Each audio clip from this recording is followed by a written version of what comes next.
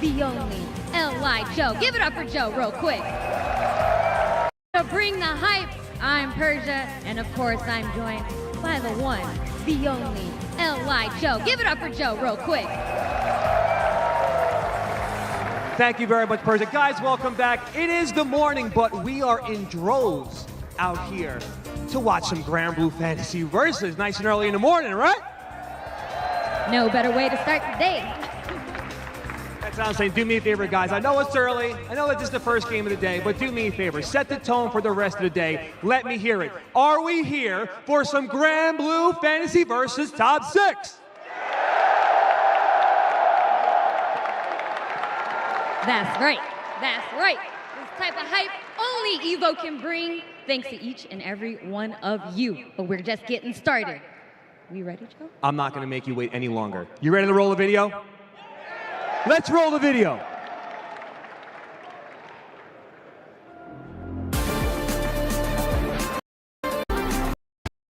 Awaken to a world of wonder in Final Fantasy XIV Online.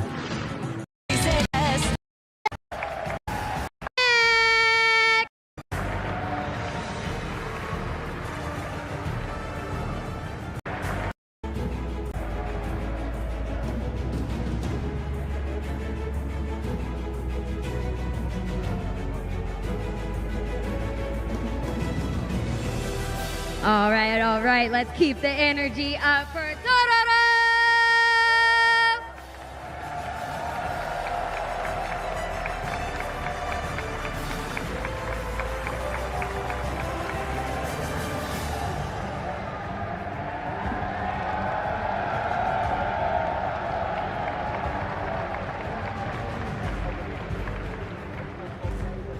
Coming out next for our top 6 is Vermilion!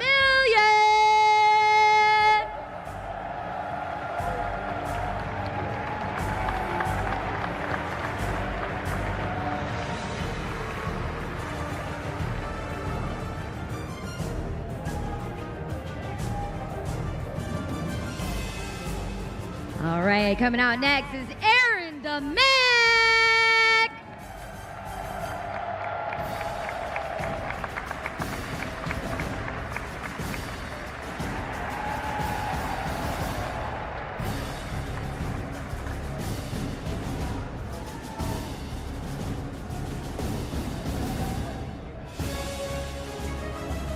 Up next, we've got Koji Coco!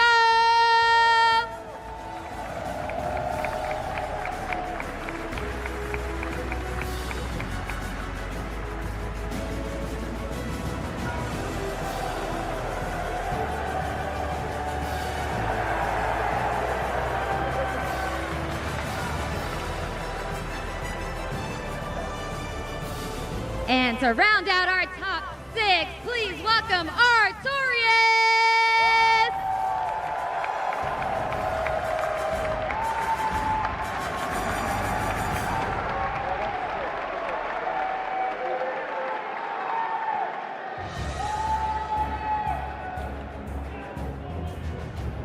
All right, everyone, one more time, let me hear it for our top 6.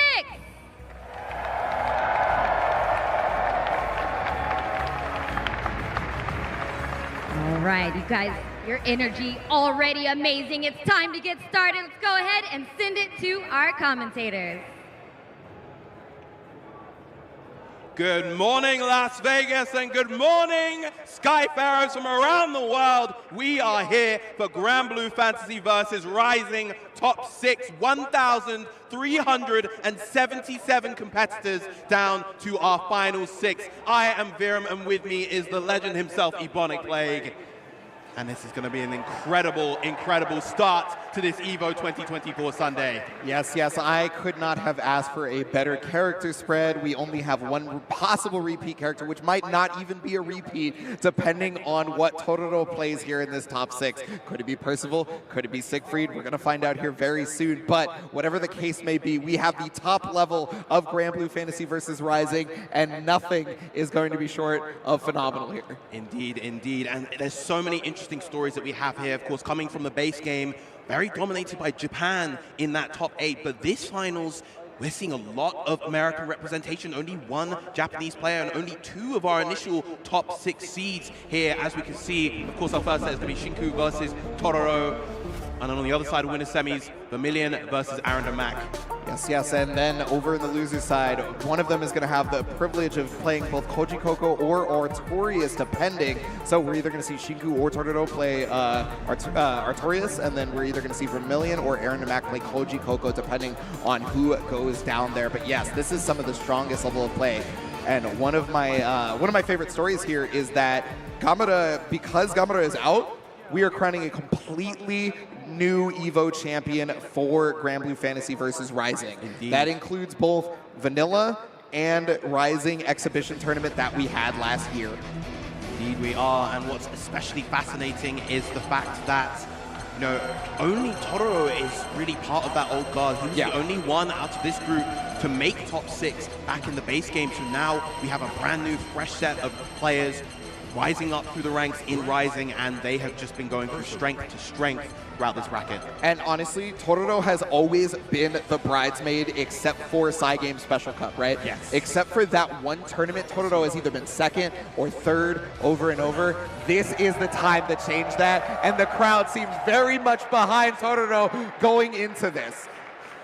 Yeah, Tororo clearly a man of the people, the man trying to please the crowd and just make use of both Percival and the Siegfried to an incredibly high level. We've been seeing him throughout the bracket, and in fact, he's the only player so far in this bracket that has yet to drop a single game.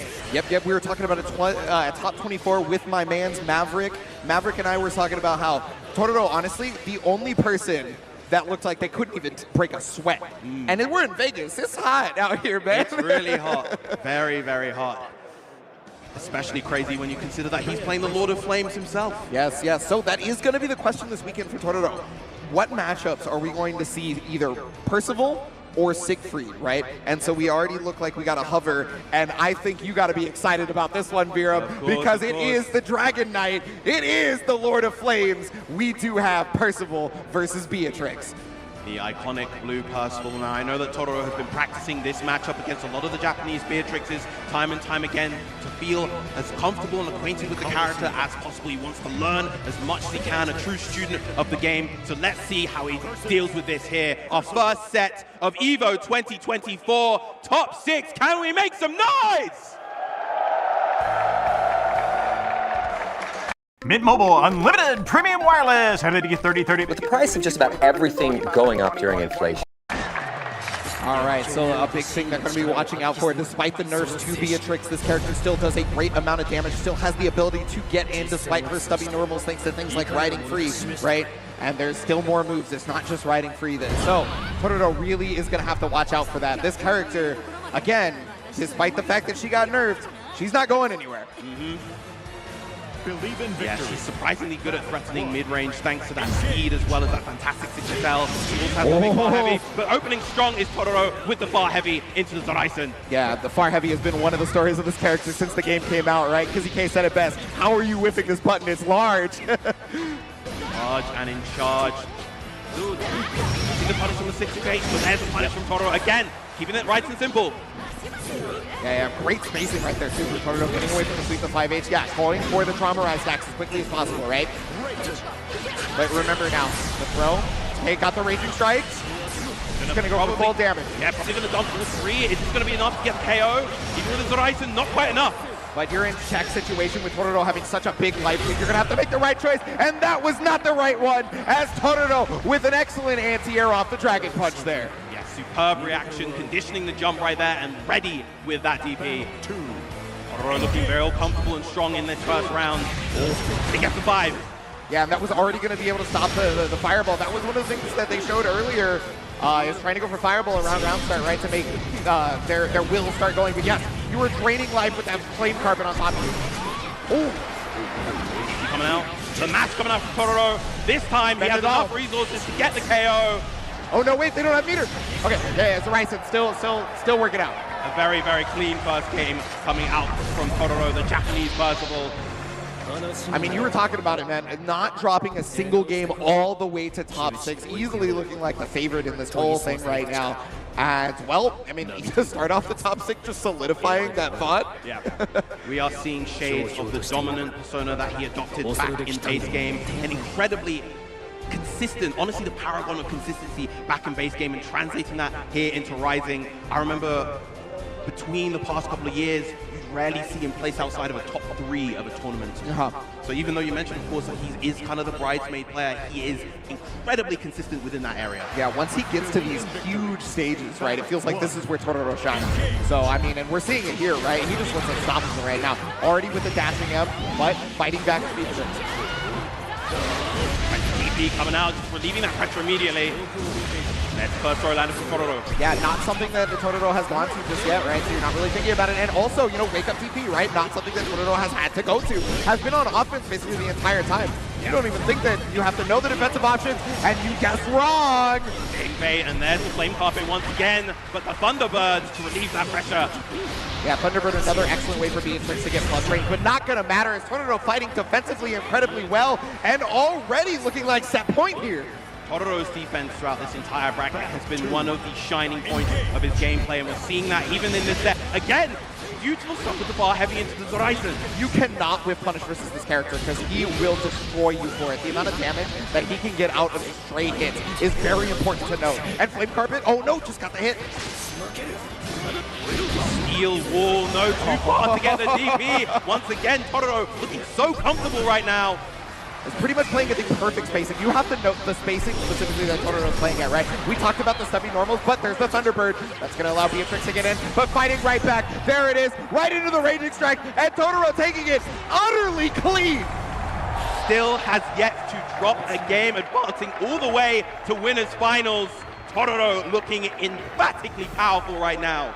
All right, just unstoppable, honestly. I cannot believe the level of player we're saying. I have to, again, go back to the spacing that Totoro showed in that matchup. Totoro was very specifically playing just outside of any button that Beatrix could use, except for maybe Thunderbird, right? Thunderbird was the only thing that was going to be able to go over 5H, and at that point, you might take some plus frames from the Beatrix, but you saw the level of defense, right? You know he can get out of that. Yep, we knew, especially he was using those Brave counters immediately once Beatrix was able to get in, just Brave countering her away immediately so that he could play that mid-range game that he felt so comfortable with that entire time. Honestly, that whole set felt like shades of the base game where it was very kind of slow, methodical, and that's exactly the kind of game that Percival as a character wants to be playing. Yes, yes. So that is going to solidify our first person moving to the winners finals. Pretty expected for a lot of people who watch Grand Prix Fantasy versus Rising here. But, I mean, hey, if you were unaware, now you know, right? And if you're unaware, you know, I just got to plug it a little bit. This game has a free version. You can play with us, too, for completely free. You can play for people who purchase the game.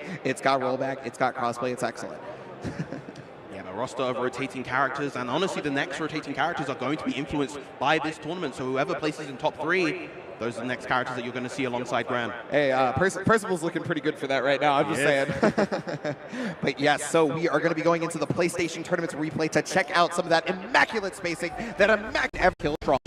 The ones where I think we're going to get a bit closer into that skill level up next as well. Yeah, so, I mean, oh, they're already sitting down. Okay, so we are going to be having Vermilion versus Aaron DeMac up next, and here is our tale of the tape.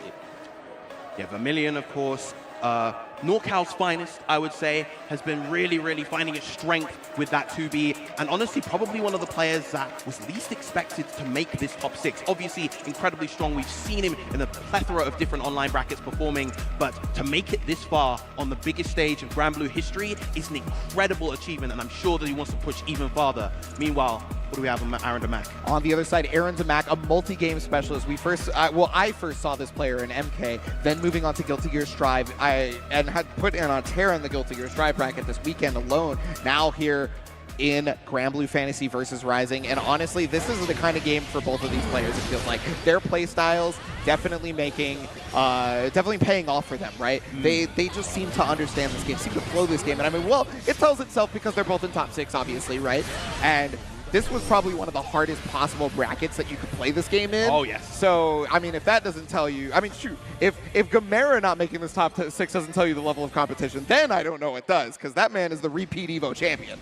Repeat EVO champion, and of course, the EVO Japan 2023 champion. Second place at EVO Japan this year, falling short to rookies. Man, this has been quite the adventure so far. Everyone is leveling up in this game just to show that the repeat champion and somebody who is placing that highly was unable to make it to this top 6. That shows how much everyone is grinding thanks to the excellent online that we have, thanks to, the regional help that you have. You can talk to your player mates, and everything like that. And now because of that, we are here and we are picking. Yes! Yeah!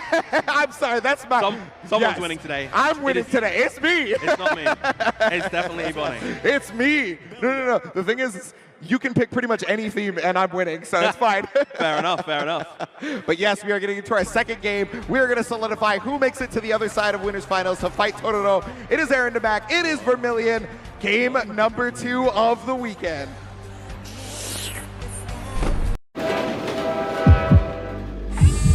When science fails to know. Who was the first to ask? Belial voicing the thoughts of many a fan.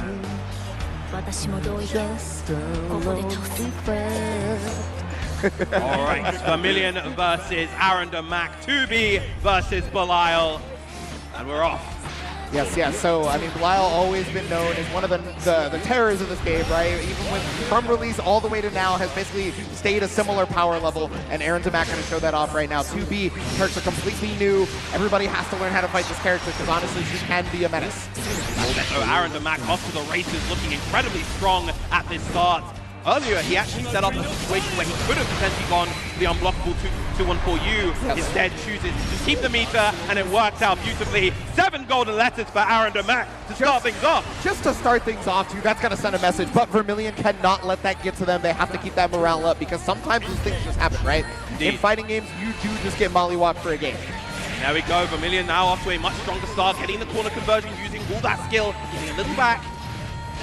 Yeah, not much of a skill meter left right now, so has to get it back with the throw. Very smart right there. He's gonna go for the ultimate skill. Oh yeah, so tried to brave counter right there, but because it wasn't a normal meaty, wasn't correct. Ultimate Dragon Punch is gonna be able to get out. And that was such a smart decision to go for, to beat out the delayed options. That's something that we've been seeing in terms of the gameplay evolving for this game. Those delayed options to beat out those preemptive VCs and those delayed matches. Yes, we've seen it a lot in top 24, and no different here in top 6 as the next round then goes to Vermilion. It's starting to go down to the wire here already. And yeah, that is one of the strongest tools in the entire game versus any fireball. 2B is one of the few characters that can even stop Siegfried Flame Wall if you think about it. So, but give Daddy some sugar to get out of the corner here. Very, very important side switch, gets the counter on the 2M. Gonna build a nice chunk of meter through this combo as Modius. What's the ender here? Normal double DP ender on this one. Trying to go for the throw with Aaron DeMac, but yeah, you do not want to let the 2B jump as many times. She may be able to float, but that's still in DP range. And I love how Aaron DeMac is playing offense right now. He's playing it beautifully reactive, not overextending ever. Maintaining this corner control, unblockable. Plus frame, and RPS into DP. Yeah. Unblockable was on the table for a second there, but yeah, goes to the DP because they knew they were going to try to press buttons after the guard trust. Aaron DeMac with the first game. Very, very explosive rounds between both these players. Honestly, depending on how this set goes out, if Vermilion is able to recapture what he got in that round 2, you could see it set. However, Aaron DeMac once again off to a very strong start. Yeah, and you got to remember, Belial was the original person with the forward advancing crazy normal, right? 2B is maybe be the one who mastered it. Belial invented it. That he did. All right, goes to the pencils to grab this time. Another throw coming out. Let's see the layers of offense beyond here. Are we going to see any delays? 5 H's. This is where 2B is at her strongest. This is where she shines. Yes. She keeps the opponent here with the 5 H's with the far M's. But the thing is, so well with the patience is Aaron DeMac, not pressing a button until that point and then finding the exact right moment to 2M. Beautiful discipline coming out from Aaron DeMac. Gets the anti-air with the fireball and converts. Superb stuff. That is one of those reactions that is so important in a matchup like this, especially with a character that can float like 2B. You have to be able to stop her approach from the skies. Those DP reactions have been absolutely crucial to Aaron DeMac's success. Now at set point, how is Vermilion going to answer back? We're seeing the rolls now versus the wire. Fasago! The Fasago, as you mentioned. Yeah, so the Fasago, that's something that Aaron DeMac hasn't shown yet, but you're on set point right now. You can start bringing it all out. But okay, the cancel right there from Vermilion. Remember, she can dash cancel thanks to the fact that she has that unique property. All right, finally we're getting the Mirage. The EQ coming out from Vermilion. The 5/8 string just going the whole way. The counter hit, but no full conversion. That's pretty rare, honestly, Yeah, especially because it was crouching. That is a bit of a tough link going to 6 spell. Aaron Mac wanted to optimize damage and corner carry, but he's still in a great position here. Probably going to spend the Skybound at this point, right? Yeah, because now you're going to get your Brave Point back. You're going to take one away, and it's going to be very close to death. I don't think he kills him. One throw will be more than enough for Aaron Mac to take this. Are we going to see it? Yep, there it is. Brave counter here for Million Force. But yeah, you know Aaron Demac has all those Brave points left. Get Brave counter as much as possible. Got the ultimate DP, and Aaron Demac has punched their ticket to Winners Finals. Beautiful, beautiful play coming up from Aaron Demac. Honestly, one of the most fantastic things about this player is how he kind of staggers his offense and how he keeps his situations in place so he can react to what your defensive options are. As you mentioned before, we saw a lot of those DP anti-airs to keep Vermilion pinned in the corner at all times. Yeah, and I love that you mentioned that the offense was very structured in terms of being able to react to any situation, because that is the mark of somebody who plays multiple games, right? You learn how to handle basically any situation, because every fighting game is just different enough that you can learn any situation in terms of defense, in terms of offense, right? Aaron Demac, multi-game specialist, has got it all figured out, it looks like. Yeah, he has been doing an absolutely fantastic job, not only in this game, but Guilty Gear Strive as well. You mentioned, of course, MK. It's very, very common to see him in the top brackets of multiple games. Once again, good stuff to Aaron Demac. So our winners finals is set in stone. Totoro versus Aaron Demac, a classic matchup from Grand Blue. Percival versus Belial. Yeah, but before we get to that, we have more tournament, and we also have replays brought to you by PlayStation Tournament. Whole is how flexible, how versatile the kit is. Using that fireball to be able to actually catch in midair is something that very, very few characters can do. Obviously, you have Siegfried with his massive flaming wall of the Nella Nav, but Belial, of course, one of the characters has always had a very, very strong fireball for a long time. Yep, well, so that is going to solidify our winners finals, but we will have more Grand Blue Fantasy versus Rising action here in the top 6 coming up next. Do not go anywhere, because if those matches were any indication, it's only going to get better from here. We'll see you guys in just a minute. Back in 2022, I lost 2 very important people in my life. Big figures. It really wasn't until... They're the legends of the East.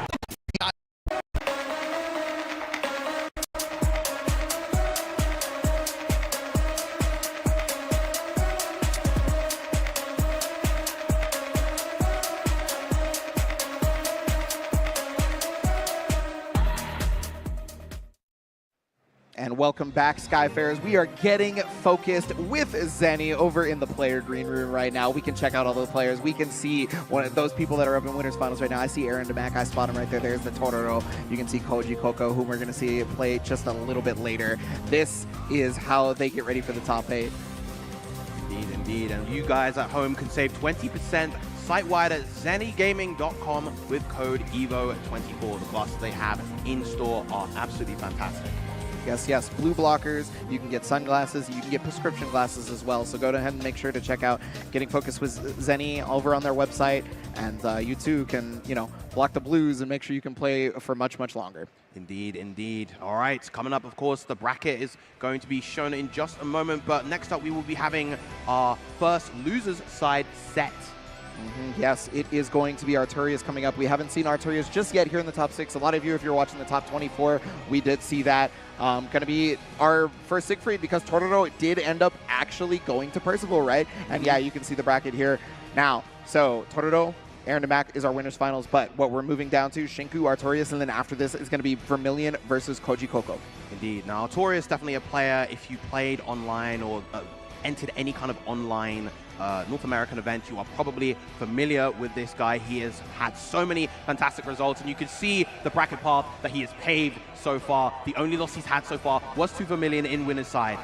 Yep, and I personally, as a Siegfried player, I feel like that matchup is super, super difficult, and we may be able to see it again, so we're going to have to see the adjustments from Arturias if they're able to win this match right here. But yes, just like you said, if you play Grand Blue Fantasy versus online, you have lost to Arturias, because he is one of the most consistent, most winning players in online events that we have, period. Yes, that he is. Also had a little bit of a stint with Beatrix for a period prior to her nerfs, so definitely very familiar with how this character operates. Siegfried. But he has been playing this tried and true Siegfried that he's been playing from the start of the game this whole way through.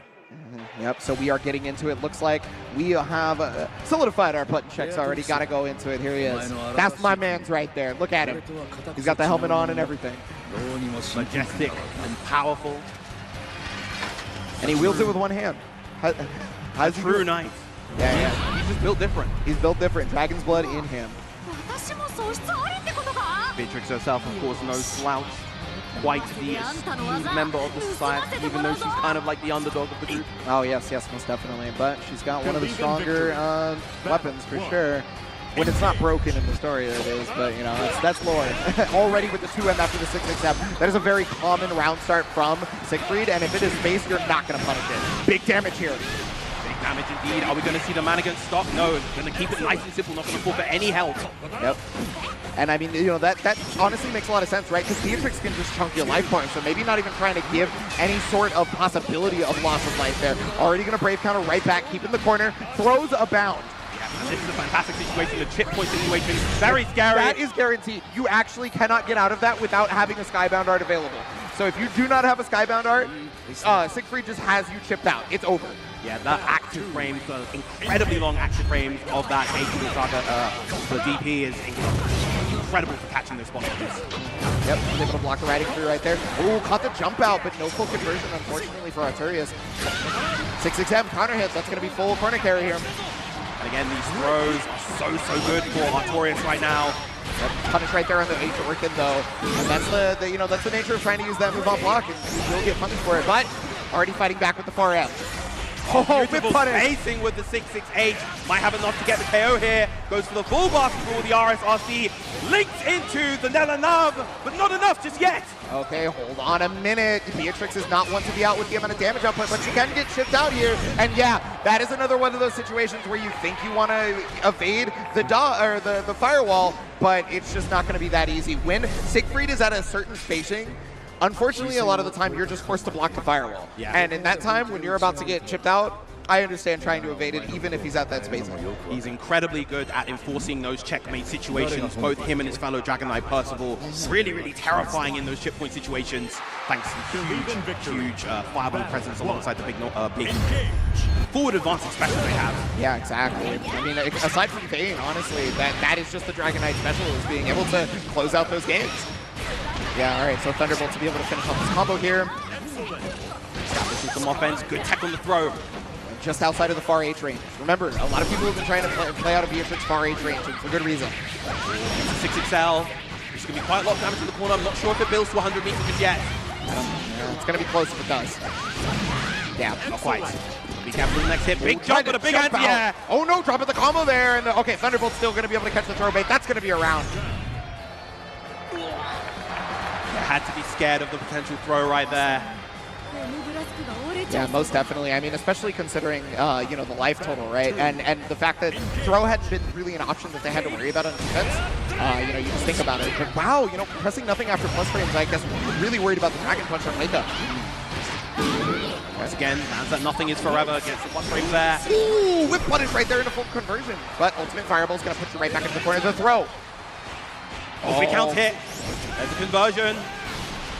Remember, Arturius is going for that jab because it is safe against anything except for the Ultimate Dragon Punch. But now you're going to be able to take away BP. You're going to get a lot of damage here. I think it's a sliver of life left. Yes. Yeah. Got to be scared of the potential wake-up option. There's the DP coming out. Now, this actually is not too bad for Arturius as Shinku no longer at 100 meter. The BPs have been burned on both sides. Yeah, you just go right back because you want to get a little bit of damage. You want to keep that pressure going back. And then jumped into it. There's the chip damage. That is the thing about that fireball. You just cannot seem to jump it. You cannot seem to evade it. It is always present. It is always effervescent. The Great Wall of Granblue takes another victim, and now Arturius at set point. Arturius looking very strong. Even on the defensive, Arturius is starting to be a little bit more offensive, but now starting to bust out, right? I think they're starting to feel the pressure. Yeah, that Beatrix pressure is very, very scary. Gets clipped by the lights. Gonna build a 100. Not enough damage to get the KO here. We're gonna catch on to SBA nonetheless. Yeah, definitely go for it, right? Because you're getting rid of an opponent's other chance to guard cancel 3 times. It's only 2 times now, right? Yep. No extra damage yet, but it's not going to matter because that 2H is going to connect, and we are 1 apiece right now off the perfect. Everything you want is right here. 7 golden letters. 1 apiece indeed. Character selects, yeah. So Artorias has been doing this for a number of matches on stream that I've seen so far, right? Going back to character select, getting that swig of water and taking a moment. You're perfectly allowed this, and honestly, it is encouraged because you do need to be able to keep your mental straight in such a tense situation like this. Again, I'm unfamiliar on if Artorias has been around for a super long time prior to Versus, because this is the first time I had heard of them, right? And so because of that, I don't know if they've ever been on the big stage. I don't know if they have dealt with jitters that come with being an EVO top 6. Yeah, I'm unfamiliar as well, but of course, having your own rituals is incredibly, incredibly important to be able to overcome whatever really stands in your way. Yep. Looks like they're ready to go, though. Okay, so getting back into it, and wow, the crowd very much behind Artorias. I gotta hear it some more. Let me hear you talk about it.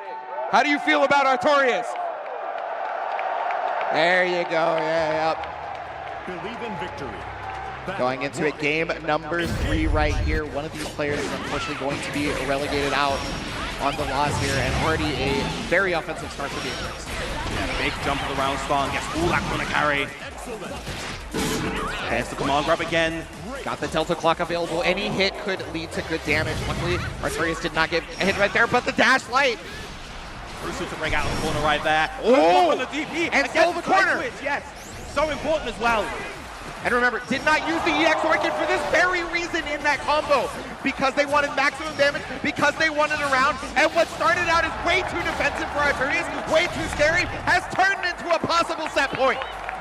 Beautiful management of the cooldowns as well. Knew that he was going to get the EX Fireball right back in time in order to get the optimized combo right there. Artorias once again at set point. Yes, Artorias, and even feeling it, you can see the vibes right there on camera. Artorias already Abariing back too. We haven't even seen that as a potential option just yet, but you can tell Artorias feeling it, and now it's all on Beatrix to find a way out of this, because this pressure is going to be insane. Yeah. Artorias looking very, very confident right now. Goes for the Sapphire / follow-up to create the frame trap situation. Yep. Yeah, low on the triple attack, catch the run forward right there. Got the Raging Strike, gonna spin it off. Artorias is gonna finish it off, and moving on in the top 6, Artorias with a sigh of relief, because damn, that was hard fight. Indeed, it was beautiful stuff to Artorias, and I think what was so crucial, very similar to what we saw in the Totoro set, was the willingness to just press in those situations when he saw the approach from Beatrix coming through. Those allowed him to get those big mid-screen conversions, carry that momentum forward, and allow him to advance in this top 6 bracket. Yes. Oh man, the crowd's so hyped for Artorias, man. Yeah, and I mean, it's just such a story, right? So especially because of top 24, I gotta give a shout out to Mav, because, you know, he brought this up in top 24. Artorias took a loss in winners that was so hard. You could see the emotion on Artorias' face, but did not let that get to them, and has made it through this far into top 6. I mean, that's just insanity. Like, that's such a good story, in my opinion. Yeah. I mean, if you've played Rising and you've played it online, you've been competing, you don't really see Artorias as an underdog, but in the context of an event like this, on a stage like this, he is one of the underdogs making his way through the bracket, and it's very exciting to see him progress with that Siegfried. The real polish and finesse he plays with that character is incredibly, incredibly high. Yes, and thanks to PlayStation Tournaments, we're going to see the progression and the fruits of their labor for Artorias through this match with our PlayStation Tournaments replay here. You guys saw it, not only the spacing, but the whip punish right there. You saw that, right? You had correctly called that out. It's just one of those insane spacing moments. Had all the resources to work it out, and even if it wasn't going to be a kill, had such a life lead, right? Yeah, incredible, incredible stuff.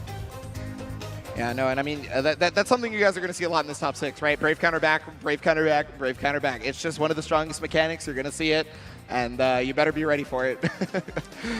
Yeah, having that counterplay to Brave counter is incredibly important at this level, and being able to play around it. We saw actually before, you know, being able to play around the preemptive Brave counters that people love to do in order to get people off of them. Yeah. So crucial in order to be able to get good at this game. Yeah, and I mean, one of the ways you do that, if you're unaware, you know, is maybe you're doing a jump in, right? You don't basically, I've got a race. So when you get the attacker went for something a little bit too slow, but you know, we're going off on a bit of a tangent here. Next up are our next players for our next loser side set. We have Vermilion, and of course here's his run.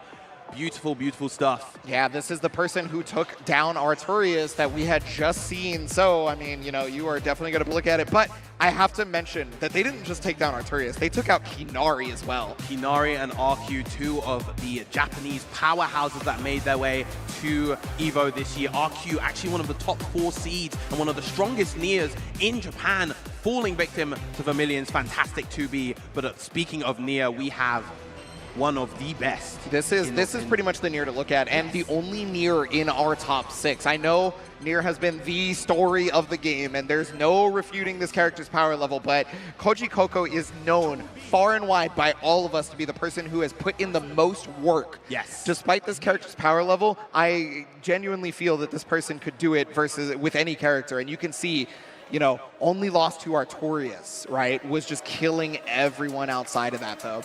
Yeah, absolutely superb run. Lots and lots of 2-0s all the way up until top 24. Able to overcome the Nia mirror versus RQ. That might not have been a mirror, actually, because RQ also showed a Seox yesterday. Yeah, it's possible, right? Yeah. Unfortunately, I did miss that match due to the fact that, you know, I had other obligations here at EVO this year. But yeah, we are getting to it. This is loser side. Vermillion versus Koji Koko. Nia Automata versus Nia Granblue Fantasy.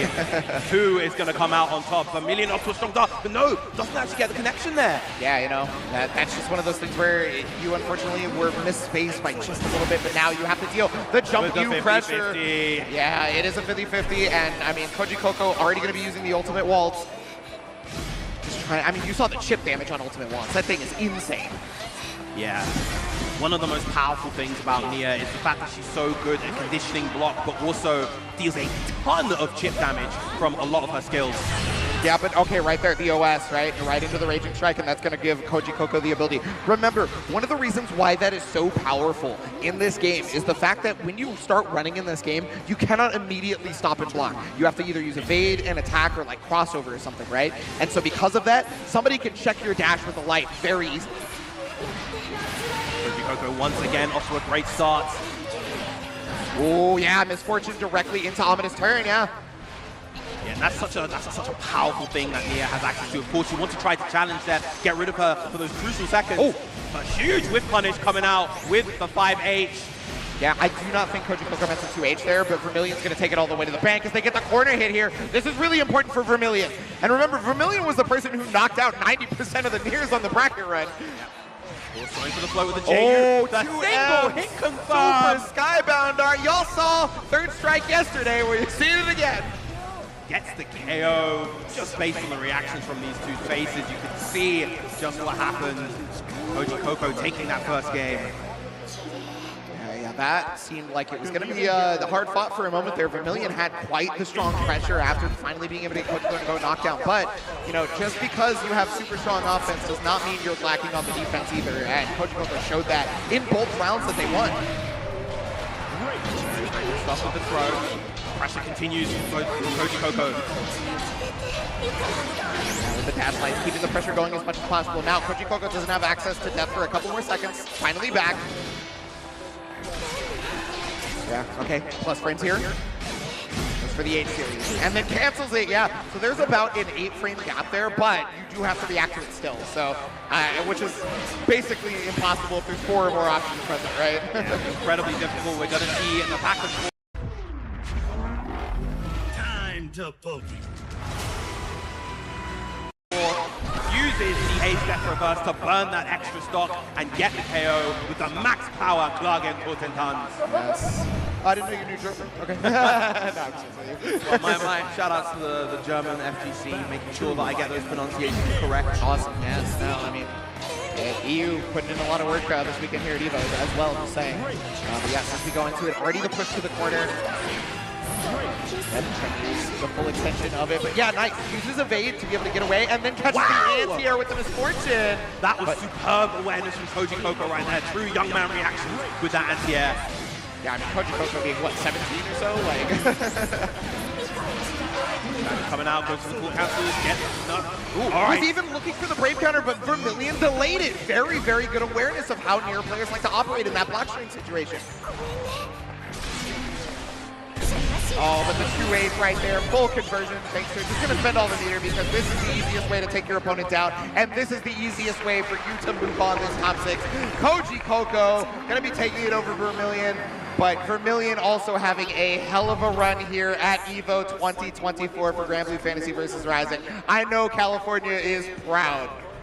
Indeed, they are. Beautiful stuff to both players. Koji Coco, funnily enough, despite his age, one of the most well-traveled players in this bracket when it comes to the US talent. Of course, he was at Super Tournament before. He made it all the way to Arc World Tour as well. He's been to EVO Japan, competed there as well. So really, really well-traveled and lots of experience in lots of different places, and that really shows with the level of discipline that comes from his gameplay. He never really overextended at all, and he just played that beautifully throughout. Yeah, level of discipline on full display here in these PlayStation Tournament replays as well. We Environment, how much, if not near thousands of hours already in this game. Clearly a passion for it, and that has been displayed in full force as he advances on to loser semis, where he'll be fighting Artorias in that run back. That's right, yes, the run back. So Artorias is really going to have to figure something out in terms of that, and we're going to, give the players some time to figure out their next opponent's play styles, because we do have another break here to go to, but we will be right back with more talk.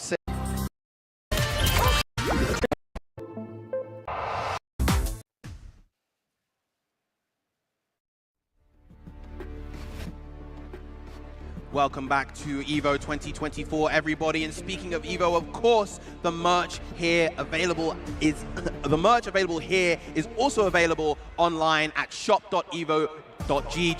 So make sure to grab some of that incredible merch that you've been seeing throughout the weekend. Yes, I have the pleasure of getting to wear some the previous days. Not wearing some right now. I got my button up. We're on our nice Gucci stuff, if you feel me. But yes, there is the crowd. Thank you all in the crowd joining us for these 10 a.m. finals for Grand Blue Fantasy versus Rising. We love you guys so much. Thank you for being here as we get into more of it. So, winners finals is locked in. Tororo versus Aaron Damac, and losers semifinals, Koji Coco versus Artorias, the run back. Indeed. We will be having the winners finals first. Tororo versus Aaron Damac, Percival versus Bilal. As I mentioned before, shades of base Grand Blue, an incredibly iconic matchup, and one that Tororo was incredibly practiced in base game. Yes, this is the matchup that you had to know if you played base Grand Blue around the time Bilal came out, because this character was far and away the best at the time. If you didn't know how to fight Bilal, you may as well have gotten out of here. Tororo definitely knows how to fight this character. Aaron Damac as well, not on the path, but this is Tororo's victory path. You have to check out all of the people taken out by Tororo just to get here. Zerom, Diaphone, Kevin Tang, wow, I didn't even know Guy Man entered. That's awesome. Indeed. What a run coming out from Tororo, but we cannot, of course, sleep on Aaron Damac, also having quite the run himself, taking out Riaza, who was the one who put Gamera in losers earlier, and then taking out Have a Nice Day as well. Yeah, no, I mean, Aaron Damac, Tororo, I couldn't ask for a better winners finals. If you look at that tail of the tape, right? Like, if you look at that win path, you would be like, yes, this has to be winners finals, basically, because these two put down the giants of this game right now, and we saw it in their play in the previous sets as well. Tororo looking basically unstoppable. Aaron Damac putting on a similar show, honestly. Needed a little adjustment at first, but that's okay, because, some people, sometimes you just need a slow start, and then you cannot be messed with. All right, moving on to winners finals. Who is going to prevail? The indomitable defense of Tororo or the structured offense of Aaron Damac? So tale is told as time, a song as old as rhyme. Coming in right there with the TP all ready to start the offense, and you're talking about this offense being structured. Let's see if you can get Tororo scared. Let's see if you can stop Tororo from reacting. Right, 360 to get out the corner. Again, Aaron Damac very proactive and active on his own defense. Wants to keep this corner as long as possible. Yeah, I mean, shout out to the old guard anime heads. Active defense, always around, always something that you have to be worried about. But nice, 2M counter hit, full conversion here. It's going to be good damage, but mostly the setup is prevalent here because Skybound Art is on deck for Aaron Damac. So one hit could very well be it, depending on what it is.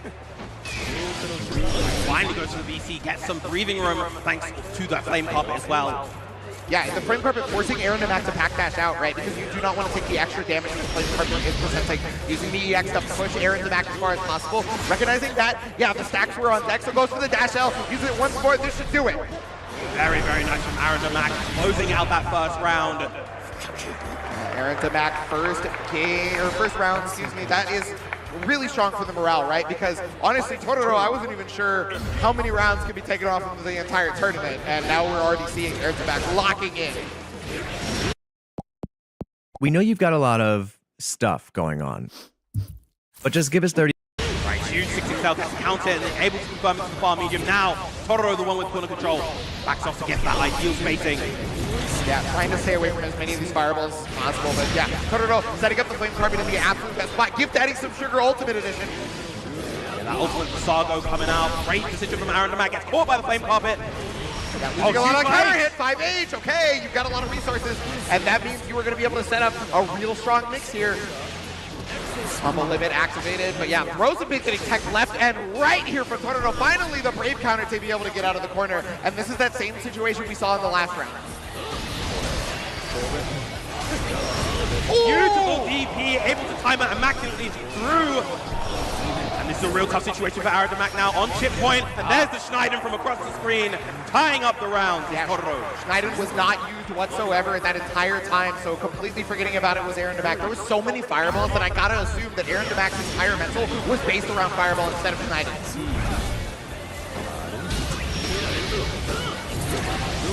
Yeah, it's very smartly just getting as many stacks where they can, right? Just far enough away, but EX Masago coming in with the command grab. Sometimes he's simply just not ready. Oh, finally Sammy! Beautiful stuff. He realized that Totoro was going for a lot of slow tech rather than mash tech, and as a result, gets that backdash shimmy and gets a nice chunk of damage. Yeah, you can kind of tell your opponent's defensive habits by the way they are attacking the throw. If you see the knockdown throw tech, that means they're, button teching, right? If they're not, there's a good chance they're stand teching, and you can start to shimmy them. Takes the plus frame from the marsh. Again, another BC. Yeah, keeping the break points down is Aaron Damac. The pressure is so much that Totoro is feeling like, starting to go for DP. That is the counterplay to this. Wow, incredible. 6-6L able to counterpoke the flame carpet. Aaron Damac getting the first game versus Totoro. Yeah, remember, this is winners finals too, so this is going to be 3 out of 5. This is not 2 out of 3. This does not put Aaron Damac on winning contention just yet. It's got to go the long haul here. Get hydrated, get your mental as straight as you can. I think we're going to be seeing a lot of adaptation between these two players. We already saw it just in that first game with how the offense and defense dynamics are working. Let's see how Totoro is able to respond when he's cornered, if he even gets back to the corner once again. Yeah, and I mean, you saw the adaptation that you were talking about already, actually. First the adaptation was on Aaron Damac to try to shimmy the stand tech over and over again, and then immediately after, Totoro said, no, we're going to go for Dragon Punch because that's going to catch your shimmy, and that got him out. Wasn't enough, but that just shows that whatever we're going into this next game, Totoro is still adapting their plan. Indeed. Looks like we're calling for the stagehand real quick, so something must be going on with Totoro, it looks like. So, we're just going to take a second to figure that out real quick. And yeah, again, I cannot stress enough to thank everybody who has not only been here online, but also everybody here in the arena for coming here. 10 a.m. Grand Blue Fantasy versus Top 6. This was, it's an early one, but y'all still showed up in droves, so I'm really happy. Thank you so much. Yeah, give yourselves a round of applause. Everybody here, you have been great so far, and it's only going to get better as we continue throughout this bracket. Of course, shout outs, of course, to our wonderful production as well, keeping everything moving, keeping everything streamlined. Look at that crowd. Good Lord, there's just so many of you people here. Yeah. Once again, we are relatively early in the morning here in Las Vegas, coming up to, just gone 11 a.m. Yeah, so again, thank you so much. Yeah, but we were just going to get back into it as soon as the headphone situation was figured out. But yeah, this has just been a strong start, honestly, especially to this winners finals, right? Because again, this is the first game that Totoro has dropped the entire tournament, and it was to Aaron Damac. Aaron Damac played such a strong game.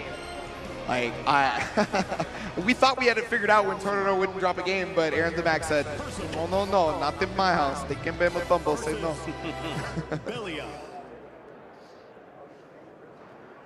All right, looks like we have it figured out. We're getting back into the game. Thanks you so much, everybody, for your patience. Game number 2 of Winners Finals. Remember, 3 out of 5, not 2 out of 3.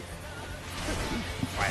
This time going for a much more aggressive start, going for the 6XL to close the gap. Doesn't want to be stuck in the corner, and now gets the 5 stocks. Yeah, very important, that 5 stocks, because one Lord Strike could immediately be a life bar drain. I have to 15 for the flame carbon. There it is, you answer them. Yeah, that flame carpet is going to make things real hard. Got the full conversion here from the almost max distance, honestly. So really good right there from Totoro to make things happen. The Aaron back is now on the defensive, and it's going to be a real hard fought time because of you got hit raw, so that's free full combo there. Yeah. Didn't even need a full combo, just needed the far heavy afterwards. A much more comfortable round from Totoro this time. And oh wow, yeah, saw the fireball, and that has always been the immediate response, right? They may have nerfed that just a little bit, but it is still the proper response. Got the anti-air confirmed, but switched sides, so wasn't ready for it. Yeah, not quite able to get the post light afterwards. Yep, 667 just far enough away that it's not a straight punish on that. Very good spacing right there from Totoro. But yeah, now you're seeing button teching more often, right? Because you know that Aaron Zamak was going for the shimmy. Yep. Once again, the Flame Puppet tries to go for the Yubasago, runs up and DPs the boldness from this young man, Aaron Zamak. Yes, boldness is definitely the name of Aaron Zamak, but that boldness may not get you through it as Totoro answering back immediately with a swift 2-0 in rounds. Indeed, he was. I think Aaron Zamak tried to go for a jump there to avoid a light fireball cancel, but as a result got caught by the EX1 and lost his life as a result. Good stuff, Totoro, evening the set 1-1. Yeah, I fully agree. I think that's exactly what ended up happening, but not that just that, but you called it out at the very beginning. Totoro had a completely different game plan going into game 2. Far more aggressive than defensive previously. Yeah, we saw the attempt at it again with 667, but Aaron Zamak was already there with the dash L. Yes. Being able to switch up your game plan just like that is truly the hallmark of a top-level player. Big bar heavy, not going to get too much of it though. Yeah, it was already buffering the fireball, right? Was trying to make this. Wow, what a reaction again! You just can't use fireballs against this man. Flame carpet up. He's just playing this mid-range game absolutely beautifully right now. Big 60 down coming up from Aaron Zamak though.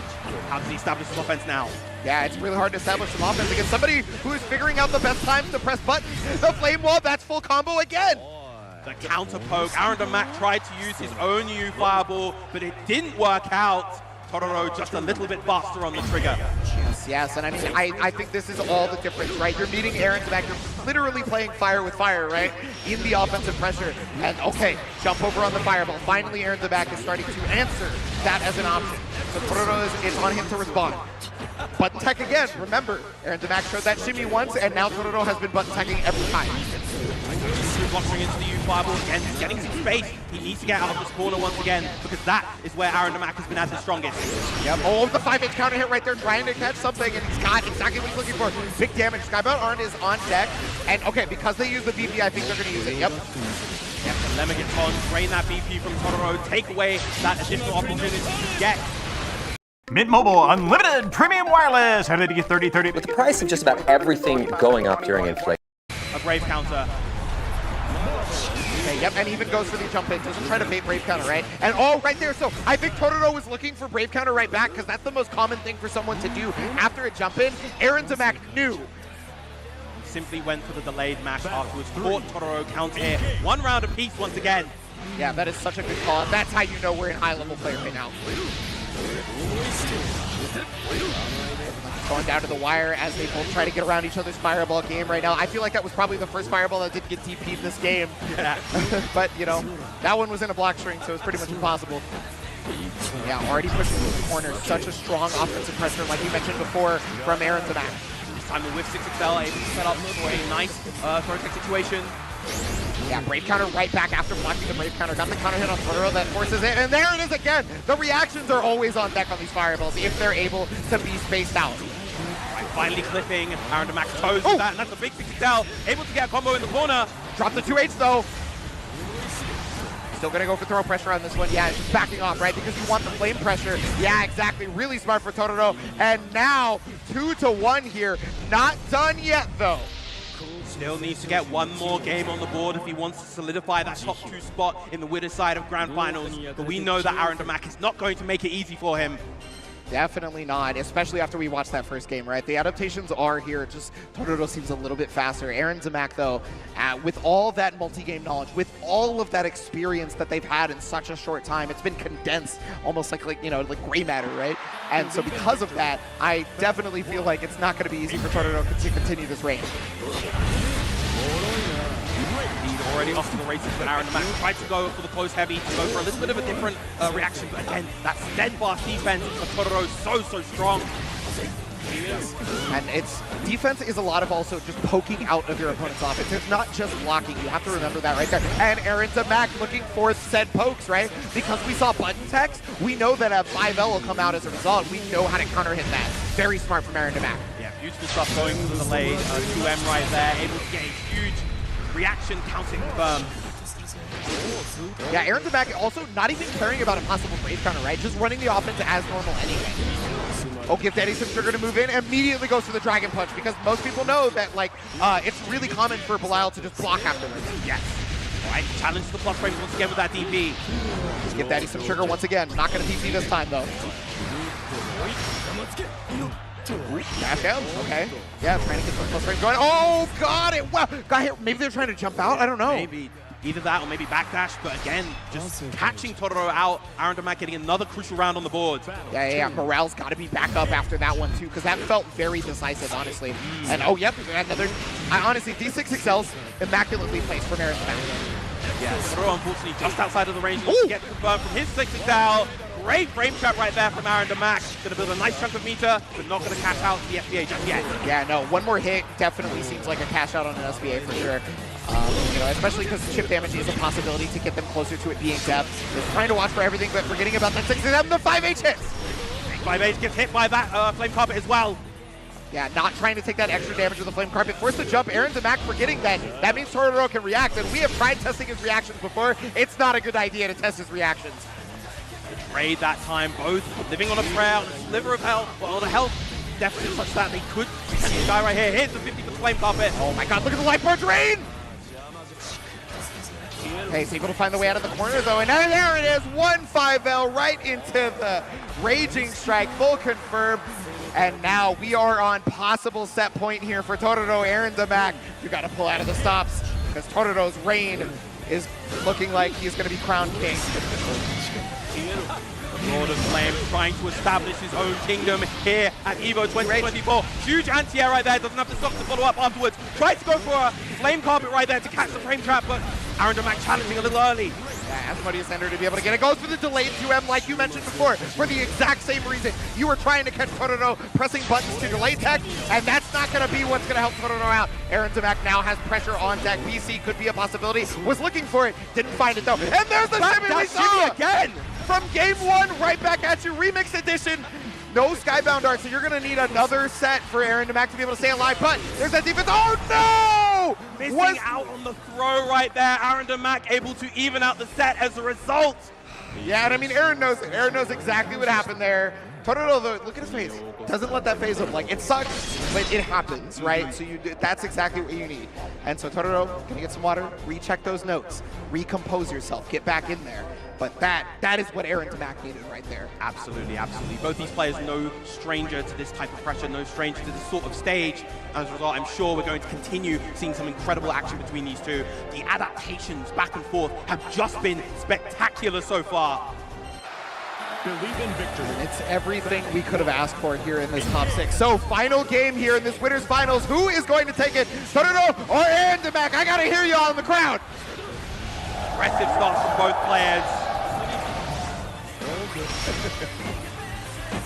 Yeah, it's going to be real pensive because both of them know that their offensive pressure is going to lead to a crazy life lead, so they are trying to make sure they remain stoic. And here it is, Aaron Mack going to spin that Skybound Art on this one most likely. Yeah, get that BP away from your opponent, get your BP back that you used in the combo, and keep one Brave counter away from them. Yeah. Sounds. Shy of the 100 meters himself. Great fuzzy match to beat out of JU. Yeah, I mean, Fuzzy Match has been the name of the game on defense, and while it has been getting kind of counter hit a lot, that was the one time where I think it was very important. Yes. Oh, tried the shimmy in there. Yep, Fuzzy Match again. Choosing to keep the fireball at the ready so he has the power off that U fireball. Yeah, smartly using the evade to be able to get away for you Fireball, right? Because he would have took a lot of chip damage. Needs to try and get out of this situation, but yeah, I don't know, man. Totoro's got a real strong pressure and just evade. It goes back to the firewall, right? Because you're just going to lose life if you try to come at me. And now chip is absolutely the factor, yeah. And right there, Aaron Mack tried to evade the Fireball, but there's multiple strengths, so multiple speeds. Didn't know what time to evade. Yeah, the disparity in speeds between the light, medium, and heavy are quite large with Percival, and as a result now, Tororo at step point once again. A great DP. Both these players have been very on point with their DPs. Lovely challenge from Aaron Damac. Tororo trying to make it happen, but the great jump timing right there, really starting to answer these fireballs as Aaron Damac misses the 2M, but still has the corner pressure. It doesn't matter. Finally, the throws the landing. Great delayed mash coming out from Tororo, though. You gotta give Daddy some sugar on the ultimate. Fasago got the pressure afterwards, has damage here. You may have to just go for a full Raging Strike, Raging Chain on this. Yeah. Yeah, and I think that's going to be enough. Just about. There we go. Final game. Round. Final round. Let's go. Winners finals. Grand Blue Fantasy versus Rising. No, Aaron Damac. Who is going to take it here? Regardless of who takes it, this has been a stellar set. Aaron Damac right out the gate with the 6-6L. All the way to the corner once again. We've been seeing this left corner a ton. Yeah, but jumps out of the EX. Fasago still getting the punish, though, because it was an early jump button right there from Tororo, so they still had to land. Going for the new fireball extension into the triple Asmodeus. Get as much corner carry as possible. This is looking bleak. 2M! That 2M! It's going to link! And this is going to be very close to Skybound. Are trying, just go for the Raging Strike. This should do it. And this should be Aaron Damac making Grand Finals winner side on a perfect. Tororo came into this top 6, not losing a single game. Well, that streak is over. That was an incredible showing at the end by Aaron Damac, clawing his way back up when he had the disadvantage and came all the way through, securing that top 2 spots. That's right, securing. He has a lot less to worry about now. There still is one more set for Aaron Damac to be able to win that tournament, maybe even 2 more, depending on who comes to bring all of their power to bear against him. But gosh, that's got to feel good right now. Very, very crucial win for Aaron Damac. Again, that gives him that safety net going into grand finals. Real heartbreak for Tororo, but he's still alive in this bracket. Going to be waiting in losers finals for the winner of the next set. Yes. And hey, you got to remember, Gamera won Evo off of losers bracket side previously, right? So because of that, that does not mean whomever goes to losers is ever out. You still have to worry about them. Be careful about that. Indeed. We have some real sharks coming up, but of course, before we get into those sharks, we're going to have to go through the PlayStation replay. That's right. So PlayStation tournaments, thank you so much for bringing these replays. But yeah, so that match right there, that had to have been one of the better winners finals match I ever could have asked for. Like, Jesus. Yeah, again, I can't stress it enough. Tororo came into this top 6 not dropping anything, not dropping a game, nothing. And Aaron Damac came back saying, you know what? These gods can bleed. Yes. That they can. But we're going to be ready for our PlayStation replay match. Level like that. Again, grand finals. Next up, we will be having the losers semi-set between Artorias and Koji Coco. Yes, Artorias versus Koji Coco. So this is a run back. Artorias was in Koji Coco was in losers bracket because of Artorias, excuse me. And so Koji Coco, you know, this is somebody that we have lauded as being one of the more studied players. Yes. And so if that means you beat them in winners, you best believe you are now going to be studied if they ever get that run back. So watch out, Artorias. You got to bring your A game. And this is especially important for Koji Coco because not only does he want to get his Evo run back versus Artorias here, he also wants to push forward to get his Super Tournament run back versus Tororo. Oh, that's right. He lost to Tororo back in Korea last month, and as a result, I know he's been working, particularly at the Percival matchup, in order to be able to fight Tororo again. Yeah, and quite a young bug matchup that we got here too. You know, I mean, Artorias is a little bit older, I believe 23-ish, but you know, still showing the life of the new blood in FGC and how many of them there are. I mean, you know, I remember before we were in garages, we were in hotel ballrooms that were not even close to a third of the size of this arena, and now look at all of you in the stands. I don't know where y'all came from, but thank you so much. Yeah, honestly, it has been an incredible top 6 so far, and it's going to continue being incredible. Losers semis here, Koji Coco versus Artorias. That's right, game number 1 right now. So, I mean, again, these are the 2 talks of the game. Mir, Siegfried, definitely the 2 best. Yeah. I'm not going to refute that whatsoever, even as a Siegfried player, right? And so because of that, we know that these are 2 characters that can fight each other. Indeed. Although what has been quite fascinating as of late is that I know a lot of the Japanese players have been kind of falling off Siegfried in terms of overall perception. being placed lower than a number of other characters. Nia, however, seen incredibly high regard by everyone. Universally. Yeah. Universally is the character we're looking at. So, starting with the triple attack, you know, that's going to start something that's going to make Koji Coco have to think, what is the guard string? And wow, Orkin follow up with the command grab. You almost never see that. Already introducing that Deliverance command grab, knowing that Koji Coco likes to play that very patient, steadfast defense. Oh, goes to the shimmy immediately. And Artorias, I swear to goodness, his success rate on shimmy 2M is one of the highest in the book. He's going to be able to get a ton of damage on this one. It's probably death due to Nier's health. Oh, very close. Okay. Just barely alive, but you can't count Nier out here. There's so much power in that kit. Going to use the U-Death reverse to get this plus frame. Try to start something. And I mean, Artorias is looking to set up the chip situation, right? But hold on. So hasn't lost chip guts yet, so you can't DP to try to win the game yet. Artorias is going to have to, yeah, exactly. Looking for that Verdragon to try to, you know, start that. And that's why you see Koji Coco evading. And now they're making the comeback. They only have one stock too, so their Skybound or Super Skybound art is going to do it all. Oh no, not going to do it, Artorias. Misjudging the fact that the chip guts still existed. Beautiful patience towards the end right there from Koji Coco, remaining steadfast, waiting for the option from Artorias, and just ready with the block and the punish to get that first round. Yeah, 6-6-7 round start, and Koji Coco ready for it with the back dash. Is able to whip punish using that. Okay, triple attack low this time. Got the counter hit, so that's working if you wanted. Okay, goes for it. And again, the corner extension, get that Manigan stock, get 2 up. The next hit may very well KO Nia. Artorias is able to find it. Yeah, I mean, Manigan stock being on the double is going to increase that damage that Siegfried does so much, and Nier with the lowest life in the game. Okay, but there it is, ultimate. And look at how much damage that does by itself. The combo afterwards, even more brutal. Artorias losing out on those Manigan stocks very, very soon. That damage buff is no longer present. Yeah, okay, well, there's the triple attack over on the high again. You rarely see triple attacks, but Siegfried players don't really have a mix-up, so they have to go for it, right?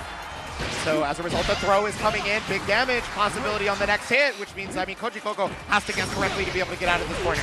And does so! Yeah, we talked about Koji Coco basically having it all. The defense, the offense, guessed right there. Was able to get the full confirm. Koji Coco, first game.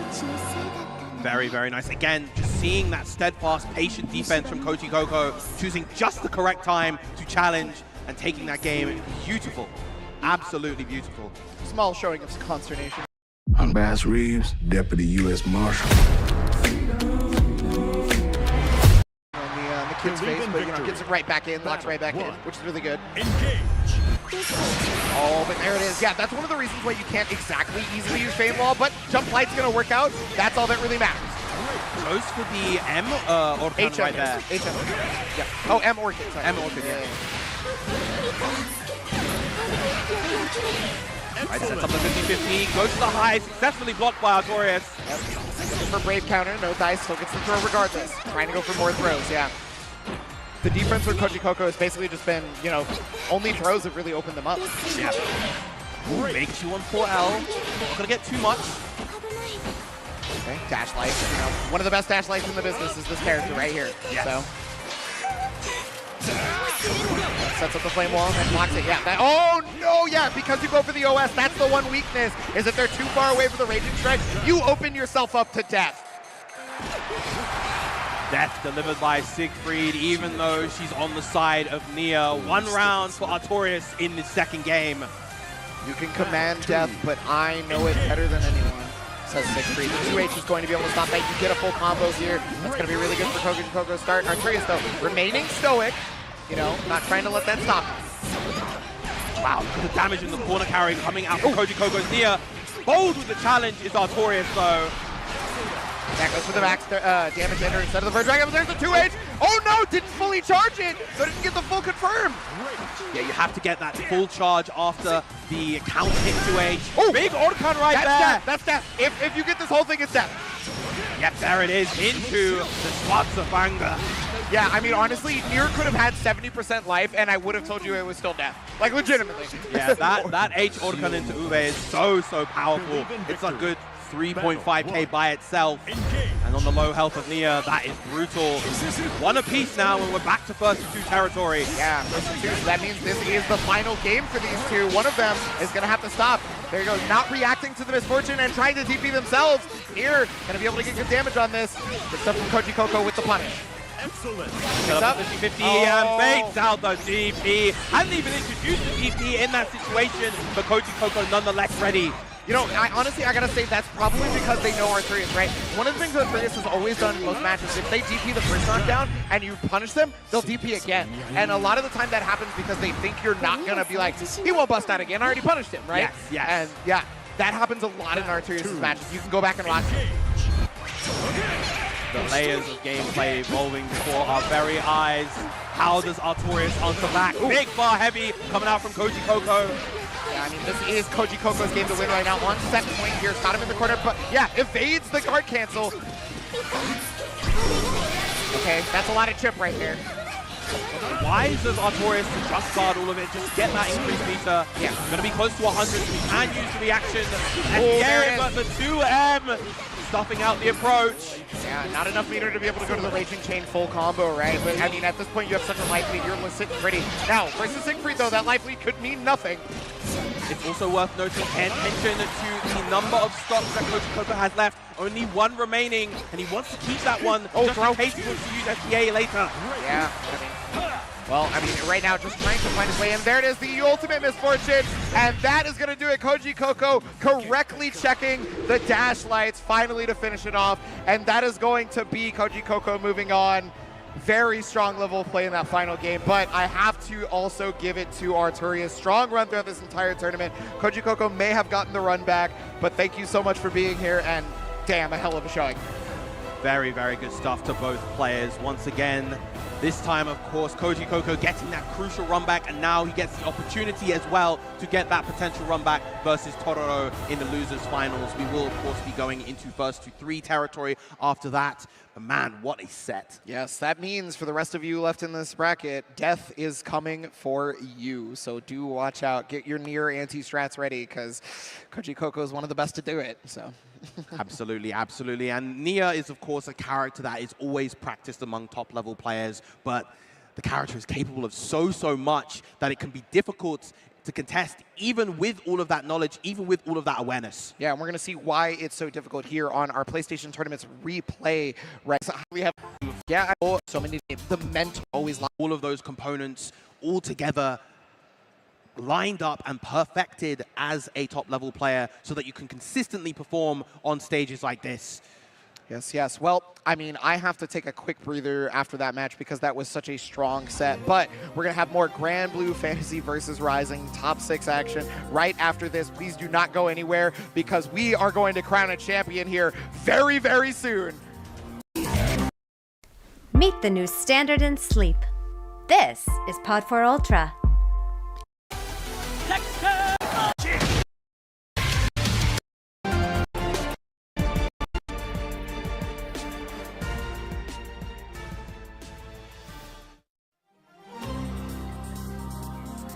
Welcome back, Skyfarers, to EVO 2024 here in beautiful Las Vegas here in America. Thank you so much for being here because we are ready and primed to crown a new EVO Grand Blue Fantasy versus Rising champion. That's right, completely new. Yeah, we are down once again. 1,377 competitors now down to our final 3. Aaron DeMack sitting in winner's side of grand finals, and in the losers finals that we're just about to have, Tororo versus Koji Coco. That's right, Tororo versus Koji Coco. This is the run back that you had mentioned prior to our break. Now, Koji Coco had gone to Korea in attempts to, you know, obviously just see all the competition and to get those points for the Arc World Tour and all that. And Tororo was the one to have destroyed them. And now, so we've seen one run back for Koji Coco. Can they do 2 run backs? On the other side, though, Tororo has always been the bridesmaid at these big events. Has either gotten 2nd or 3rd, never the bride. And so back in that possible situation again, I know they want this.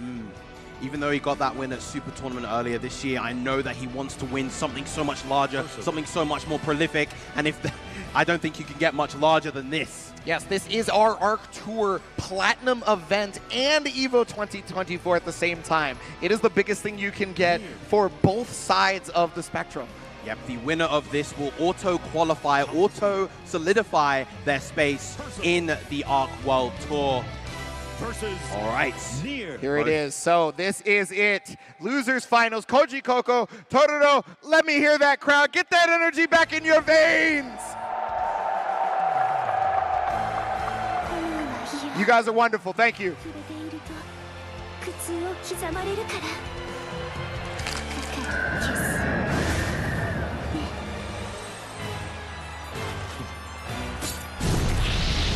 He's so cool. He's so cool. He's so cool. Don't make me go off like this, man. I will. Hey, man, the very first time I got to talk about Percival, if you were there at that PAX West, you probably heard me talk about how cool I think he is. But there it is, plus frames right there, already starting out as Totoro, knowing how this character will work, but already EX Lord Strike, right? So couldn't combo off of the 5H. DP gets punished. That's, I think, one of the only DPs that's been punished on the side of Totoro so far. 50-50. Off the low. Yeah, Koji Coco was looking for the Brave counter because that low was very delayed. Not going to bite his Totoro. We've noticed that they're willing to remain stalwart and willing to hold steadfast. This is a very awkward situation for Totoro, though. Doesn't have any stops on deck, so doesn't have any real firepower here. Just looking for that opportunity to get one. Death is lingering above him, but finds the opening with the Schneiden. Yeah, Death can be lingering above you, but the flame carpet is below you right here as the health gets drained down really quick. Now the chip damage got the hit. That should be able to finish off. Easy money for Koji Coco. One stray hit. The reaction was needed to confirm, and they did what was required. Yeah, challenging the 2-1-4 after that. It's very, very scary because you know that L Misfortune can frame trap you and lead into a lot of damage for Nia. And immediately he's testing with the H Misfortune. Oh, right there. Yeah, I mean, it's the same thing as a fireball technically, right? You know, not the exact same property, but you still invincible through death, you still kill death, and then you can also hit Nia at the same time. Knock down with the flame carpet. Coco so far doing a really good job. No. Attacking these throws. Spot dodge is going to get punished hard, but drops a combo does Koji Coco. Yeah. It looks like Totoro thought it was going to be an EX, and you can, you know, evade that, but the ultimate has a lot longer startup. A Fluid Strike's on the way in. He's going to go for his Skybound art. Yep, super Skybound art right there. The Flirt is thrown in to drain that VP and get Totoro back in this game. Does he choose to pursue, or does he? No, he's definitely going to pursue to continue that offense. Yep, runs directly in. You do get that meaty. Makes the super Skybound art knockdown, but you're at life bar. You have to be worried about this. Now, only 3 stacks. Well, technically 3 stacks on both sides, but... Okay, a lot of chip damage, and now Chip Guts is gone. Chip Guts is gone. Wow, huge 2-1-4H right there. The Schneiden with the reversal with the H Misfortune. Lovely call out from Koji Coco to take that first game.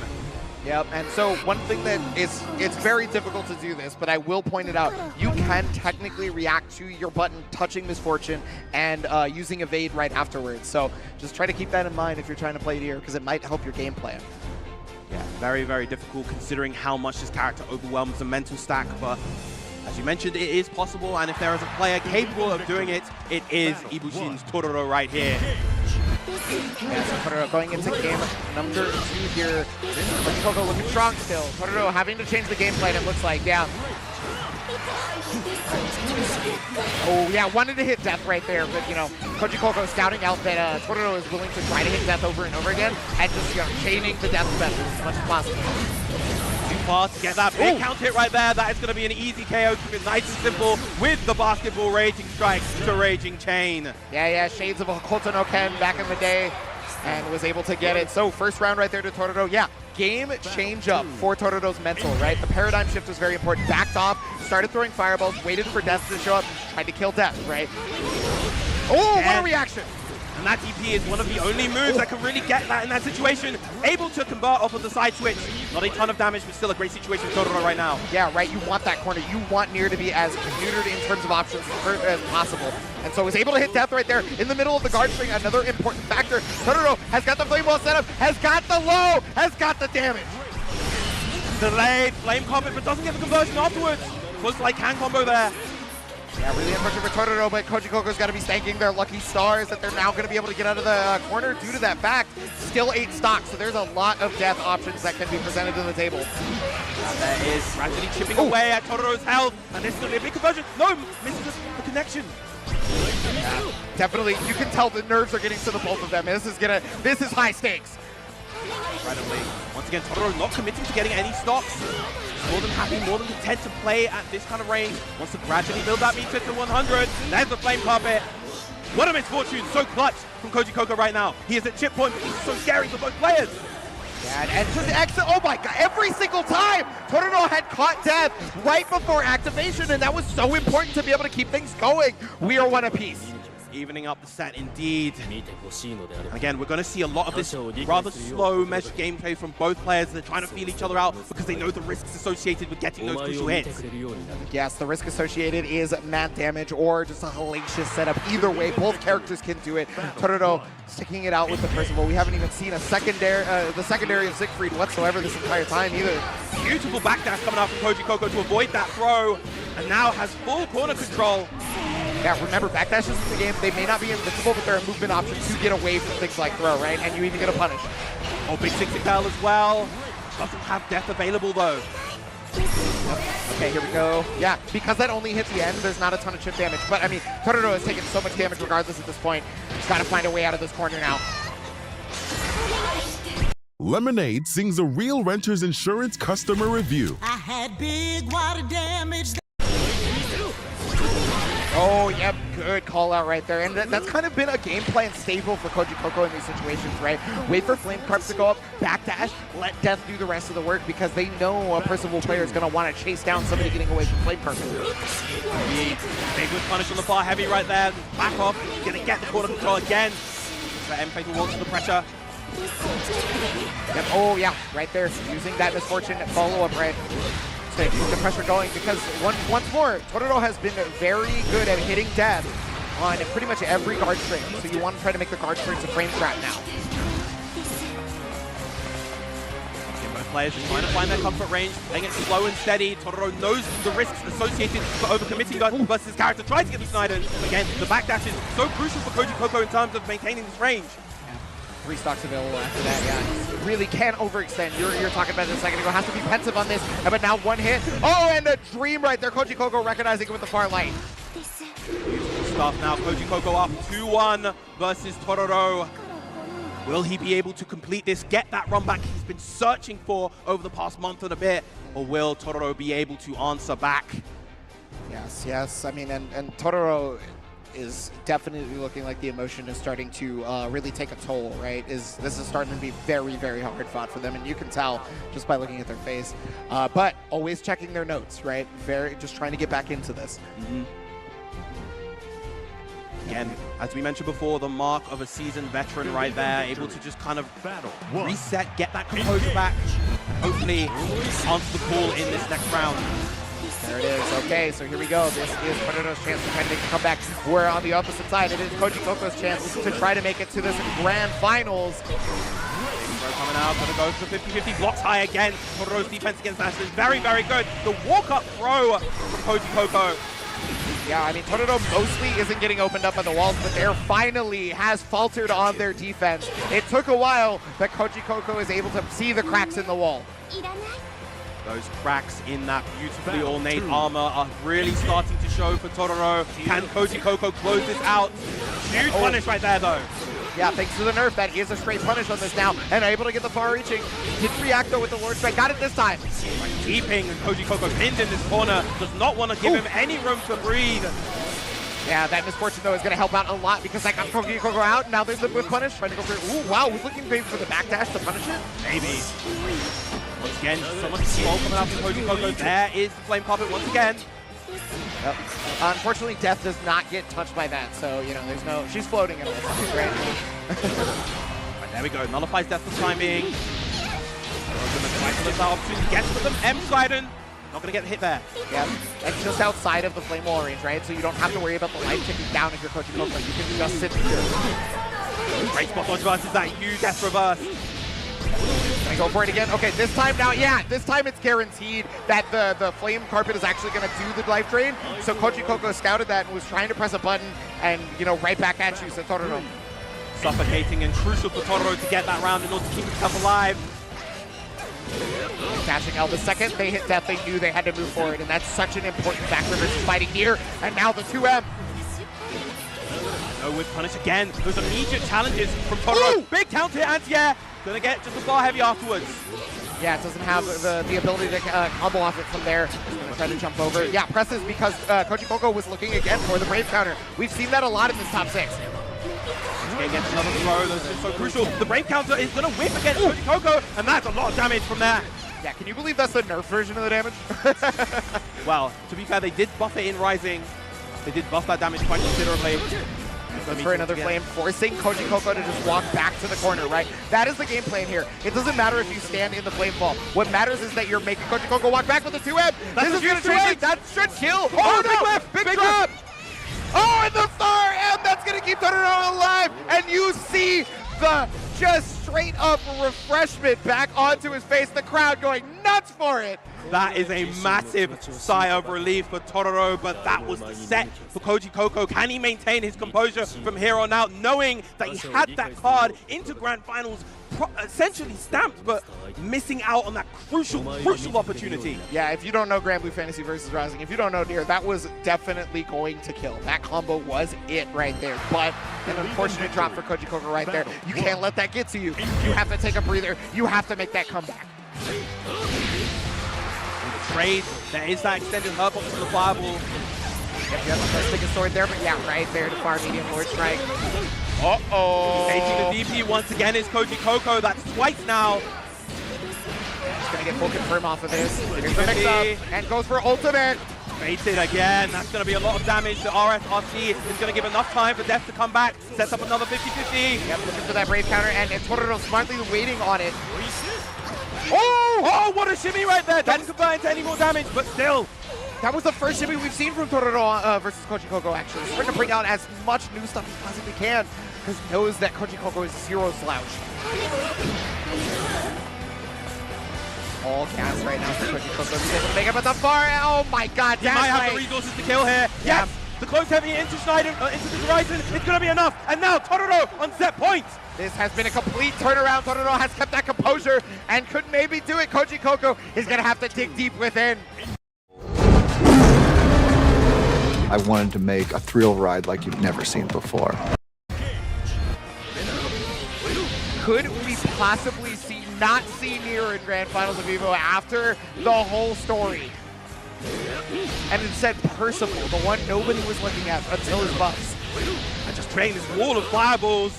The Anston controlling the ground, the plus frames from the march forcing Koji Coco to DP, and there we go, another DP through the cancel.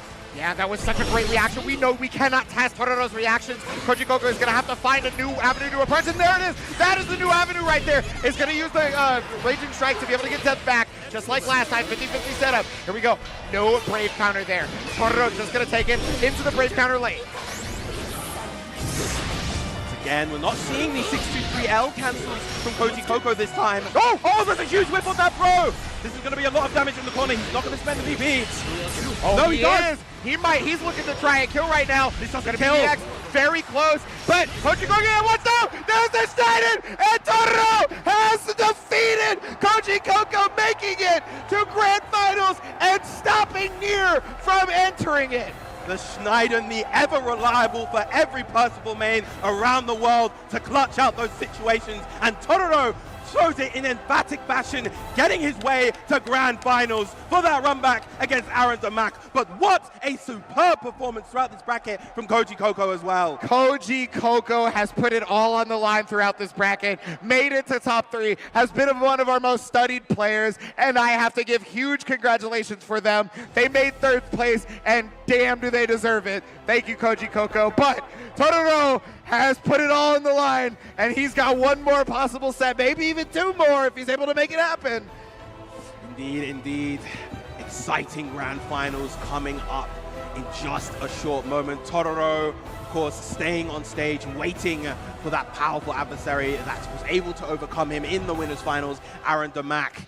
But I know how much this would mean to both players if they're able to clutch this win here. Yes, I believe this would be Aaron Damac's first EVO win, just in general, right? In the multitude of games that they play. And they've been studying hard, they've been practicing hard, and it's coming through. And on the same time, Totoro finally possibly being able to break said curse that we talked about. This is the 2nd time Totoro has been in EVO proper Grand Finals, right? 2020 2 EVO Proper Grand Finals for Versus. Now, rising as well. He was also, of course, in the Grand Finals for EVO Japan 2023.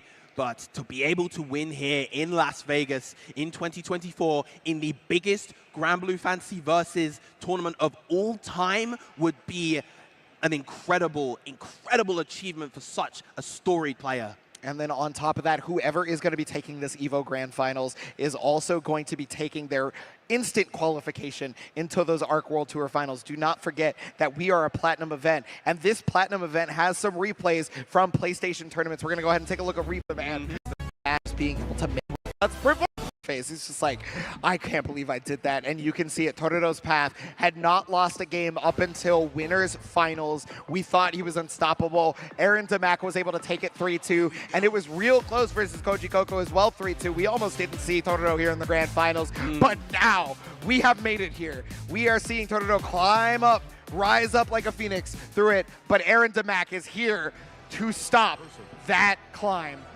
The true Lord of Flames, rising up, as you said, like a phoenix from the ashes and ready to try to take out the Angel of Cunning in Aaron Damac. Honestly, the way that Aaron Damac plays Belial is so...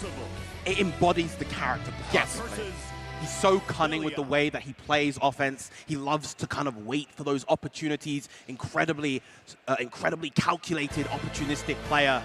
But we're going to be seeing a quick highlight reel of Aaron Damac's gameplay in the winners final set, and how he was able to pave his way here before starting off in Grand Finals proper. Yeah, and I mean, this was such a close set, too. Aaron Damac had to pull out just about every trick of the trade in Belial's tool set, right? I mean, we saw him eat the apple and everything. Yep. This was too much, too difficult for him to just coast on through. Toruro really took them to the limit. Aaron Damac, though, made it out on top. Toruro, you have to be thinking about what happened in that winner's final set, and you have to be prepared now, because... I mean, this is the person to beat right now. Has 2 sets to work with Aaron Damac. If you're unfamiliar with the fighting game style, we do a double elimination bracket, so everybody has the chance to lose twice before they are out of the tournament. That is also true of the person who made it all the way through winners, so you have to beat Aaron Damac twice, and that's already looking hard enough. That it is. Meanwhile, of course, as an extension of that, of course, Aaron Damac only has to win 1 set here in order to be crowned the EVO 2024 Grand Blue Fantasy Versus Rising Champion. It's going to be a hard road for both players, most certainly, but a slightly easier one for Aaron Damac right now. Yes, and that's right. So, we are in Grand Finals of EVO 2024 for Grand Blue Fantasy Versus Rising. We have Aaron Damac. We have Toruro. Now it is your turn, crowd. Let me know how much you love it! That is what I like to hear. Let's go. Oh my goodness. I'm excited for this game. Now, Toruro has done such a good job of double backing to all their notes. And, you know, they had to have set some notes for Aaron Damac after having taken that loss, right? One particular thing that we saw the adaptation for was the way that Aaron Damac was structuring throws, right? So at first, we saw throws getting stand tech. Aaron Damac blew that up. Now, then after that, we saw the shimmy happen. Then after that, we saw a lot of button tech, so we had to, you know, really start considering where do they start off in that layered offense. Yeah, so many layers have been established already between these two. It's going to be really fascinating to see just where we leave off right now. It's Grand Finals time, and we have Belial's themes, Parade's Lust. Letting the intros rock once again. 2 of the coolest characters in Grand Blue. Agreed. I've been using Epidemic Sound as my go-to resource for background music and sound effects for the last 6 years. Your venom is in your words. You will not hold your forked tongue. I'll cut it out. Game 1, Grand Finals, EVO 2024. Here we go. Toruro versus Aaron Damac. Percival versus Belial. A tale as old as time. Great jump in, but no conversion afterwards. Yes, yeah, and not trying to overextend the pressure despite the fact that the dash L's are plus, right? Has just backed off and forced Aaron Damac to try to hang themselves. They know about that far range, and they know they do not want to mess with him. We're also seeing Aaron Damac jump a lot more versus Toruro's spacebar heavies, trying to anticipate those fireballs in order to get past. And, you know, okay, so what's interesting is in the previous set versus these two, all those fireballs would have been Dragon Punch through. Not a single one has happened. Not yet. DP right there, good on Aaron Max, not to commit. Nice spot dodge. Able to take his turn, but not too much more. Yeah, you cannot punish off that, but you will get your turn back if you evade somebody else's break counter, right? So that's just really important to know. Hey, you may not get damage, but at the very least, they don't get out. Yes.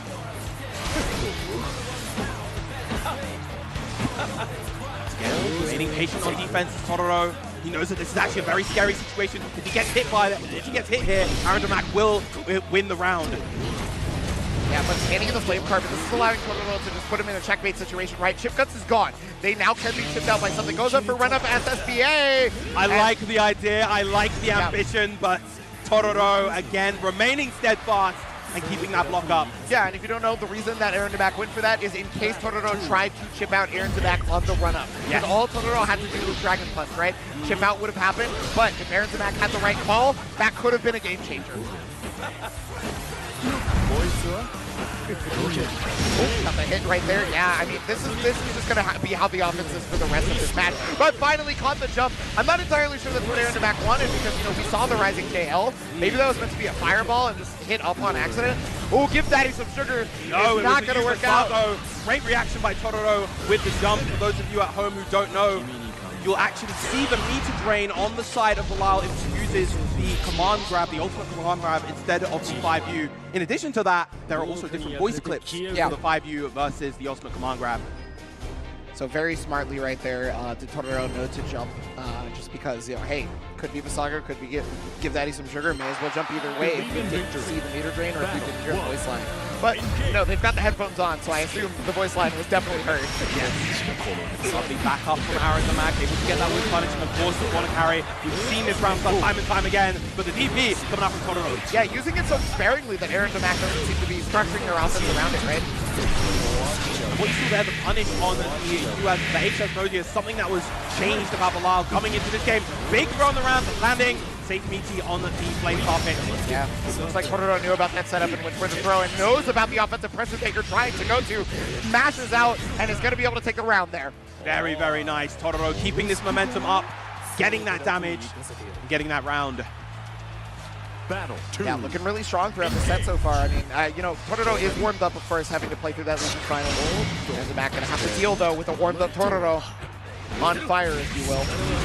Speaking of on fire, there come those Tramore stocks 5 in the back pocket. This time, Aaron Deback with the DP. Oh, goes for the Visago after the 5H. Remember, one of the things that you can't do is dash cancel with most of the characters outside of GG, right? So if you see somebody walking after a normal, there's a good chance you might be getting command grab. Oh, he gets the hit. That's huge. Oh, no, he misses the follow-up afterwards. That could have been a huge amount of damage, potential KO with the resources that Totoro had available.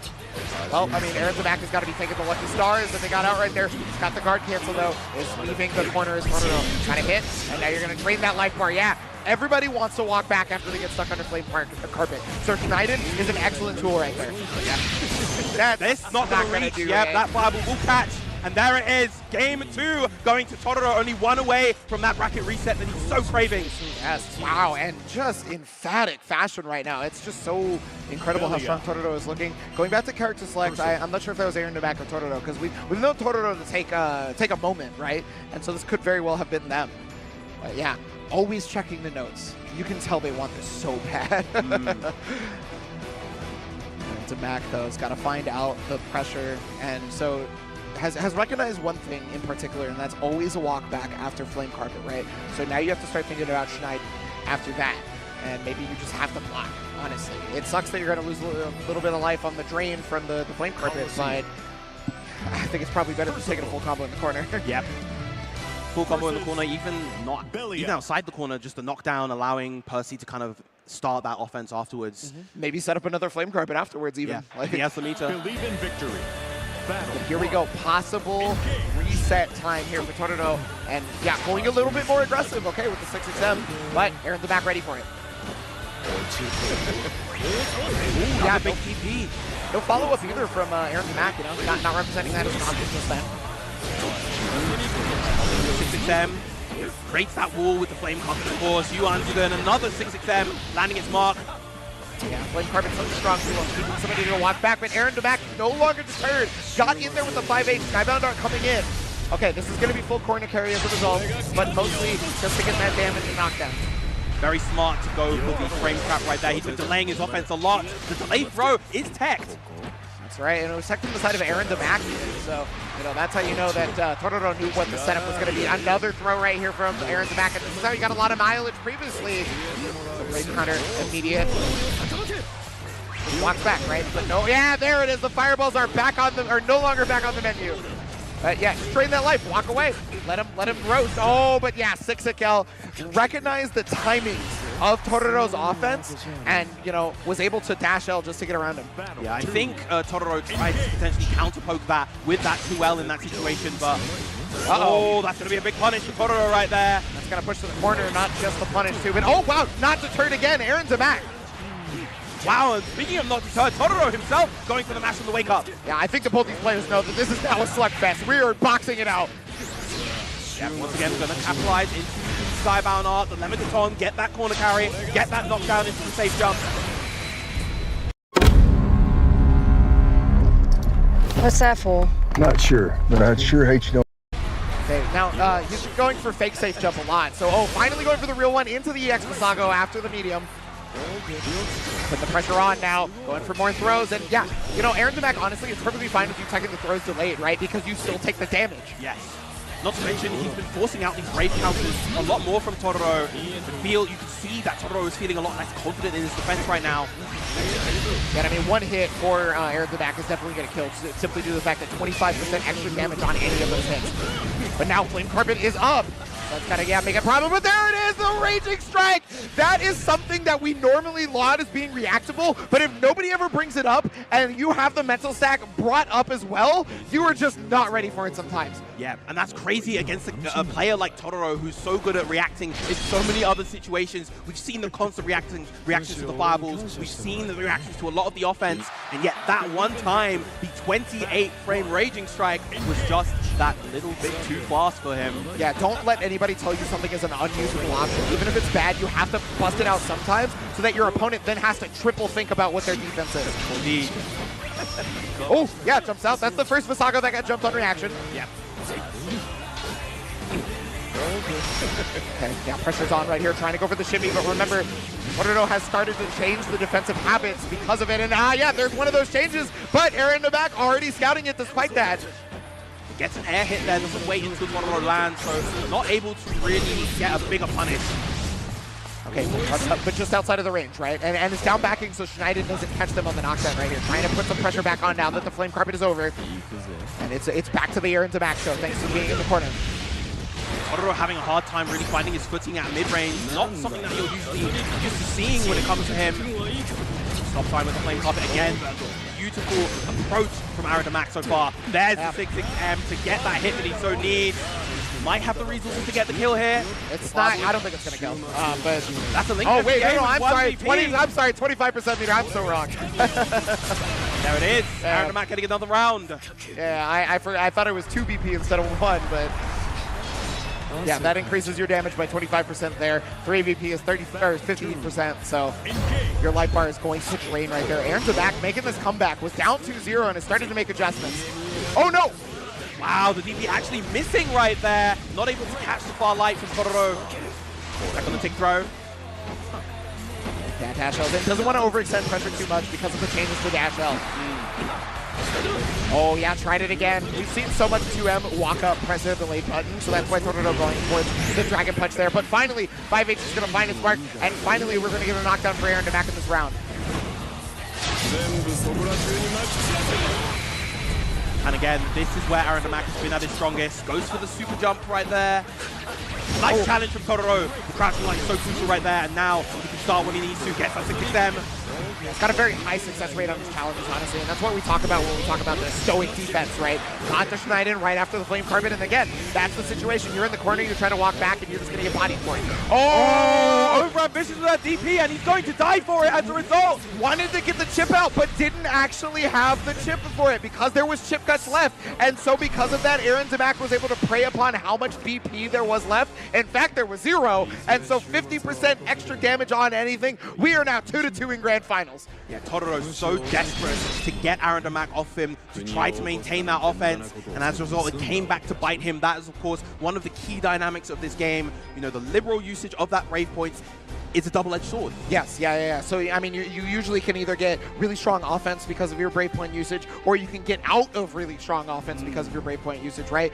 But the double-edged sword comes in the fact that you, after the first Brave Point is gone, when the second one goes away, you are going to take more damage. Yes. The first one going away is inconsequential almost. And you can always get it back, too, with the Skybound Art activation. But here we go, 2-2. Are we going to see a reset, or is this tournament point for Aaron Damac? Big whiff on the throw right there. Aaron Damac able to capitalize. Reset with the fireball.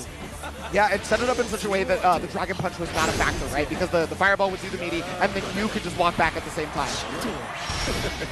Plus frames here. Oh, almost got that shimmy. That was real close. Oh, wasn't able to punish the HS Mosius that time. Yep, oh, with the Flame Carpet, that's going to help.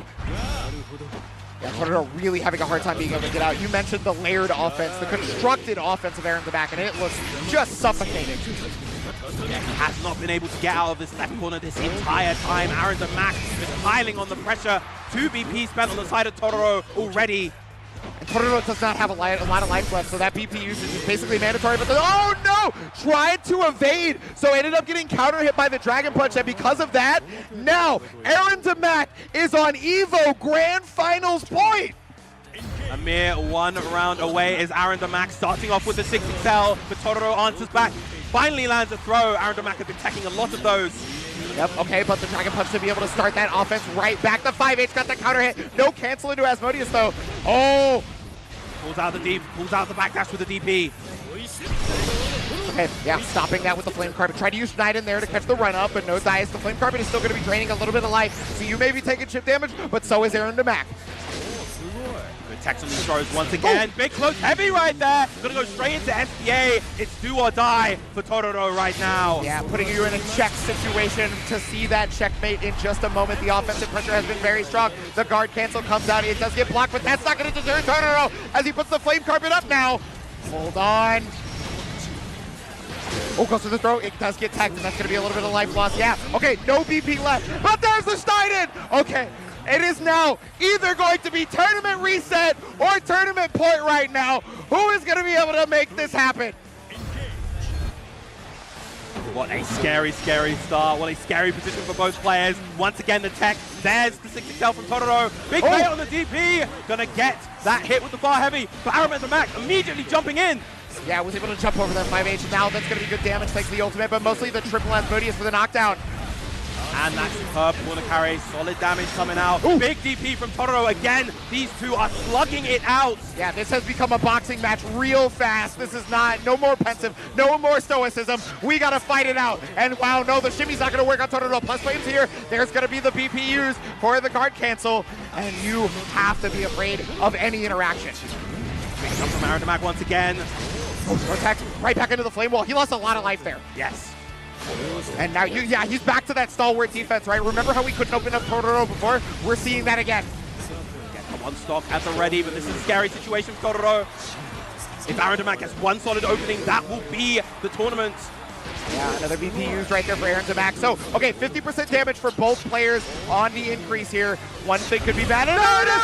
Finally hit it! That's not going to go! He goes to the lightning tank! It's not going to matter! And Aaron Damac is your EVO 2024 Grand Blue Fantasy versus Rising Champion! The insane scrambles right at the end. Aaron Damac keeping it together even after that big drop, and Totoro not able to avoid that raging strike. But man, what a crazy, crazy set between the two. Obviously Totoro heartbroken in this moment. Once again, the bridesmaid here at EVO. But Aaron's back, basking in the elation of the crowd, in the elation of the hometown, because, well, I gotta say, it's only happened, I think, once before this, but now it's happened twice. America's beaten Japan in an anime game at an EVO. Indeed, indeed. Oh, man, no, 3 times. 3 times. I forgot Strife. Ah. Yep. Oh my goodness. Wow. That game plan from Aaron to Mac executed perfectly to that. Tororo had such a hard time getting around it. Even he started to give up on getting away from the flame carpet. And he was like, you know what? I can see that's going to be damage to me. That's fine. But as long as I get the positioning, as long as I can get a counter hit afterwards, that's going to be way more than the flame carpet ever did to me. Indeed, indeed. Now, of course, Aaron and Mac just really paving that way for the younger generation of players here in Grand Blue Fantasy versus Rising, your EVO 2024 champion, relishing in the moment, the fully deserved moments. I even got a dab of the camera person. That's crazy right there. Yeah, everybody. Oh, there's Nitro. Nitro, Jake Ryan, I see. Yeah, I think I saw Tempest for a second there. But yes, that is your Grand Blue Fantasy versus EVO 2024 champion right there. And now the crowd giving Tororo their dues, yes, and this is so deserved. Tororo, you put up so much of a fight. We love you here in America. We can't wait to see you again, and the crowd loves you as well. Thank you so much. Absolutely, absolutely incredible showing. Just so much excitement filling the air, and it's so good to see the crowd having such a great time with everything, being so supportive of these players, especially in this grand final set. Wow, just, wow, what more can be said, really? I mean, that was just exactly what we needed out of a Grand Blue Fantasy versus Top 6, right? We got to see the evolution of this game when we first saw it at EVO all the way to now, and there has just been just such a stark contrast in playstyle, right? Not just because of the game difference, but also because we now know how to play the game as well as we do, right? And you're seeing just all of that. And now, I mean, we're going to see a little bit more of that because we have a PlayStation replay brought to you by PlayStation Tournaments. To check out that grand final right there. Yeah, we were. Wow, just, yeah, but honestly, excellent stuff to every competitor here, not just in this top 6, but throughout this entire weekend. We're going to pass it back to our lovely hosts on stage, Persia, and then Joe, take it away. Thank you so much. Give it up one more time for our top 6. And of course, we have to give them their well-deserved medals. Coming in 5th place, tied for 5th place, is Shinku.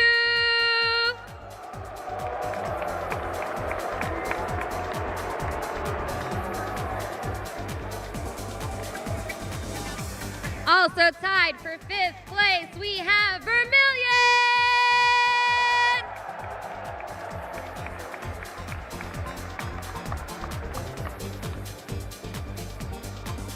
Coming in 4th place, we have Artorias.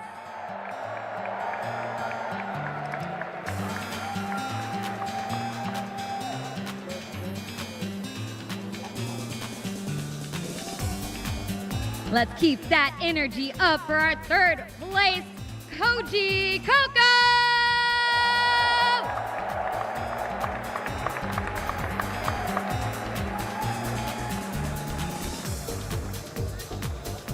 And in 2nd place with an amazing run, Totoro!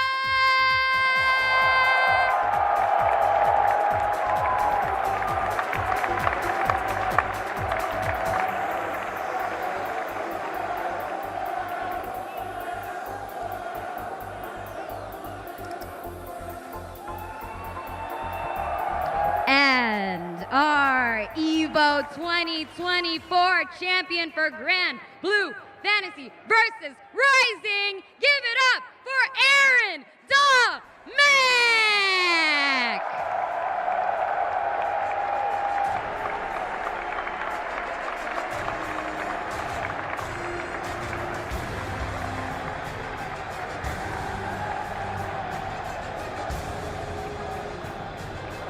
And you can't forget our beautiful Victrix trophy sticks for our top 3.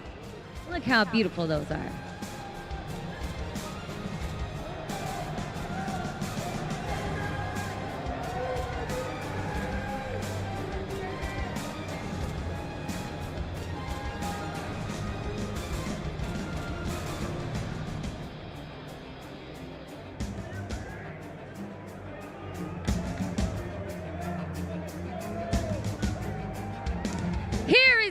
champion. Give it up for Aaron the Mac.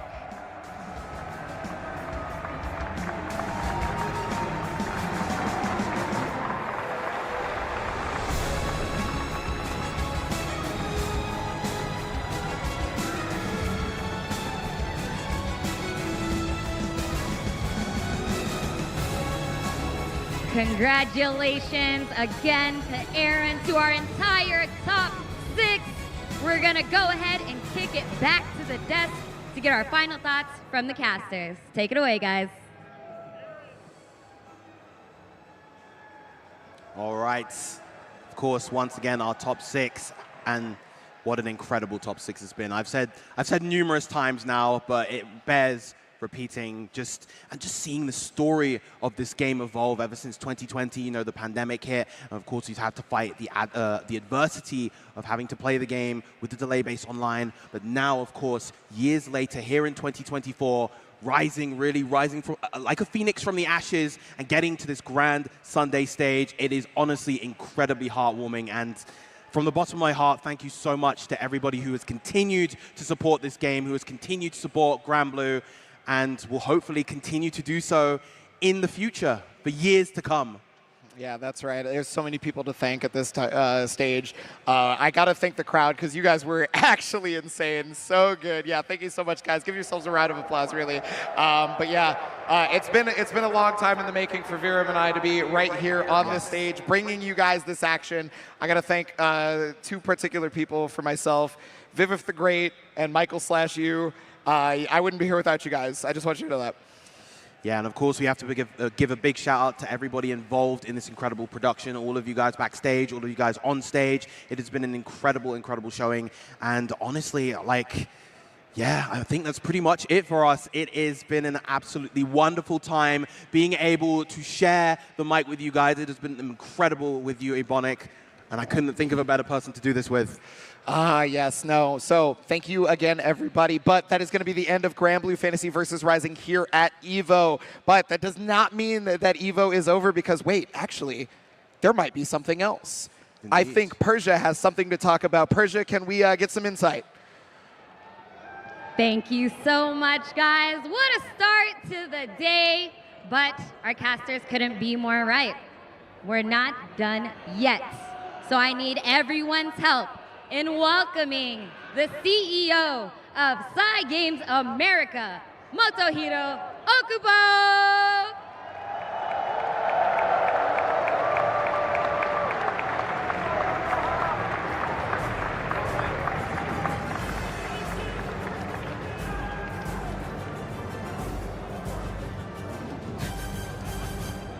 Hi everyone, my name is Motohiro Okubo, CEO of Cygames America.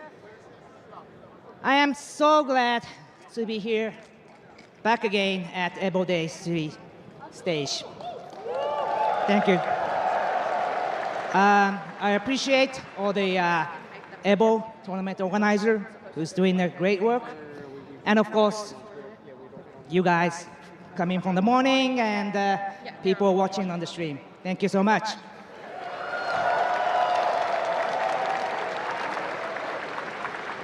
So, waiting for some news?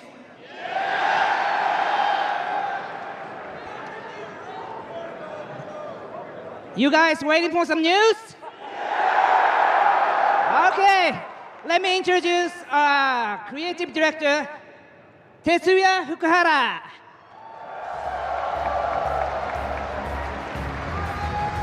Hello.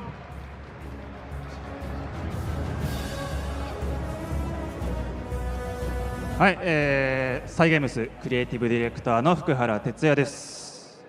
Hello everyone, I'm Tetsuya Fukuhara. I'm the director of Granblue Fantasy vs. Rising.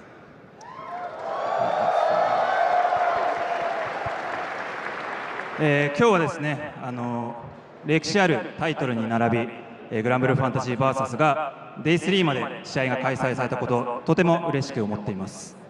First, let me just say that I'm elated that Granblue Fantasy vs. Rising was featured amongst such beloved and storied series for the 3 days here at EVO. Thank you so much.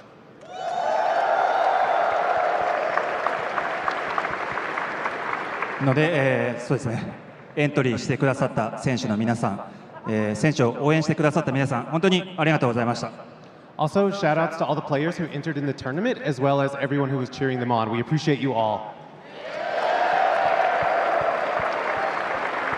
今日はこれで最後にはなるんですが、新しいトレーラーを用意してきましたので、楽しんでもらえたらと思います。ご覧ください。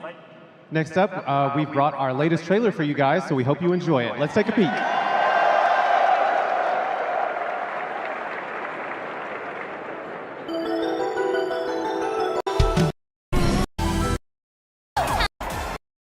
Including B カラーが登場します。こちらキャラクター。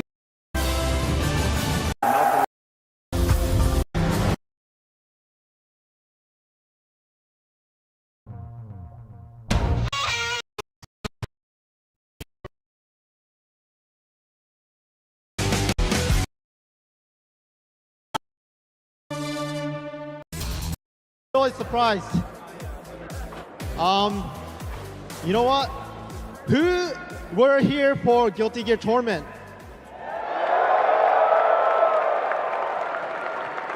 Who are here to cheer up top 6?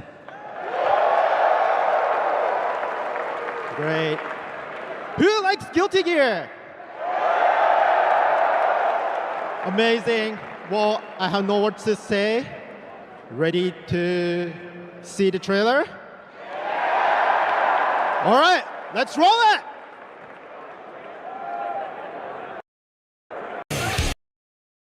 Blazing hot stage and 20.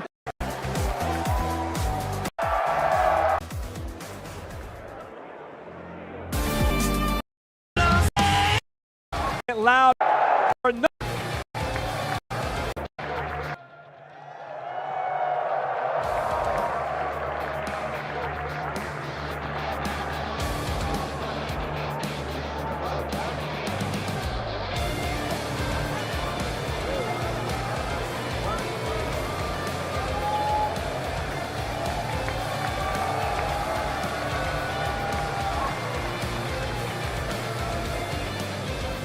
All right, let's make it loud for Nitro!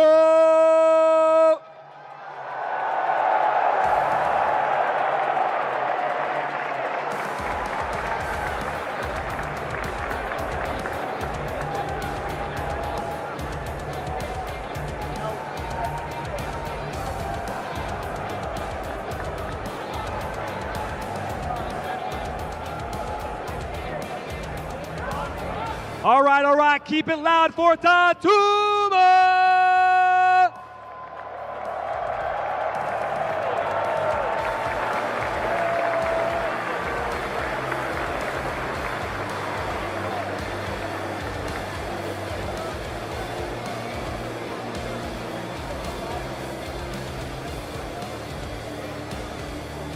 And can we please get out Ooey, Gooey, Chewy, Sega!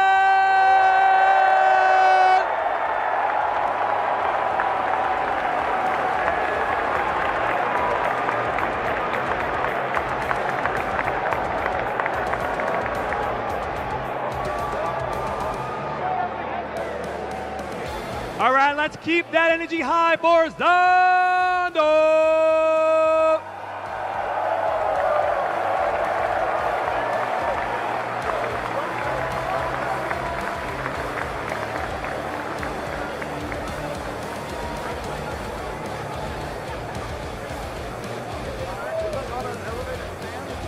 And finally, rounding out our top 6, Red Ditto!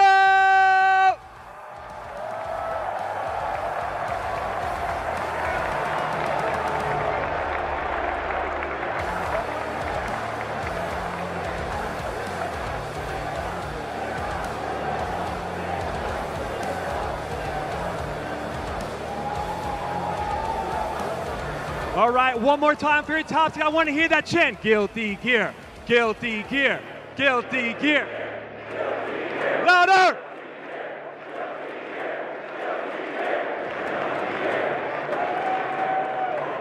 All right, let's get this started. Over to our commentators to take us through the action. Let's go! Oh my, thank you, Long Island Joe. We are here. No better place to be than in EVO 2024's arena. Ringe, proxy to bring you to top 6. How you doing, my dude? Dude, could not be better. So excited to get back to Strive. As we said, the third appearance of the game, and the momentum continues to grow. The community continues to shine, and I cannot wait to see what we have as this top 6 starts to unroll out here. You already know, man. Guaranteed new EVO champion here for EVO 2024. The defending champs, whether here at EVO in Vegas or EVO Japan, out of the bracket into the top 6. So it's going to be a good one for sure as we take a look at the bracket and who still survives. Jack, first ever offline event. Yo, if it's your first ever EVO, can I get some noise real quick? Oh yeah. Jack joining y'all on the stage. We see Nitro in the building. Tatuma from Japan. It's going to be a star-studded event. Ooey gooey chewy snicker. I don't know how many times I'm going to have to say that. It's going to be a lot. Can't wait to get to say more. Zondo and Red Ditto to round out the loser side of things. Ooh wee. Dude, cannot wait to get to see how these things play out, starting out in the winners side. Oh, a good character diversity coming through as well. And as you said, one of these matches that we got to see here, Nitro coming through, shattering expectations here in the winner's side of the affair, facing off against Jack, who, for anyone that has kept up with North American Guilty Gear, this is a name you're very familiar with. But as you've said, his first real test offline, we're passing with flying colors, Rich. Yeah, exactly, right? This is amazing stuff from Jack so far, coming through, getting top 6 winner's side for the event, and then on the other end, Nitro. It's a tale of contrasting spectrums, right? Because Nitro has been in grand finals at EVO before for Dragon Ball FighterZ. So he's a little bit familiar with this stage, despite being very young himself, only 22 years of age. You see only 3 EVOs under his belt, but man, has he made those 3 EVOs count. I was going to say, absolutely talented with the best of them for sure. Has played a spread of characters here, Giovanna and Jacko, the 2 selected characters for him. Jacko, obviously his mainstay in the beginning of the game, but as things developed, as patches rolled through, has settled in with the Giovanna, and now is doing a really good job of kind of utilizing them both depending on matchups here. Yeah, I'm interested to see what he goes with, because obviously opposite him is the gunslinger of Jack. Very reminiscent of our first Guilty Gear Strive EVO champion. First offline event, first EVO, took home the whole thing with Umi Show on the Happy Chaos. Now we got Jack, who, as you mentioned, has been terrorizing the online streets with with Happy Chaos for quite some time. So it's going to be up to Nitro to put a stop to it, whether that be with the Giovanna, if he's got confidence in the mobility, the dash blocks, the spiral arrows to get through some of the shots, the forward advancing hitboxes, or if it's going to be the Jacko where he tries to fill the screen and make Jack have to kind of play around him a little bit more. I was going to say, you might as well call the character Jack at this point with the way he's representing it, man. I think the most standout thing when I watched back some of Jack's matches from Top 24, Jack's defense is genuinely unbelievable. He has probably the best use of IBFD to be able to create space. Happy Chaos obviously dominant at those like 2 character type of length ranges. He is ridiculous at being able to create that space for himself using the defensive mechanics. It's unreal to watch. And with characters like a Happy Chaos, right, that can get mauled, that is what you need to succeed at this level. To get top 6 winners at EVO, that's the type of characteristics you gotta have to make up for the shortcomings of the character, right? That's why it's all about balance when choosing a character in the first place. You want to go with something that matches your style, but if they do have a weakness, if your strength lies in that same spot, you can really go further with the character than most. Yeah, covering the matchup holds for sure. I'm so excited to get to see how those 2 play it out, and like you said, which character we do get to see. I would expect, personally, probably the Giovanna, because it can be a little annoying sometimes to get set up as Jacko, especially because of how fragile the minions can be if you're not able to get that defensive super up to be able to get there. You would much rather want to use your meter to be able to potentially make more aggressive choices or be able to break out of the potential mix from Happy Chaos that we know and love so well when he is able to put buttons on you. Yeah, 100%. I definitely think that Giovanna a valid pick in this instance. I think Jacko has some merits as well, considering like getting the minions out there. I don't think Happy Chaos is that great at like hitting it and then canceling into something, right? He's got the shots, he can go into the steady aim and whatnot, but that's still going to give Jacko a moment to kind of approach, gain ground, make up that difference in space that Happy Chaos is looking to establish, of course. But look at all the beautiful people in the EVO audience. Can I get some noise, y'all? Beautiful people, man. Everybody rocking EVO merch, that own merch, everything in the building. Yeah, could not be more excited to bring that Guilty Gear action. I respect that. Oh, yes, sir! That was the super dap. That dab costed 50 tension. I was say, making it to this point, though, you might as well live it up. Enjoy yourself. Winner's side for good reason. Two of the best in the business right now, about to battle it out for a seat, potentially atop the throne. We are about to begin, Rich. Yes, indeed. Oh, my goodness. Game 1, top 6 EVO for Guilty Gear Strive 2024. Yo, crowd, y'all have been doing a great job. Let me get it one more time for the beginning of top 6. Oh, yeah. Just making sure they're awake. That's what I like to hear. Game 1 about to begin. I need that electricity flowing in my veins, but that was selfish of me, but I need it. Jack and Nitro already with the wild assault. You see the tech throw. Nitro is going with the Giovanna, as you mentioned. Okay, actually using Spiral Arrow there to get over the attempt at using Curse. It's really, really good here. It closes the distance. Nice on the slide. Yeah, you see the dash bar buttons. They slide her in the DMs real quick, real fast. And now the wild assault for the hard knockdown. Yep, saving the 50 meter for the next big stuff here. Definitely smart. Ooh, good blocks, but you recognize the blocks. Gonna throw him up. Jack disciplined about this. Gonna hold on to the burst. Still live through the wall slab because, oh, no, sir. My bad. No, sir. My fault. Thinking maybe he was trying to save something there. Holds on to the rest of his burst. Big situation there. Nitro with the counter hit on the top. You had to burst. Indeed, right? Doesn't want to surrender any more damage. We already see the type of flow that Nitro has when he gains the momentum. Okay, 2D disjointed, is able to get the connection there. And he's confirmed so far with the command dash have just been stellar. Bro, look at this. He's gonna, not even the breakdance fighting. He's holding the meter. We saw the fuzzy setup before. He's gonna go with something like that again. BRC, good block. Again, what a block from Jack.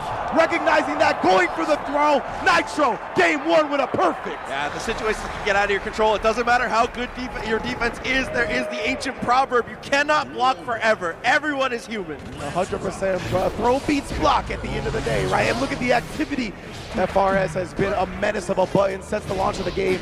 No different now. Oh, trying to make something there. Good patience from Nitro. Ends up having to spend the burst after the cross up there. Oh, just the jab out and the conversion as well with the 2K. From the corner. This man Nitro, the guard break up as well. Already got a wall splat. Breakdance fighting. Absolutely. Send it through. Hard knockdown once again.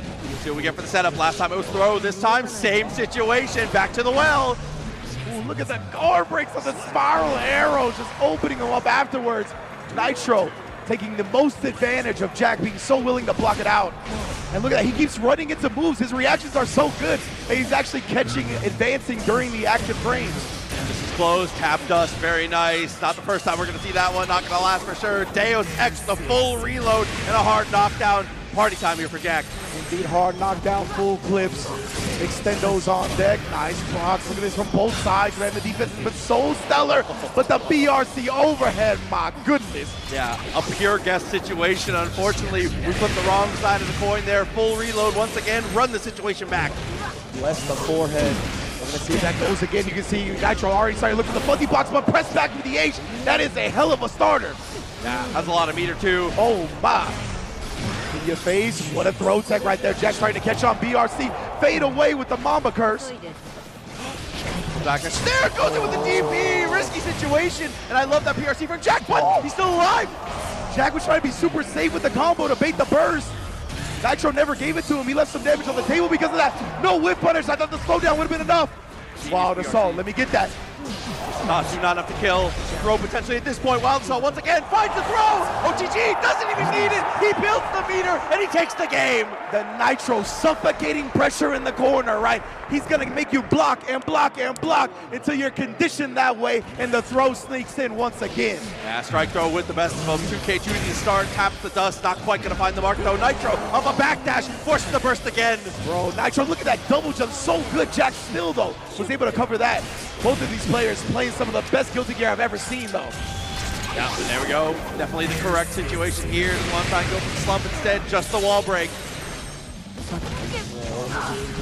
The hard knockdown, blocking it out, does try to bar his way out and successfully does with a trade, but a beautiful open up from Jack. I'm just saying, with the amount of meter we have here, even after the situation, if we do live it, which we will not, with the guaranteed extra damage on the chatter, we still had plenty of resources for the mix. The infinite bullet headband on that one, empty the clip, reloaded with the same super.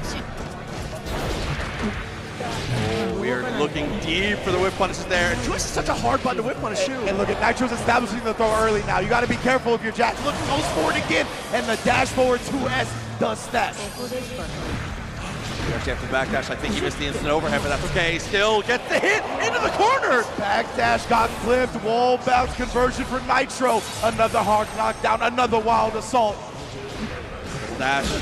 Good. Oh, the FD was good to get some room, but it's not enough. Exactly. Nitro was able to take into account the FD, go cancel into the bar heavy. Super smart, taking into account what Jack was looking for defensively. Ooh, and recognize there was going to be a confirm there. Headbanger's ball to be able to get the interrupt and keeps the juggle. Dude, precision accuracy as we get that to the wall. Love seeing it from Jack so far, right? Not going quietly into the night whatsoever. Shots ringing out. Ooh. Left in a little space to make something happen. Air throw tag, but beautiful scapegoat. Jack Perry, holla at your boy. Ex Machina for the corner knockdown. A lot enough though, even after the Wilder see too far. Nice whiff punish there. Jack still in it. Yeah, you can see Ryan kind of holding his chest a little bit, shaking his head. Again, first ever offline event in top 6 winners at EVO. He's got to get comfortable on the stage. And for Nitro, the more games he gets, the more danger you're in, fam. I was going to say, the longer the set goes, you always want to favor the experience here. But like you said, Jack trying to turn the tables right now. But Nitro not looking to turn it all. 2D a couple times. Great interrupt though, and the juggle full combo with the side swap. Behind the back, Magic Johnson with the shots. You already know, X Machina for the hard knockdown, fully loaded clips. We got plenty of focus as well.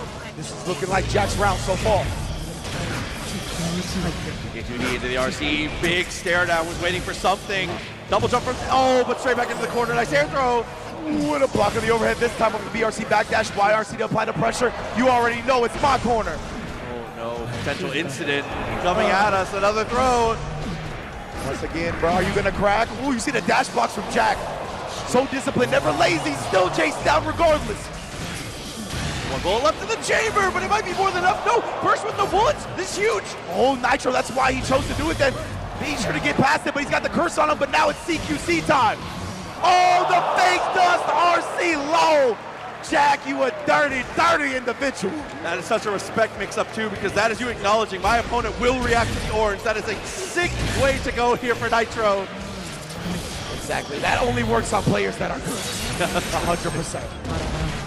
Yo, straight in, aggressive start there after the reset of the wall break. YRC is blocked, and we roll straight through. Confidence from Jack. The ankle breakers, the Kyrie roll, CQC, he's got some of that as well. More hard knockdowns, more positive bonus. Hit me with it. Couple shots just to keep you grounded here. Wow. The anime mix-up, the jump forward, air backdash to stay on the same side. To be fair, I don't even know when the shot hit. Like, the shot could have hit on the jump forward, to be honest with you. That's the privilege to have the Chaos God. I was gonna say, and that takes us down to the final game here. Jack on the come up, on the comeback here. 2-2 and a 2D right to start. You already know we had to get a game 5 to start this one. Ooh, the chase down again as he was looking for the curse throw. Oh, what a block right there, Jack, though. Every time he's had a sick block, we get a throw right after from Nitro. Again, like you said, those dash blocks adding up a little bit, but this time it's going to be to the detriment. Is able to get caught on the attempt to dash forward. Nitro, just a knee to the kitchen sink. We got on the verge of a 3-2 for him to close it out. Oh, just like that finds the power DP, side swap, keep it going. Great confirm, good combo, and a hard knockdown with a wild assault. Crowd is starting to roar. Nitro, fan favorite for sure, especially on this Giovanna against Happy Chaos, but Jack silences them real fast. Wall splat, then they get that wall break. Deus Ex, what do we have here? Still first full burst available for Jack, which is huge. 100 tension on Nitro's side as well, so you gotta watch for the super RC. And look, you see, he's sitting on it. He's like, come to me with my super, but Jack, the high 10, cuts him off at the pass. The attempt somehow manages to make it work here. Can't quite get the full juggle, but checks him again on the dash. Yeah, no bullets. But he did build the meter for the Ex Machina just in time. Nitro is still alive, though. Oh, 100% tension still to his name as well. And the Kyrie roll again. Ankles broken. Oh, and going into the final round now. Off the rib. Oh, you saw the 2K extended spiral arrow going straight over it. Now we're in the corner again. This is where Giovanna and Nitro has made so much happen. Yeah, I wonder if we're going to go back to the throw here. For now, it's backdash into the footsies. Yo, he can't give up the space right here. What a tech throw from Jack. He's starting to catch on to the rhythm, the decision making. Oh, RC works out though, fakes the throw this time.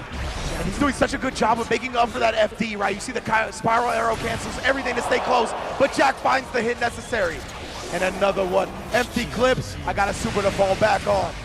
Looped it up, and Jack is gonna get another burst. Both players gonna have that full blue bar in just a moment. Double overhead, fuzzy stuff. My, what a block on the same side, especially from Nitro, and a tech throw. Look at the defense on these two. Been out of this world, and Kane so catches Jack early. He's gonna burst out. Has to hold on to this hard. It is the final round. Nitro. Oh, the throw, it looked like too early, so Jack got it. What a block of the dust, and discipline, what defense! He still has the burst, still has meter, and RC for both. PRC is gonna be the answer. Gets the hit, is it enough? Nitro bursts out, he's got the curse on him, it's so dangerous to maneuver. Spiral arrow, he's gonna take it all, he gets counter hit. He juggles Nitro, he closes out the first set. Oh man, what a conversion and what a celebration. Nitro moving forward even further into the winner's side. Winners finals berth, New York City's own Nitro. And you can hear the crowd, they are loving it, supporting their boy. Jack obviously still involved, still in the affair, but gonna have to fight it through the loser's bracket now. I'll keep it a buck with you, Proxy. If he lost after blocking tap dust, staying disciplined, blocking the shot after, and then taking the dash throw, I would have been upset for him. You're dealing with 15 layers and still manages to make it work. And absolutely, you know the local homies got to show the love, man. Oh, New York is most definitely in the building right now. Nitro, winners finals. A familiar spot. He's been in the upper echelon of EVO results before, but not for Guilty Gear Strive. This is showing that the longevity of him as a fighting game player, you best believe we're gonna see him for a very long time. I'm so glad you said that too, because like you said, while Strive is the thing that he's currently shining at, the guy is a monster across a multitude of titles. He's just looking so strong. And at this point, who can stop him? Especially with, like we said, the dual threat, the Geo and the Jacko. It's so hard to prep for him because you don't know what he's gonna bring to you. Oh man, this is just so heartwarming to see all the homies, man. New York in the building, Posey coming up, literally catching Nitro as he jumps off stage, bro. Like, that's what the fighting game community is about, right? And we're already getting an excellent chapter written here for EVO 2024. It's been amazing so far, man. That was just our first set of top 6. Absolutely, plenty more action to go. But I do want to say again, thank you so much for joining us, everybody who is watching at home and everybody live here in the arena. Guilty Gear Strive continuing to do amazing things. But it looks like we are going to toss it over real quick to the PlayStation Tournaments replay to be able to take a look here. Yeah, I need to see some more of this action. So just good time because of you. Yeah, that's how you do it. He's put it next to the fight sticks. I don't care. No, absolutely, just put that picture man. next to the fight sticks. So huge shouts to Nitro again. New York in the building, doing amazing stuff. But this is not the end. It is only the beginning, Ringe. On to the other side. First one. Now we got Tatuma, who's actually the player that put Leffen into loser's bracket in an incredible set. First appearance, EVO Japan 2023. So you can see both of these players new to the stage. And my man, Ooey Gooey Chewy Snickers, got the Bismarck Key shirt on. Crazy. All right, you my new favorite player, B. I didn't know you were coming with that type of energy. I should have figured it out from the intro. But of course, Ooey Gooey, as you mentioned, Anji of America. Yeah, absolutely. Like we said, Tatuma coming through. I got 13th at EVO Japan. That was the strongest placement we have so far. But we've exceeded all expectations, and he has a very a play style that is difficult to adapt to because he makes incredibly aggressive choices on offense and on defense. Yeah, 100% right. He plays Soul Bad Guy, balls to the wall, straight up, like how you would imagine a Soul Bad Guy player plays, right? But he's just harnessed that to the point where he knows how to manage the wild side, right? Yes. And he is really able to pick his spots, and he's honed in on when the wild decisions are going to work out. And players like that, I mean, they're some of the most difficult to overcome. While on the other side, as I said before, Ooey Gooey doing amazing things with Anji so far, using the twirl to great effect. Wild Assault to close some distance here and crank the wrist gauge, but a great press there. And I was going to say, it is a little scary playing that style up against Anji, though, right? Because of the spin, because of the ability to absorb hits, and just in general, the damage output on some of the starters is ridiculous. You've seen here, at 50 meter now, dashes up, close slash, nice DP, as we said, channeling the inner wild side. Oh, and baits the burst out. Clean punish. Let me get that hard knockdown. You will not escape this hope. Yeah, I like that a lot. Great decision from both players with the 6P into the Fujin. Nice confirm and a backdash. Yeah, going with so much tension, right? Willing to spin it. Atuma connects with the 6S. Oh, from long distance as well, all the way to the wall. Anji, lots of health, no wall splat either. The tap dust doesn't finish the job, but you never want to headbutt a gear. Yeah, tap dust, run straight in. Great follow through here. Both players coming in with just about a full burst. Falls victim to the fish here, straight into the butterfly, but another DP. Already the damage, even on Anji. Adding up real quick. Night Raid, forward sex under the butterfly. Yeah, and then we'll follow up the Tyrant Rave. Follow through after the hard knockdown, dashes up, close slash. Then open up.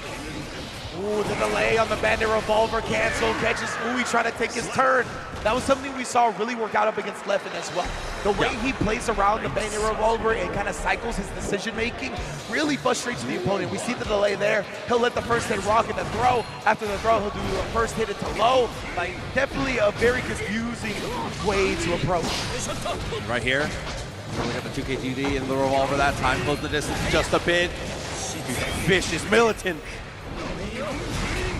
We know Tatuma, right? We're going to really need that fish in this set because Tatuma's going to be aggressive. He's not going to get outright punished. He's going to be trying something else. I love this, harassing with a 6S right outside the range. Anji says, get close to me, brother. It's trying to dance. You know, overhead, blocked, all of that. Great defense from Tatuma. Again, on the other side, but still. Gregory looking for significant hit. Gains some ground, but ends up trying to press. And again, the timings on Tatuma just really blowing up his opponent's defense. For the 2K afterwards, revolver into the PRC, still, and Lorraine Supreme with the koi. Max meter now, how do we spend it? RC here to be able to convert, should be able to take the round. Yeah, with 100% tension, I have to imagine that will be the case. Ooh, gooey. Putting a heart on the board. Crowd loving the two. Oh yeah, oh yeah. Okay, right off, straight again with the spin at round start. He's continuing to be successful here. Looks for the jump in and throws the reversal. Okay. Oh, the volcanic vipers is really exposing the gaps with it, and what a well-timed throw. Speaking of which, right back at you, fam. Volcanic viper baited out with the safe setup. Yeah, waits for Kotu, good burst point. Fujin from max distance just barely connects. Tip of the boot there, nice air throw to maintain core position 2. Exactly right, even on the tech throw, that's still Uwe's spot. Flips the backdash, we ride it all the way to a game 1. Tied up set, just like that. Give it back, my son! Ooey gooey, still in there. Rocking the headband in full attire. We're in uniform. 100%. This man loves his character. You got to, man. It is honestly a key component with fighting games. Oh, wow, the self-confirm there, off the standing heavy, forces the burst out there. It's going to be a ton of damage. And straight away, the gut punch on the close slash. Too close, Mark. Tatuma again getting the knockdown. Oh, backdash, you ain't going nowhere. I know it's on a button in this game, and we like to do it, but yeah. Backdash is such a volatile tool in the current metagame right now, but Soul is so good at destroying people for it if you can get that far slash out. Exactly. And oh, nice shot from Uwe, though, spitting through all the nonsense presented to him so far. Oh, let me get that again. Let me get that again.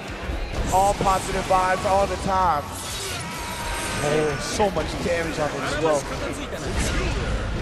Again, Volcanic Viper answers straight through. Does that into pressure. Good FD to get some room. He's really not deterred from using it, right? We just see it again, and look at that. The aggression once more. We saw him get counter hit in a similar situation. Oh. Another burst, another bait, another game for Tatuma. Wow, I mean, that's the sequence there. That's just an unfortunate timing on the burst there from Uwe Gooey. Good presence of mind from Takuma to recognize how that was going to go through. Tatuma setting up once again. Tries to go for the 2S. Again, round start spin has been supreme. And look, he woke up with the Volcanic Viper twice in a row. The first one was thrown. That's why we didn't see the animation. Second one gets baited once more. Uwe Gooey confirm it to the super. Oh, yeah. Actually doesn't break the wall. Wasn't quite close enough. Having to deal with the pressure now. Oh, 6P rearing its head that time. Yeah, Uwe Gooey starting to make some good adjustments. We see it pay off in this round. Another 6P, another bait on the DP. I think in the first game, had that mentality of, he won't do it again. Yeah, 100%. We're starting to recognize he's more than willing whenever you leave the gap. He's learned, right? He's like, all right, I see what you're about now. Had to know, man, the Volcanic Viper at every gap. You're gonna have to teach him with a whole trip to the loser's bracket, because he is not going to be conditioned. Ooh, 6S, masterful stuff there to catch the backdash attempt. Oh, wow, the salt. Holding it onto the meter. How do we use it here? Any type of RC setup? No, just straight into the gut. The 6-pack of Anji not going to be able to protect him from this damage. Titan. Hey. Dude, that falling dust was so sick to be able to stabilize that confirm as well. Around a piece now to Tuma. Threatening the set, but again. Oh, yeah. See, the Volcanic Viper came out instead, keeping his distance, baiting him out with it. Wiggly, he's got to stay strong. What a 6P on the Bandit Bringer. Not an easy thing to do. Wow, and just commits to the overhead here. Ko for the full confirm. Lots of damage, but not quite enough. Goes for the mix, gets the confirm! The alley-oop from the butterfly, that was OD. Oh my goodness, looking like LeBron and Bronny next season.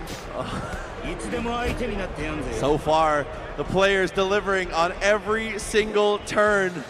Game 5 once again.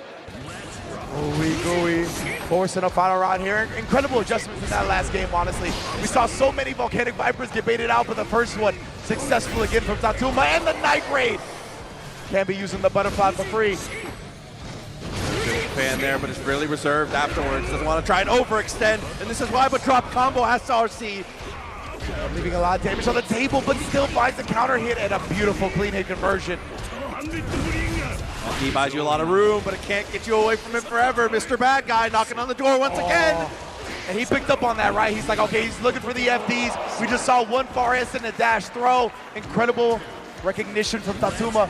That's an important thing you always have to remember in Guilty Gear. That green FD! Again! The Night Raid under the butterfly!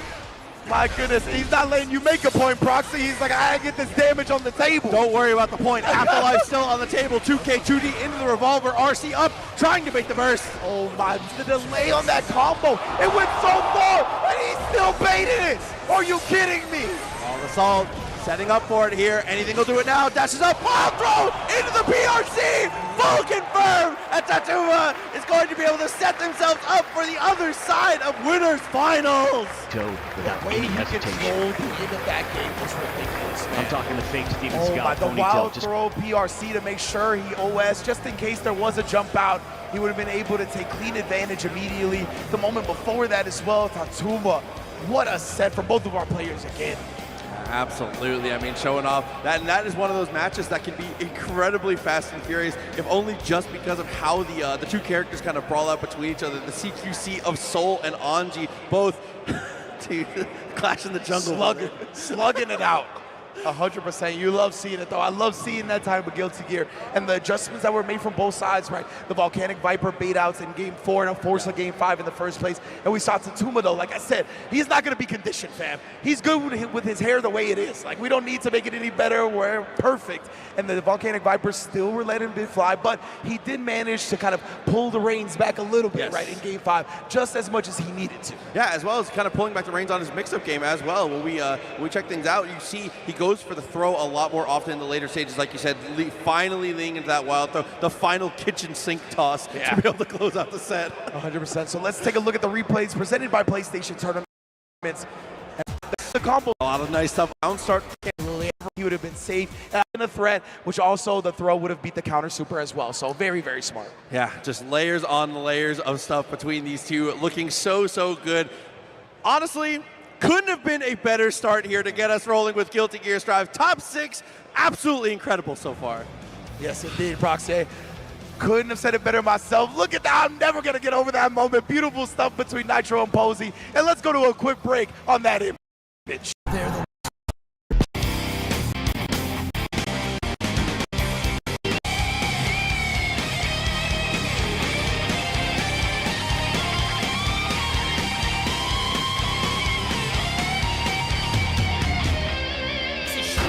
EVO 2024. This is the green room getting focused with Zenny. Big ups to Zenny Gaming, who has been providing us codes EVO24 for 20% off site-wide on all the merch. We got Jonathan Tenney in the back, Nitro. Everybody preparing for what's going down very soon, right? Tempest obviously as well, one of the most decorated players of Guilty Gear Strive. A very key, important mind to have back there, honestly. Yeah, getting the rest, getting their warm-ups, getting everything settled to be able to get on that stage and stay in the, stay in the zone, stay focused.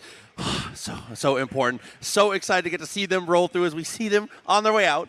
Yeah, I'm really impressed. Like, the Guilty Gear players are so smart because they're like, we're going to take the minds that are super good, that are not actually in top 6, and we're bringing them back here to make sure we can chat it up with them and get some insights to what they have. Jonathan Tenney and Tempest, two of the best to do it for sure. But before we get on to this next match, I want to take a look at the bracket and see exactly where we're at, how we've gotten here so far. It's been an amazing just opening round of top 8. Jack and Nitro taking it tooth and nail to a game 5, along with Tatuma and Ooey Gooey Chewy Snicker repeating that performance with a Nitro and Tatuma winners final. Yeah, Ooey Gooey having to head down now to face off against the monster that is Zondo. And then on the other side, Jack has fallen down to have to face off against Red Ditto. So a lot more action to come. Losers bracket looking spicy. Winners finals looking good as well. I just couldn't be more excited. I just need more matches. I know, man. We're going to get to it in a moment as well. As you can see, Jack and Red Ditto setting up shop. That's going to be our first match of the loser side of top 6. It's going to be a great one for sure. Ramlethal versus the Happy Chaos, right? Obviously, Ram, she's got an incredible acceleration speed, but before we get into that, Jack, look at this victory path. Look at the people he had to defeat to get in here in the first place, including Stealthy, Crocs and Socks, Super Noon, and Marbello as that 4 straight to get in the top 6. That is bodies and bags, and name brand bodies, I should say. I was going to say, absolutely monstrous run for sure, and hasn't even had to play that many games when you really consider the way his bracket path has gone, having a lot of 3-0s early on, looking very, very strong. And on the other side, obviously we do have Red Ditto. Yes, indeed, Red Ditto.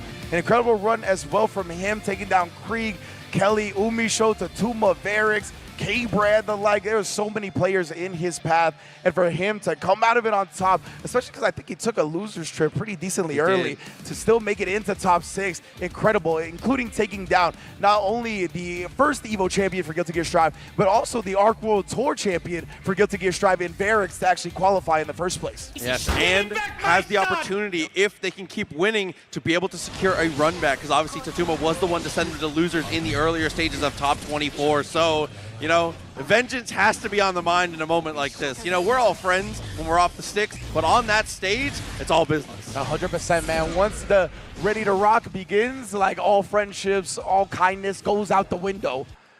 That's what we're about to see here. Jack and Red Ditto both locking in. Both incredibly optimal and efficient players, by the way. Like, these guys, lab monsters. You saw the defense from Jack in that opening set. Red Ditto also incredibly strong defensively, but even more so offensively. The optimal conversions this fella has from anywhere and everywhere is what makes him so successful on Ramlethal.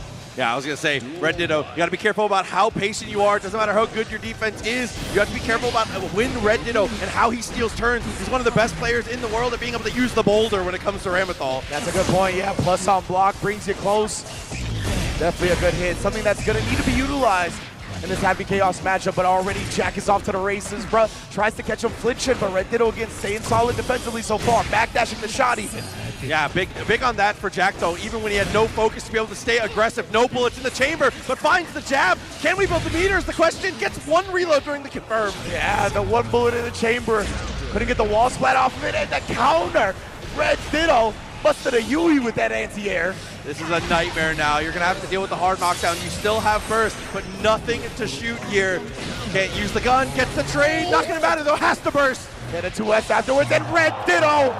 I might be young, but I throw like an old man. What an air throw. I was going to say the classic Guilty Gear way to get that anti-air. Trying to go for the whip punish there on the 2S. Wild assault, but the IBFT to get some room. Incredible stuff. Look at this lockdown as well. Staying so disciplined about everything, and then baiting out Jack's throw. Hands and arms inside the vehicle, young man. Okay, tough situation now. Guessing for your life. IBFT on the close slash there. Had the timing down. 50 meter with positive bonus continuing to climb. What a headbanger, though! Excuse me? The back of the head, the halo coming through. He's got an extra weapon they didn't tell us. 100%. It's the only way. That's the only reason it has a hitbox there. Look at the meter though for Red Ditto. Yeah, absolutely. Jack didn't want anything to do with that CQC, but there's the hit. Has to go for the burst. Once again, he's got him cursed up as well. Red Ditto, he's got the life lead, but again, any shot can turn into so much. The backdash 5K snipe threaded the needle, Red Ditto. Yeah, so many layers off of that as well. If it connects, you get the RC. If it does not connect, that you can go for the RC later, potentially to still get a BRC or a PRC slowdown. There's a lot of utility and options that can come out of that 5K. Great start there. And Red Ditto knows all those options like we talked about. One of the most optimal, one of the most practiced Randall calls it a business. Oh, look at that block on the cross-up. Instant block with the shot. Oh. Yeah, keeping it aggressive with the normals though. Obviously his focus was empty, but still managing to find the touch. 50 meters, shoot him up. You already know. No cinema here, just what you're seeing in game. Oh, the conversion with the 5K. I clipped the backdash the first time and then converted with the 5K after the first hit. Supreme stuff from Jack. Keep yourself in this one. Massive stuff. Burst available here for Red Ditto though. Right off the start. Try to be the aggressor at 99 every single time, and it's been working out wonderfully. You see the reactions from Red Ditto too, so quick, recognizing that the string was instant blocked. So he goes into the flip kick, trying to counter Jack's throw attempt. Again, locking out with the 5K, but is able to break out. Burst for momentum. Gotta keep him in the corner.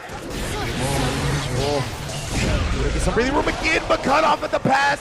Try to bring him close with the rocks as you mentioned before, but now that backdash getting clipped and we going all the way to the Kona.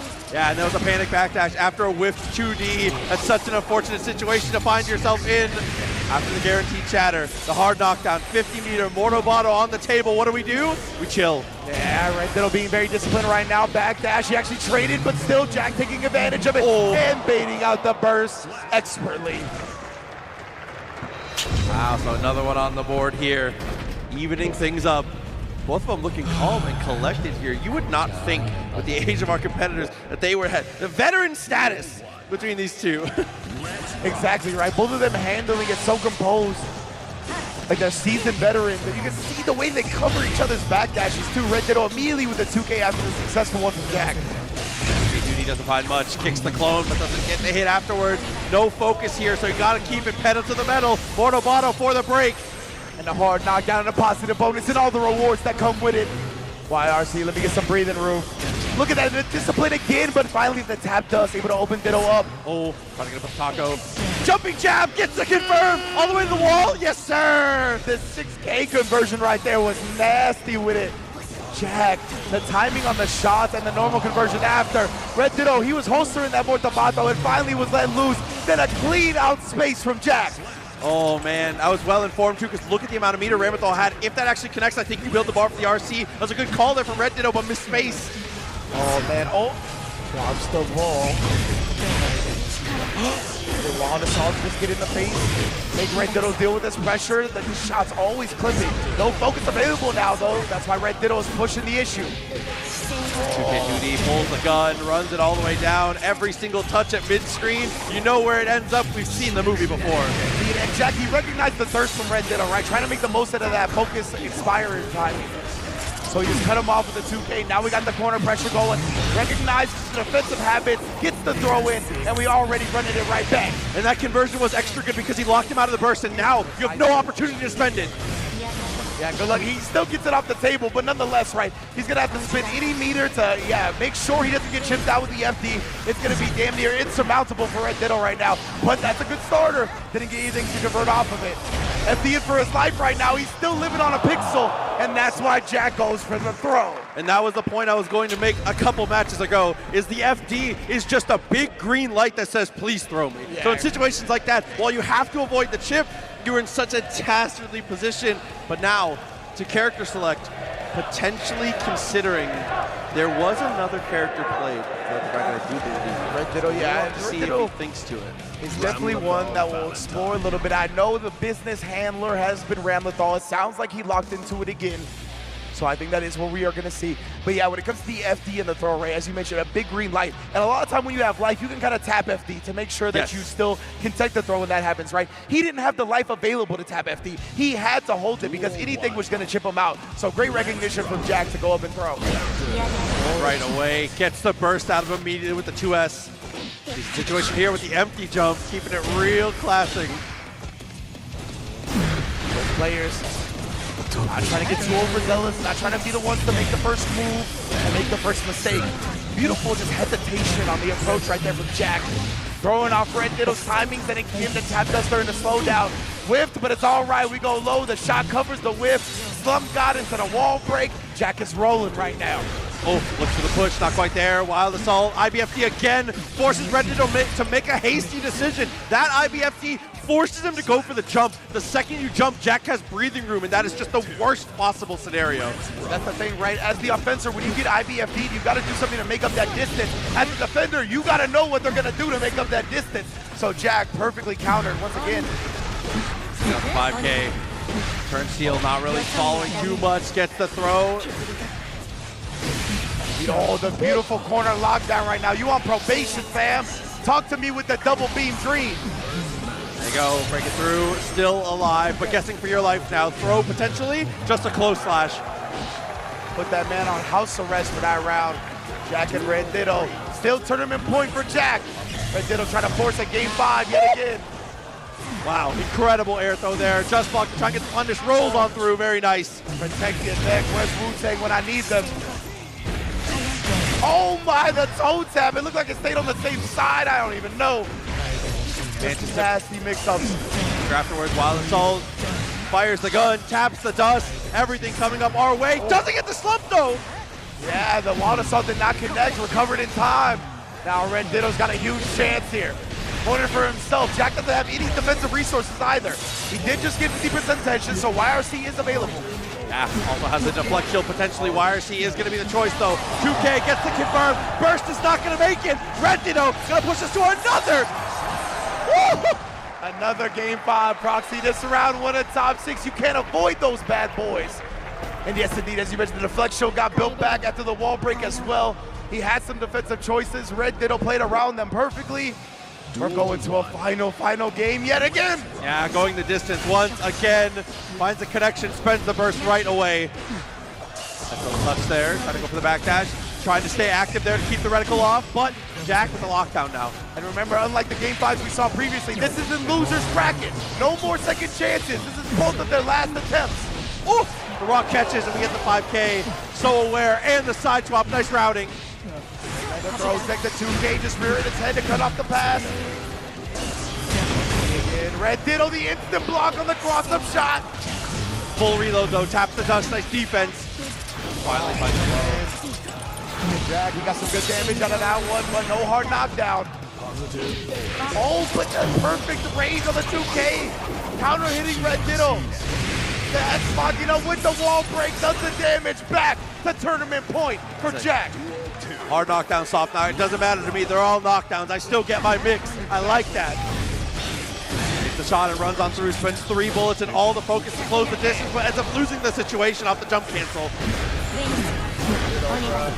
Oh, it's like those swords. Have it that time. That's a sight.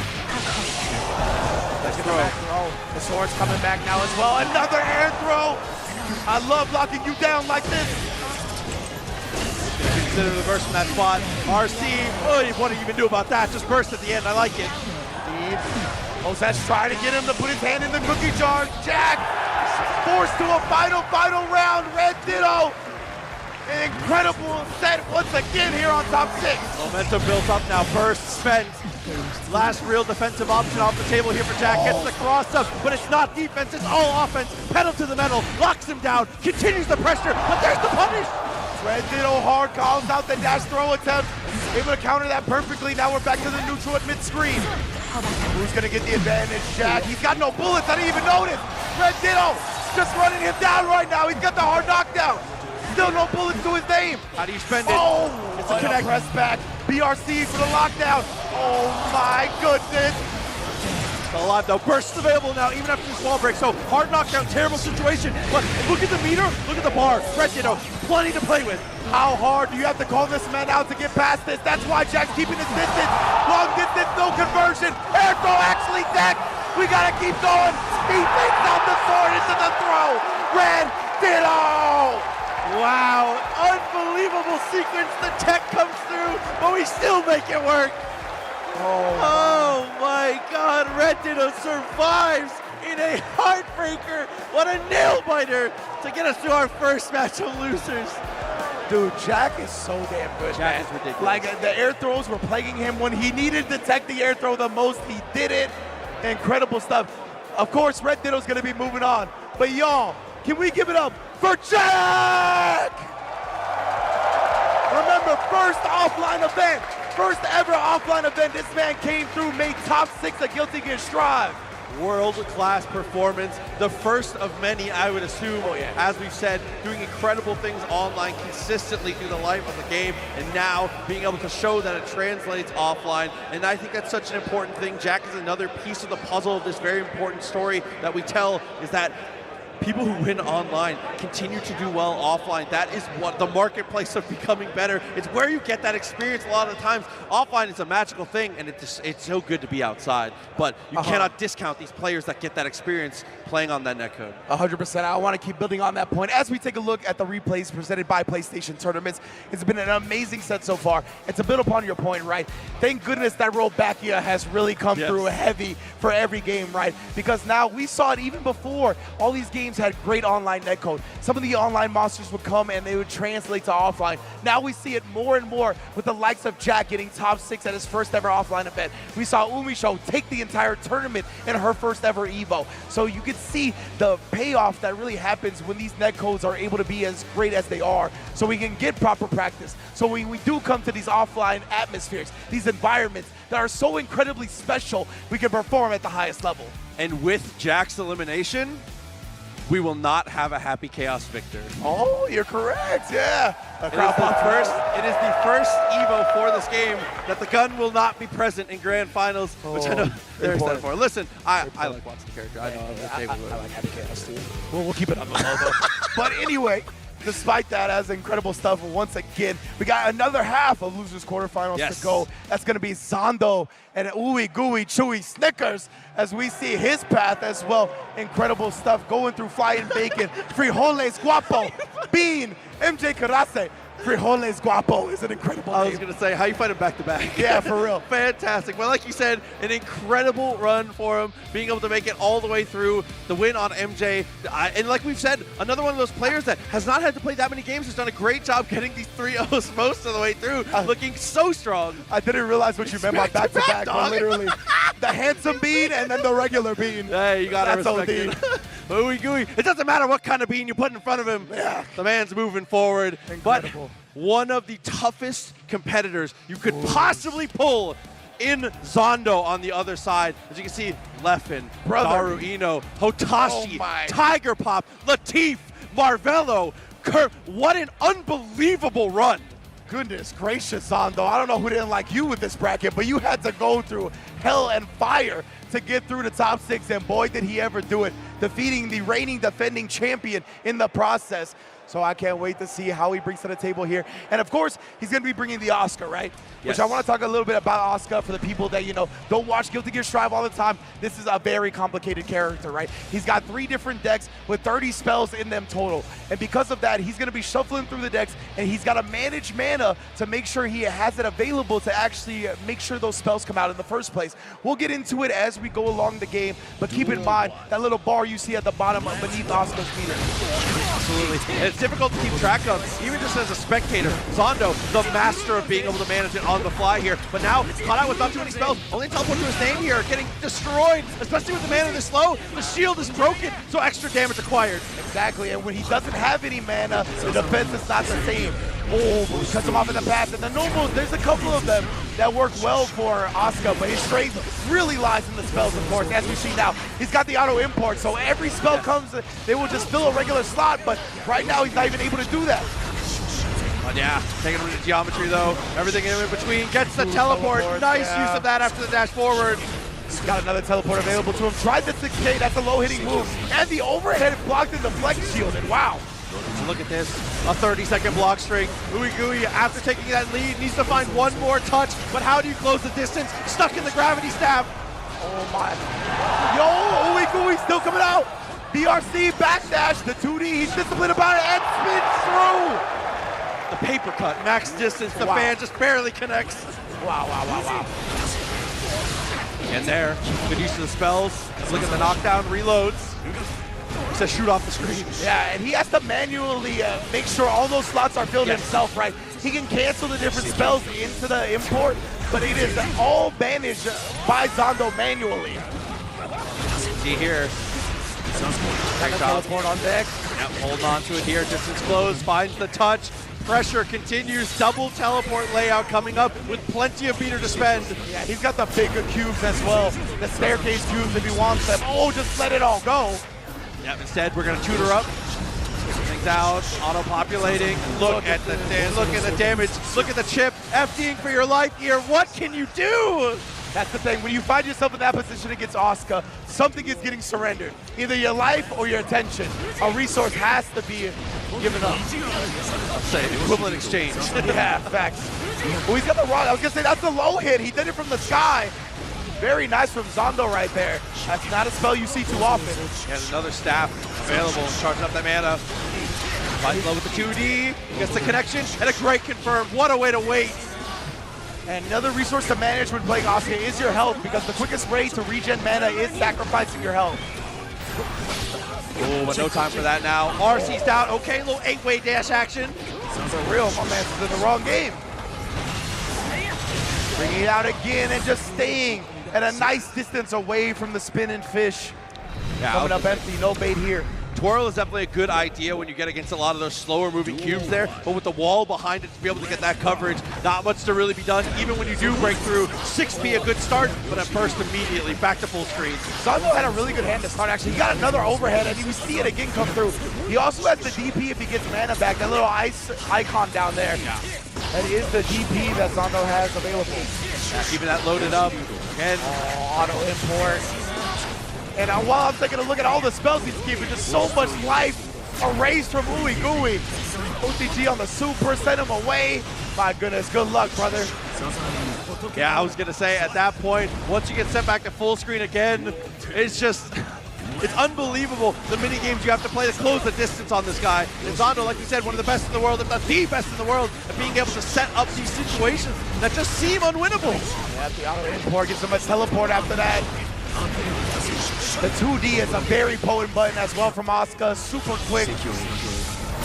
Travels across the ground, we get more positive bonus, means the tension is coming through.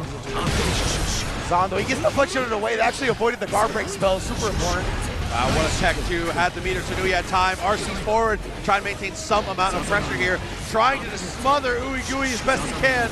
Yeah, Ooey Gooey, he's using the deflection right to try to get some distance, but the teleport comes through, opens him up, lets him convert easily. And you can see, yeah, Ooey, the amount of effort you have to put in to facing a top-level Asuka that can just fill the screen with so many spells and so many things you have to deal with. It takes so much effort, man. And as we've said before on other blocks, it's nearly impossible to get practice at the level of Zondo because he's really one of the players leading the pack when it comes to this character. Exactly right. Even if he wanted to train, it's very difficult to do so. There's not many Asukas on his caliber. Okay, there's a connection with the close slash here, straight into the super. When you find your hits, they have to hurt. Everything you can get every single time. Yeah, pretty low on mana as well. He does have double reduced mana cost, and the low again coming out. Big rocks from the sky. Say, boy, about to cast the double ram spells. I like that. Yeah, for real. We saw Zondo, he sacrificed some of his life to get some mana, but Ooey Gooey, he hasn't let up. Super to buy some space. We're gonna keep shuffling the cards as well. Yeah, you already know. Talks about the mana, and again, continuing to just harass, finds the touch. Might just be enough here as we get to the corner, but no, a knockdown. It's such a good combo too that we saw come out. But Ooey Gooey, once again, will not go quietly into the night, picks his spot perfectly. It's just like you said, one of the things you have to remember is that his health is just as important as his mana. A lot of the damage he did was to himself there, just being able to re-up to be able to keep that pressure. It's true. And you're so usually so good you can get checkmate scenarios where players are not really able to defend against. That's why the willingness to sacrifice the life is there. But again, if Ooey can just pick one or two spots, it means he can be right back in it. IBFD and then the very floaty super jump over. I love the idea. He was deleting so many of the cubes they get opened up though. His dust at the trip, the overhead that comes from the ground, gets the counter hit, has to go for the burst. Teleport, yeah, he needs something behind it though. He's got double guard crush now as well.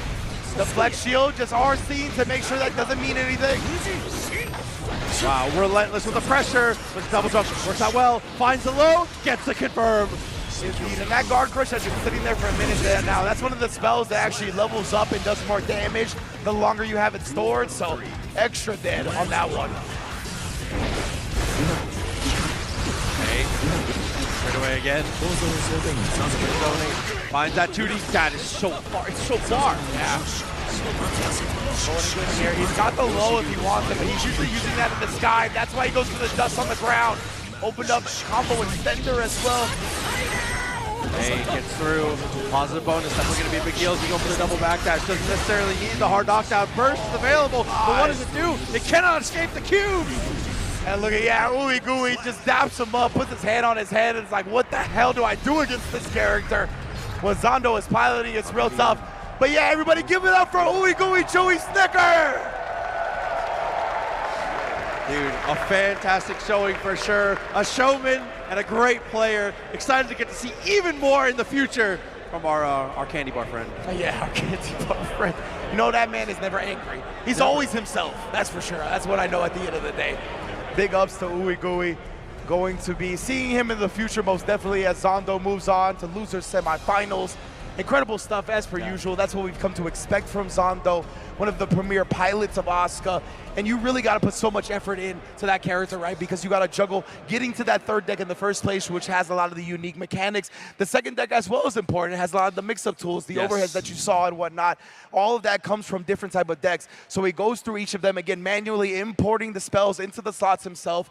So much to keep track of, and he does it better than damn near anybody. Yeah, it's an unbelievable amount of attention to detail that is required to be able to pilot the character, but Zondo continues to shine, continues to do well, and puts us into these positions. So let's take a look here with the PlayStation Tournaments replay as we get if you could blow today, definitely a crowd and fan favorite. Yeah, repping the character very well and repping themselves very well. It's very exciting to get to see players like that, like we said, showing off their personality here on the stage. Because in the end, when it comes to EVO, when it comes to FGC, that's really what it's all about. 100%, man. And of course, we are going to take a quick break. But before we head to break, we've got some good news. If you're watching at home, you have a chance to win some awesome prizes like PlayStation Plus premium subs and EVO just by playing some trivia thanks to AT&T. If you're in the US and watching on Twitch, just click your answer. And if you're on mobile, you're answering.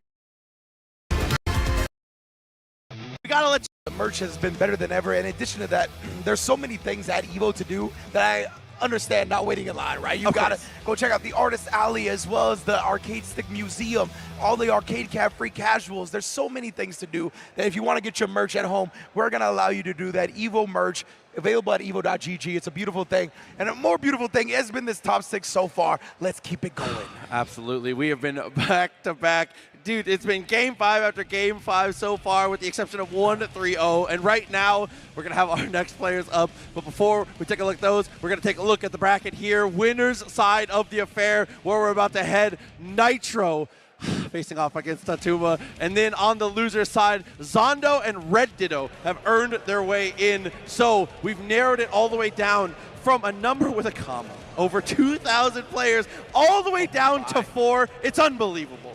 Truly unbelievable, 100%. And Nitro and Tatuma have looked so incredible, both 3-2 in the winter semifinals, right? Their opponents made them earn those victories, and that's exactly what's happened so far.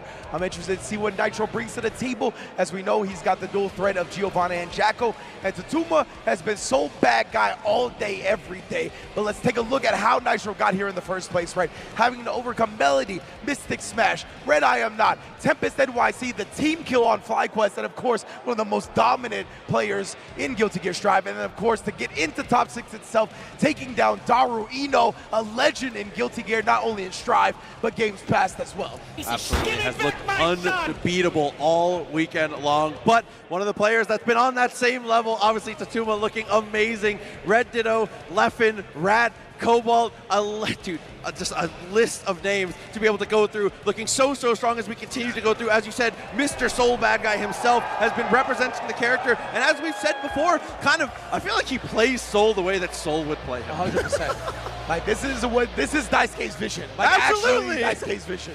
All right, but it's about that time. The Eagles fly, and it's time to go winners finals. Let's get it. Let's go, baby. Guilty Gear Stripe Top 6 EVO 2024. Got Jacko to bring out the play. Just try to overwhelm. But I want to see how Zatuma picks his spots, right? His Volcanic Vipers have been so on point beforehand. How does Nitro structure his offense? We already got bursts being baited early on. Oh, the Elysium driver, not quite enough, but still a great amount of damage here. There's plenty of time to pull out a minion, and now can play it low and slow. Vortex is blocked. Good backdash. Absolutely tremendous backdash. Now we're picking it up. You can see the Bandit Revolver games, like I said before. He'll let the first hit Rob just go into throw, go into low, first hit Rob right there. Try to sneak in something more damaging. Nitro was having none of it. Yeah, I mean, as far as reaction times go, the guy is definitely on the next level here. He's able to get the punish once again, not falling for any of the shenanigans, but 2K Judy tried to steal the turn with the minion. Not gonna happen. 100%, bro, and I like that. Just a slight hit on the minion, making sure there's something in Zatuma's way so he can't approach for free. Look at that, though. Great defense, just knocking the minions out left and right. But again, Revolver is starting to get him in trouble here, as well as the Volcanic Viper. Nitro, he saw the last game. Another burst, another bait, more damage. I think you should ask for more pressure and more damage and more positive bonus. One more time, anything will do it now. Drops the minion, goes to the jump away. Vortex connects into the clean. Good with the DP, plenty of meter. Zatuma's got a real chance now. We got RC, the clean hit. That's hurting, bro. OTG, what's the defense looking like? Bandit Revolver again, catching Nitro trying to take his turn. When it ain't your turn, 3 up. Like I said, Revolver getting in a little trouble early, but now kind of being, it plants the tombstone with the 6H. Wild Assault for the optimal confirm. 50% of your life straight off the table. Here lies Jacko's first half of her life bar. Straight up on the tombstone. Like that, goes to the jump, it doesn't trust when it comes to the confirm, very nice. But once again, it gets the finish. Doesn't get to generate a hard knockdown, but still, big situation. Indeed, Olu actually low profiling the Bandit that time. Great block. Oh my goodness, nasty mix-ups in the corner from Nitro. I couldn't tell you which side that hit on, Proxy. I'll tell you that much right now. RC tried to go for the low, nice throw. Drops the combo, 2K2D. Oh, in the mixtape, plenty of meter now, but drops again. The fade back, he does get a successful burst nonetheless. Breakdance fighting, setting up the minion. Bandit Bringer and hit Jacko as well. Zatuma powering through everything. Consistency is key in those types of situations when the chips are down, how you handle those, especially against a character that can scramble like that with Jacko. When Jacko gets that one minion pulled, you feel so much pressure to do something. Yeah, man. And really, Nitro has been doing a really good job up until this point, playing around that pressure, knowing how the opponent is going to go about dealing with the minions. But right now, Zatuma, throw after throw. Oh my goodness, the wild one to finish the job with the OS behind it. Every base covered. Just hit after hit, everything coming up his way. And is able to find the jump in there, clean touch. Yeah, burst, I was 70% of your life right there.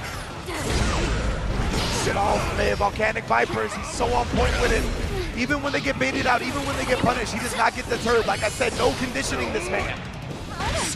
Bar slash through, OTG. The pressure going, Revolver into the quick low. First time we send it out. Very nice stuff at 50 meter now. And he did the quick RC low as well, right? He has been switching up not only the options, but the timings after the Bandit Revolver. It's making everybody extremely uncomfortable. Give me back my son! That's what I'm saying. I'm like, yo, what are you about to do, fam? 2 games straight. Nitro, do we consider a swap is the question here. I think that's kind of the same answer he's looking for himself, but no, we're going to stick with Wifey. Indeed. The Bay's going to bring it home. The OG trying to stay loyal. We'll see if it pays off. I heard the crowd starting to chant for Nitro as well. He's down 2-0. Y'all got support for him. Show him now. The tech there. Go, the crowd, of course. He's got the hometown advantage. Zatuma being from Japan. Nitro, we already know New York's in the building, but Zatuma, he's got a strong Japanese contingent as well that he's looking to make proud. Nice use of the parry there. But again, masterclass on being able to answer all these minions without being too overcommittal. Got the FT for a little bit of an FT break. Goes in with the low though. What a press-a-bare! Zatuma so aggressive, so willing to press at every instant, especially when he established the Volcanic Viper. He knows that builds hesitation. He can still turn with normals off of that. Forward, sets up the minion 5K. If I had that button, I'd press it 2. Very nice. RC into the 2H. And Zatuma, just like that, is on set point of grand finals. Ooh! 5K straight away. Finds that low. Some momentum here for Nitro. This is what we need. Taps the dust. He gets the connection as well. Nitro, he's trying to let the Tuma get into that Grand so easily. Let's go, brother, put up a fight. At first, you want to be a hero here. Oh, the delay, throwing off the Tuma's timings now. Oh! Volcanic Viper baited, but not very heavily punished. Picks up the minion, he just needs one more pixel and finds just that. When you're in a situation to get chipped against Jacko and she has a minion out and she's able to pull the second one, it's almost checkmate. It's just like a win condition type of situation as the burst comes out from Nitro very early in the round. B-Right doesn't want to surrender any momentum or damage to the Tuma. Catches him, he's starting to figure out how the Tuma's taking his turns back. It says big for Jacko and Nitro. And offense all the time. What a press though! Look at how much life she lost. It's immediately into Tuma's favor after 2 moves. Just like that, it doesn't just again. Wild Assault barely hits the tip of the boots. Look at the meter though. Resources for Nitro. Deflect shield as well. He spins the burst. RC doesn't want to stick his hand in the cookie jar. Oh, the Night Raid backdash. Oh, put the minion out. Gets the throw just in case the Volcanic Viper was coming. Nitro stays alive. And you can see, oh, still in it. 2-1 now. I mean, just the way he ramped up his offense, whether it's the timing or just the general structure, he's looking ridiculous in the corner. You're looking so ridiculous in the corner, man. Nitro, you can see talking to himself a little bit as well. Calm, cool, collected. He's been on the stage before, and an air throw, he's starting to feel it. To him, second place is not good enough now. Back catches the Fafnir, but catches the revolver for the trouble. And look at just how erratic the Tuma is this round. The Bandit Revolver into the Volcanic Viper, the backdashes, the Bandit Revolvers again. So many ways to try to throw Nitro off his game. Or playing neutral like Renus do. Yeah. Again, really aggressive. Tries to go for the wild though. 6P, what a stop! And that is exactly why we see him OS that every single time, right? We see the wild throw in all these game-ending scenarios immediately go OS. Just in case they jump out, it's covered. Get off me, another Volcanic Viper. He didn't even need RC for that one, just believed. Revolver this time, no punish. 2K 2D actually stops the attempt to run backwards to the minion into the throw. Pressure now. Again. One more time. No. Oh, the switch up and the baited of the burst. The Tuma in grand finals. Dude, incredible performance there, earning the spot incredibly well. That last strike throw sequence, what a way to suffocate out the end of that life bar. That's the bad guy, bro. That's the Boxstar boy for a reason, bro. Soul, once again, rearing his head and gonna be taking his rightful spot in grand finals winner side. Yeah, pro tag power for sure, looking incredible the entire way through. Tuma, I mean, what can you say? The gameplay, and I think the most important thing coming into that was able to really dial it back a little bit on how aggressive he was playing, at least on Wake Up. In neutral, he stayed at that same pace, stayed very scrambly. He tries to make you take an up-tempo situation that he knows he excels in. He's 100% good at knowing when the opponent is going to try to take their turn, right? Yes. Like we saw, even in really like sporadic and heat of the moment situations, like when we saw the Bandit Revolver into the Volcanic Viper immediately. Like if I'm going to whiff this, you're obviously going to be pressing a button, right?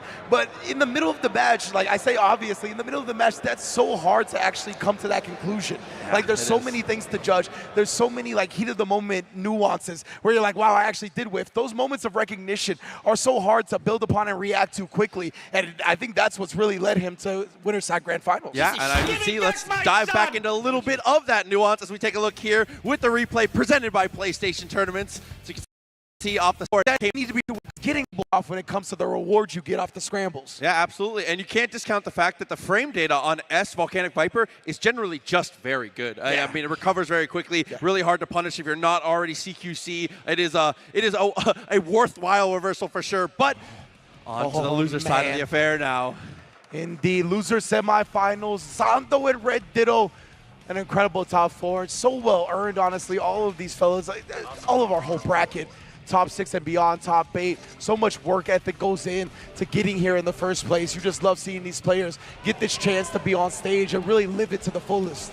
Yeah, I mean, being able to be here, like you said, on this stage, it's not every like time you get to actually come to EVO and be a part of this type of experience. And then to be able to make it to this point, to be able to be on the stage in front of the wonderful crowd, Loser's side of the affair, continuing to cut things down. Top 4 is going to turn into 3 in a hurry, Ringe. Yeah, again, no more safety nets, no more second chances. The players are waving down the stagehand, though, so I don't think we're getting into the match just yet. As, yeah, it looks like they're trying to double check it. Yeah, they're going to pause up and make sure they get everything handled. Because, of course, this is top 4 of EVO 2024, right? You want to make sure everything is prim and proper for the stage. Big ups, yo, it is hilarious. Y'all can't really see here, or if you're not in the arena, watching at home, I should say. During the breaks, whenever the Chipotle ad gets played, the pop in the arena has been ridiculous. They're big fans, for sure. The Chipotle, look at that. I just got to mention the Chipotle. They know all about the Chipotle. Y'all see it going across up here. You know what it is. The pop has been immaculate, to say the least. It definitely has been. We got to say that, man. That's one thing we talked about earlier on different comms, but the FGC continues to be undefeated when it comes to the crowd. So I just want to say again, huge shouts to everybody in the arena. Thank you so much for being so incredible all weekend long. And the craziest thing is, we're not even done yet. Guilty Gear is delivering unbelievably. We still have even more after this. Indeed, Tekken 8 and Street Fighter 6 to follow. You ain't going nowhere, locked and loaded. Whether you're in the venue, whether you're watching at home, the elite level of fighting game action is not stopping for hours. Loving to see everybody in the crowd here. Good to see all the familiar faces, man. As we, the SIG flag. I don't say yeah. Dude, the amount of people that have come through in incredible cosplay this weekend has been unreal. Huge shouts to everybody who came through, regardless of what game, what franchise you were cosplaying for. It was incredible to see that many people putting that hard work out there, because it's like, putting yourself out there like that is difficult, man. That's a lot of confidence. I respect that so much. So huge shouts to everybody who came through and cosplay this weekend. Absolutely, man. It's been a growing part of the fighting game community, and one that I want to see continue to be celebrated. We even got a John Cena cosplayer in the building. I see you. Maybe I don't. Yeah, you know what? You're right. I don't know how I spotted him in the first place. Ugh. Got light shows, we got hype, we got everything in the building. I love seeing all the EVO merch as well. I seen the pre-registration tees, the throwbacks. That's one right there. Shouts to my man Drew Face with the pre-reg tee design. You already know what it is. Oh, had it already on design. Man, like I said, man, just incredible crowd, incredible people. EVO, we're still in the middle, and I can't wait to do it again. Indeed, and we're just getting some audio issues sorted out on the stage before we jump back into the match, so we're getting some time to shine. Takes his spot in Grants.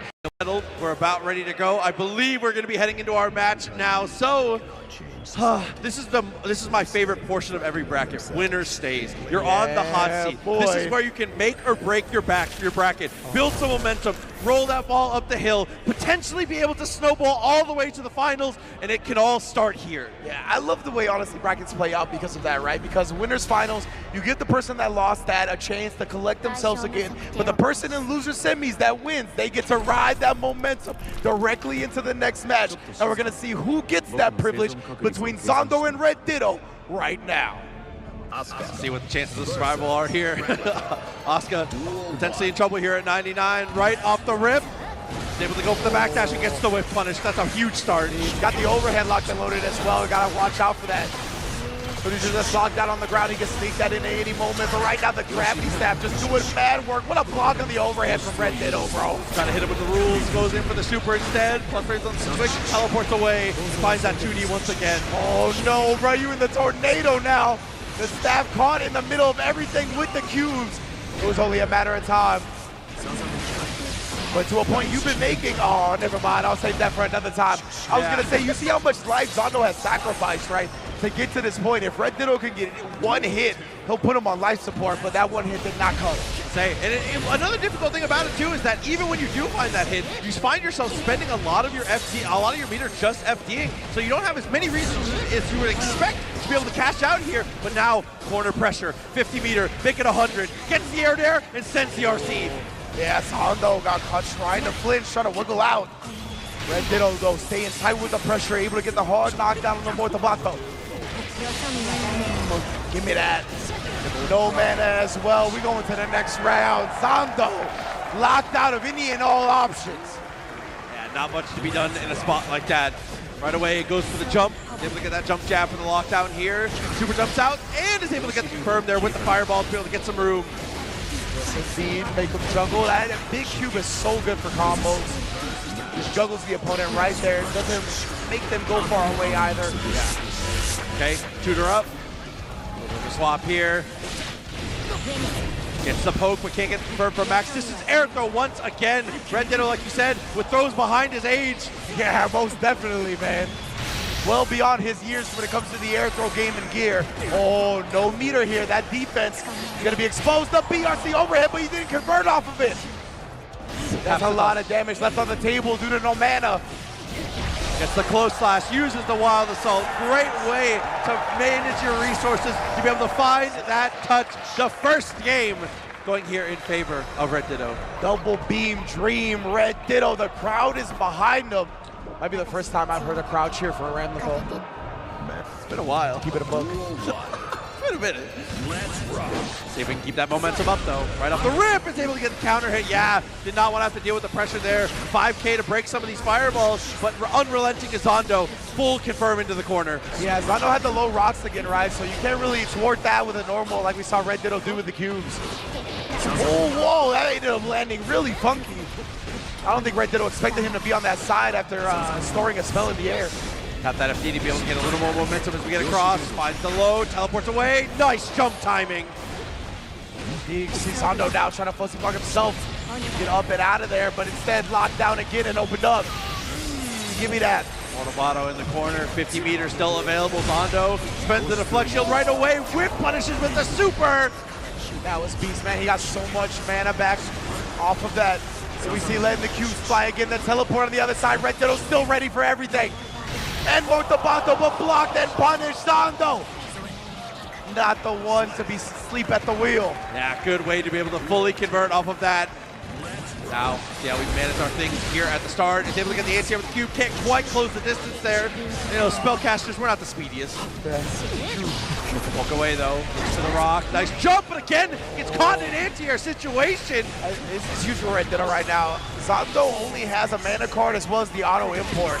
So he has to really get the auto import off now. And even then, his mana is so low that it's not going to be a great look.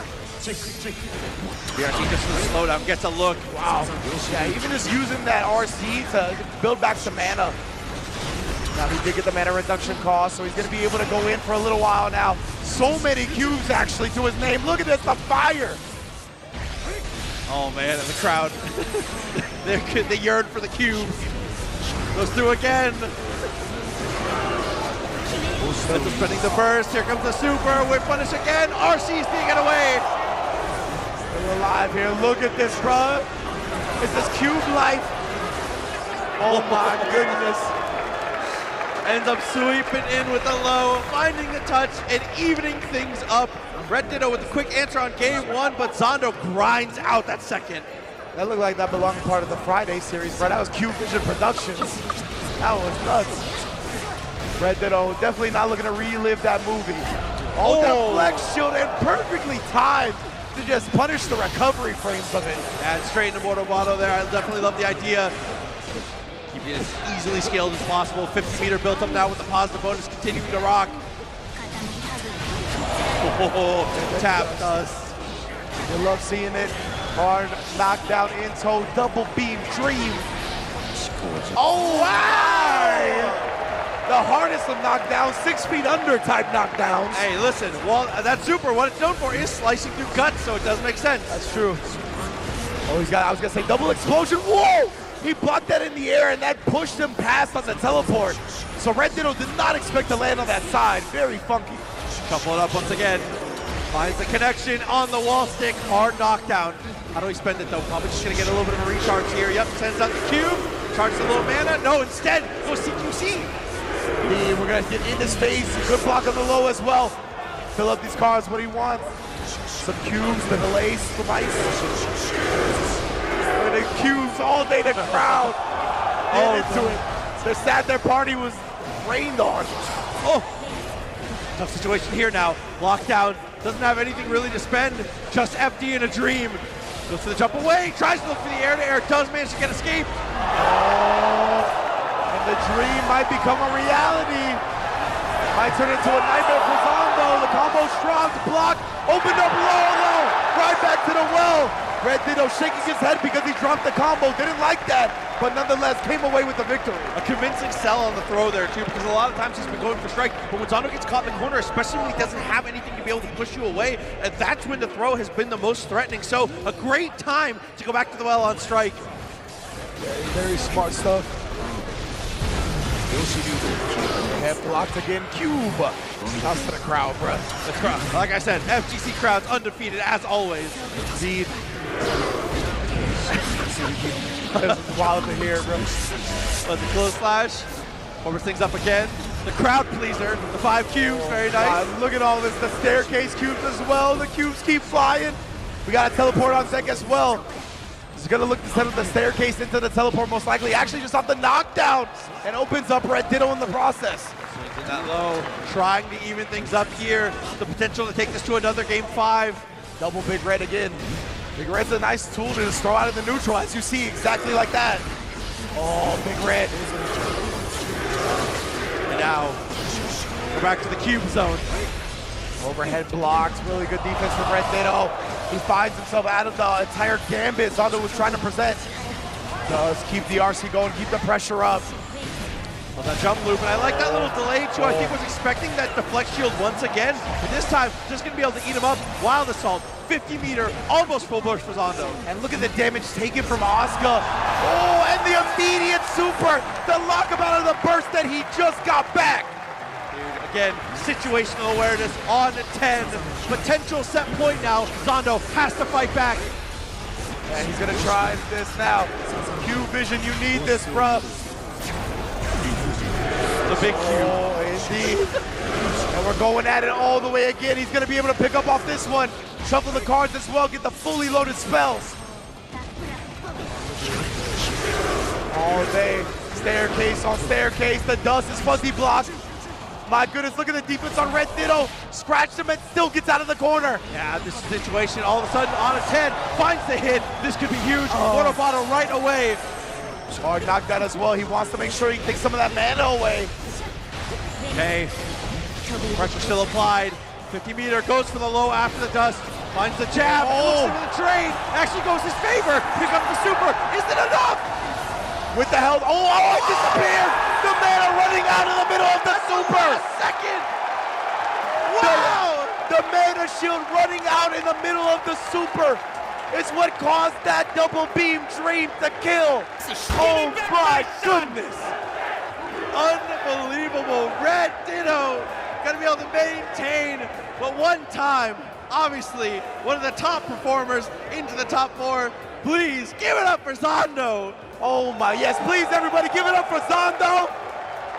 Bringing the cube vision to the arena. Everybody cube, the cube chance. Cube chance is undefeated. I'm so weak, bro. They're saying no more cubes. I love you, yeah, it never changed, baby. We love y'all, man. And Red Ditto, the man who started out as a member of the Hoop Squad, joining Sajam's Discord, coming up through the ranks during the pandemic with Guilty Gear Strive, online tournament after online tournament, has made top 3 EVO 2024. And the story is not done yet for them. Still an opportunity to be able to press even farther forward, making it into, like you said, the top 3 spot, the losers finals, battling out to see who is going to be the US representative to be able to try and dethrone Mr. Bad Guy himself, sitting atop the throne. Tatsuma waiting in the wings, but what I'm waiting for are these replays presented by PlayStation. Fate, you be old cards, right? So great stuff from Red Ditto. The reactions, how quick he plays, I think is just so good for that type of matchup. No, definitely agreed. The pacing works out incredibly well. But before we go any farther, before we cut to the top 3, we're going to toss it over to one more quick break. And then right after that, we're going to be heading into the losers finals. So don't go anywhere. Stick around. EVO 2024 will be back in just a minute.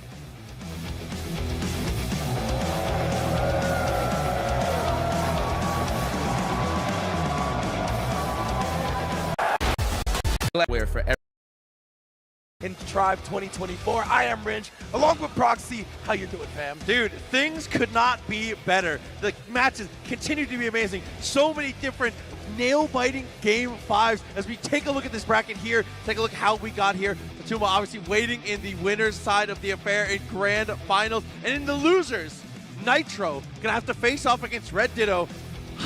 Seeing their path here, Red Ditto obviously coming just off of a sweat against Zondo. It's been actually unreal. Yeah, and absolutely. I like that you highlighted it was an international affair before we went to break, right? Which one of these U.S. participants is going to get a chance to go up against Fatuma from Japan? And honestly, when it comes to the U.S. battling it out, it doesn't get more legendary than New York versus Los Angeles. And that's what we got right here. Nitro NY, Red Ditto hailing from Southern California. This is going to be a classic, best believe.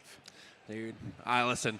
Nothing better than having the East Coast, West Coast. We'll see how it goes, though. One of the questions I was going to highlight has been answered immediately, though, as we saw that little flyby. It looks like Giovanna is going to be the pick here, so we're going to stick it out with Giovanna for now, at least in the beginning. As we get started, it is time for Losers Finals! Let's get it! My son! Nitro Red Ditto, you can see Nitro already with the dash blocks. Trying to work his way in, but he knows he has to be careful about it due to the length of the Ram normals. Oh, this is close! What a way to get into the dead zone there, but not quite on that one. It's a trade after the anti-air attempt, anti-air jab, just like we talked about. 5 jabs in a row, yeah, exactly. Keeping his opponent locked in the corner, right? Shutting down the air escape, that is a signature of Red Ditto's style. What happened to life totals here? It felt like it was pretty even in the way that they were trading, but Red Ditto has gotten the better of every single exchange, and it's not going to stop. It's the backdash BRC. He was in the sky for the throw attempt and just got an easy punish. Red Ditto, you ridiculous.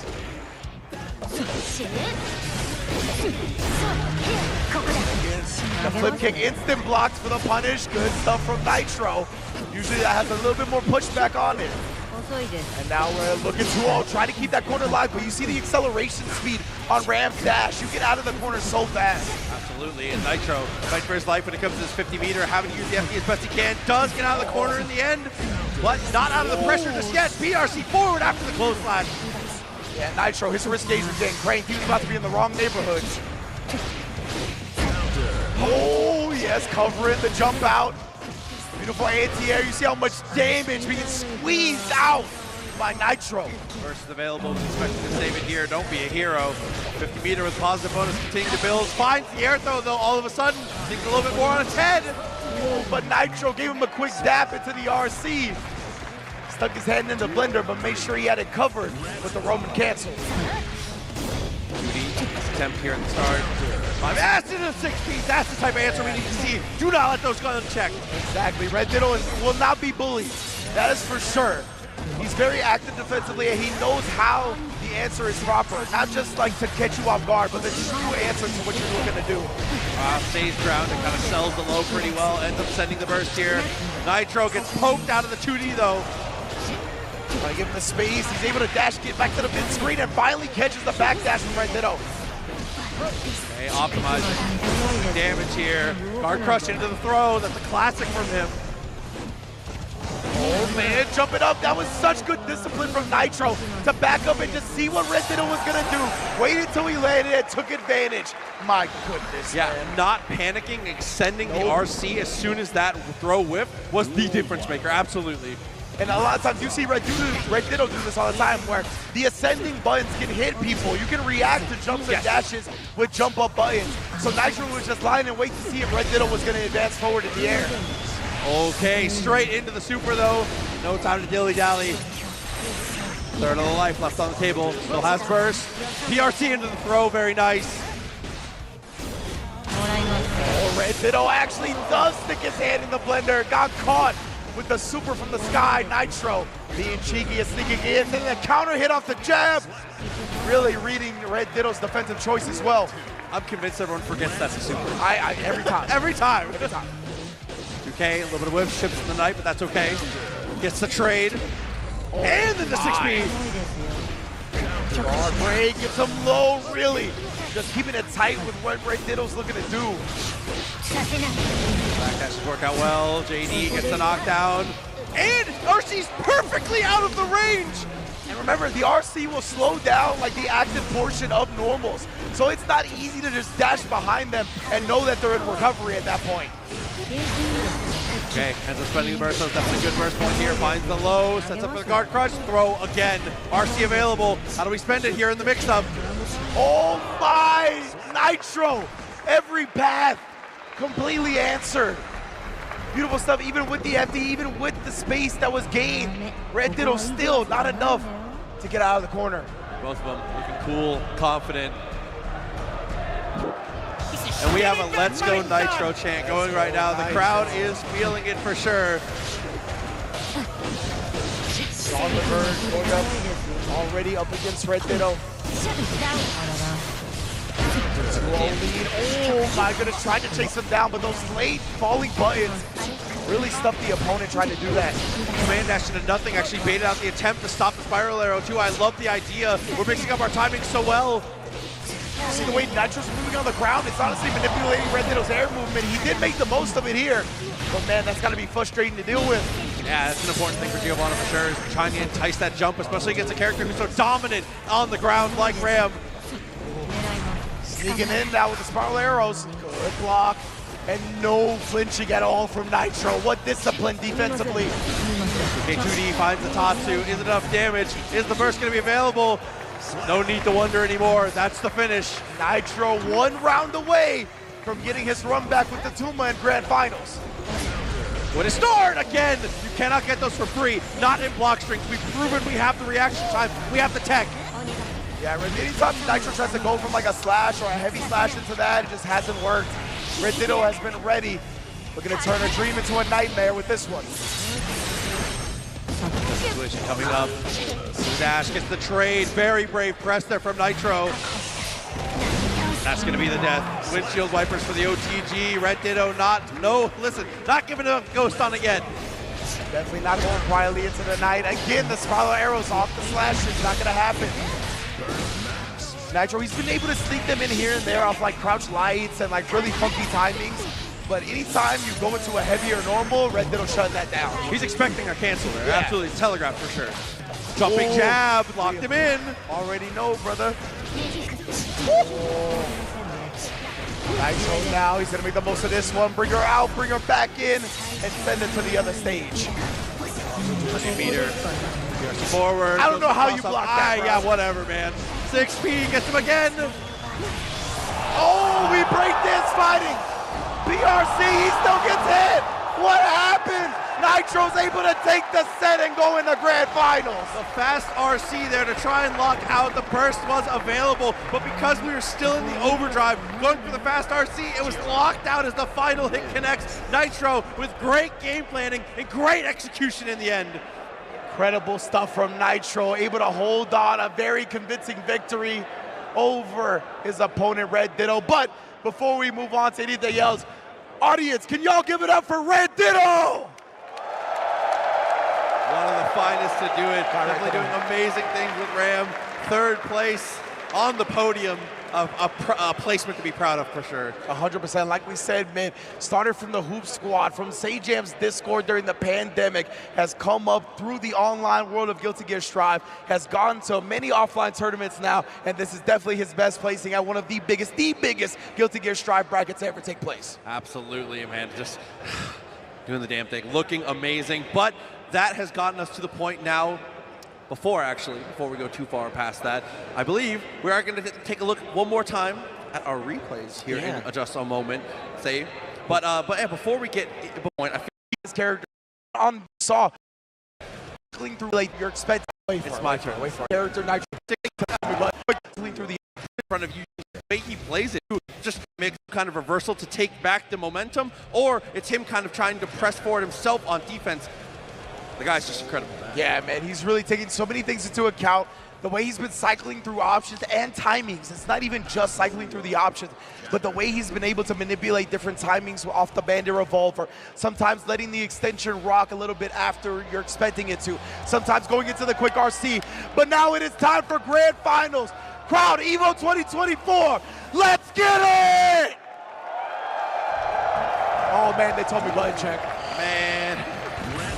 I'm blaming that one on you, Brooks. What do you mean? That's fine. You got me hyped. I'll take that one. Listen, I tend to have that. The mannerisms, you were like, oh, they about to go into the match. Hey, I was like, oh, listen, you're right. I was as ready as you were. Oh, man. But it's it okay. looks like from the way that we're warming up, I expect that actually Jacko is going to be the pick here, so is going to stick with it. Okay. Proxy, you gotta ask them this time, okay? But wait for it. It's my turn. Wait for it. As they both, as you said, it looks like the Jacko is gonna be the character that we see at the beginning, which is the character Nitro played in the winner's final side of things. Maybe he's figured something out. Maybe he wants to give Jacko another game before getting into the Giovanna bag. We're gonna find out here momentarily. Oh, I cannot wait to get to see. It looks like it is going to be the Jacko locked in. The handshake and the respect. EVO 2024. Are you ready? Oh, the electricity, the atmosphere in the crowd is what I live for, man. There's no better spot to be than here in the arena for the 2024 finals. We still got Tekken, we still got Street Fighter after this, but now is the time to crown a Guilty Gear Strive champion, heaven or hell. You best believe we're gonna find out. Also, being able to live the rest of the year knowing that you're not going to have to fight for your qualifying spot with Arc World Tour is massive. So here we go. Grand Finals begins here. Nitro versus the Tumba. Let's get it popping. Already getting back a little bit. Oh, the 5K. Taking down the mini in the process, but immediately Nitro being active defensively in his own right. Yeah, that's a 5K for the anti-air. Jumps in with the slash, forces the burst. Didn't want to take the damage, didn't want to lose the screen positioning. Whip punish, absolutely. Oh, the success coming through as he tries to bring out a minion. Both of these players just suffocating pressure after the Bandit Revolver, the Volcanic Viper. Oh, and on landing, woke up. I'm not sure what we were expecting to happen there, but the close slash ends up finding its mark there. First round in the books. The post-Bandit Revolver game, I have not seen any soul played as good as the Tumba. The 6K with the cancel to keep that pressure going. 6 feet. Definitely big.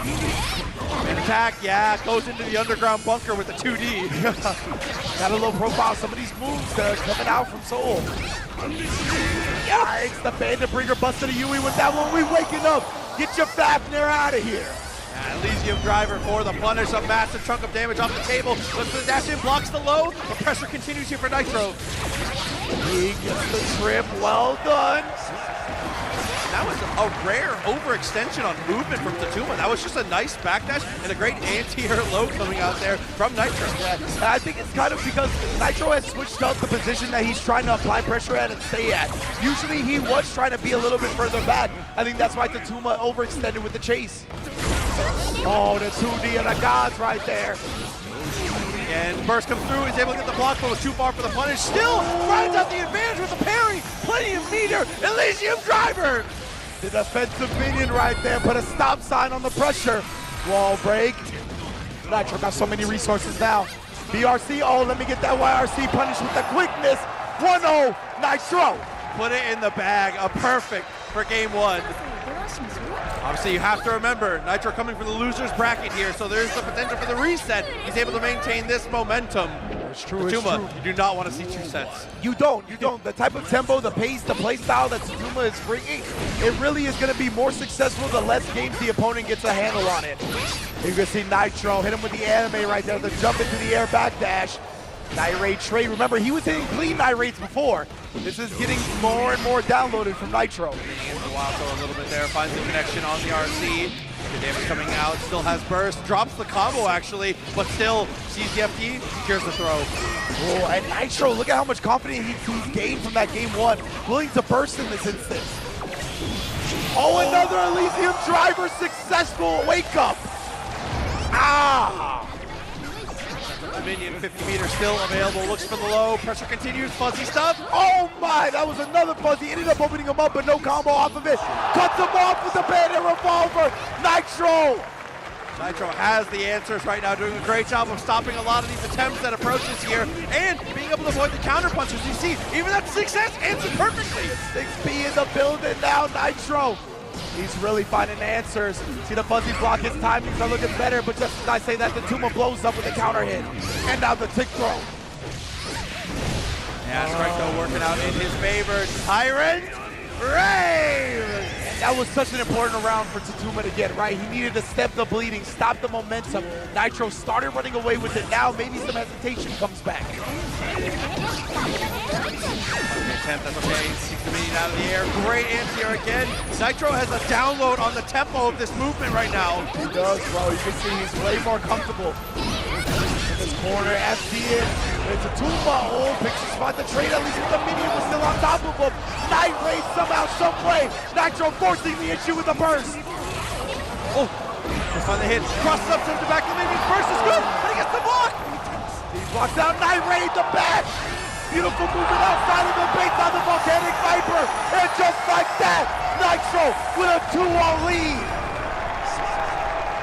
The fortitude of Nitro to stay present in those situations. The mental fortitude of Tatuma to stay active on defense like that. Yeah. The DPs, the Vortex, everything in between. Nitro is feeling it now. You can see the lightning starting to come out of his eyes. Volcanic Viper going through all that.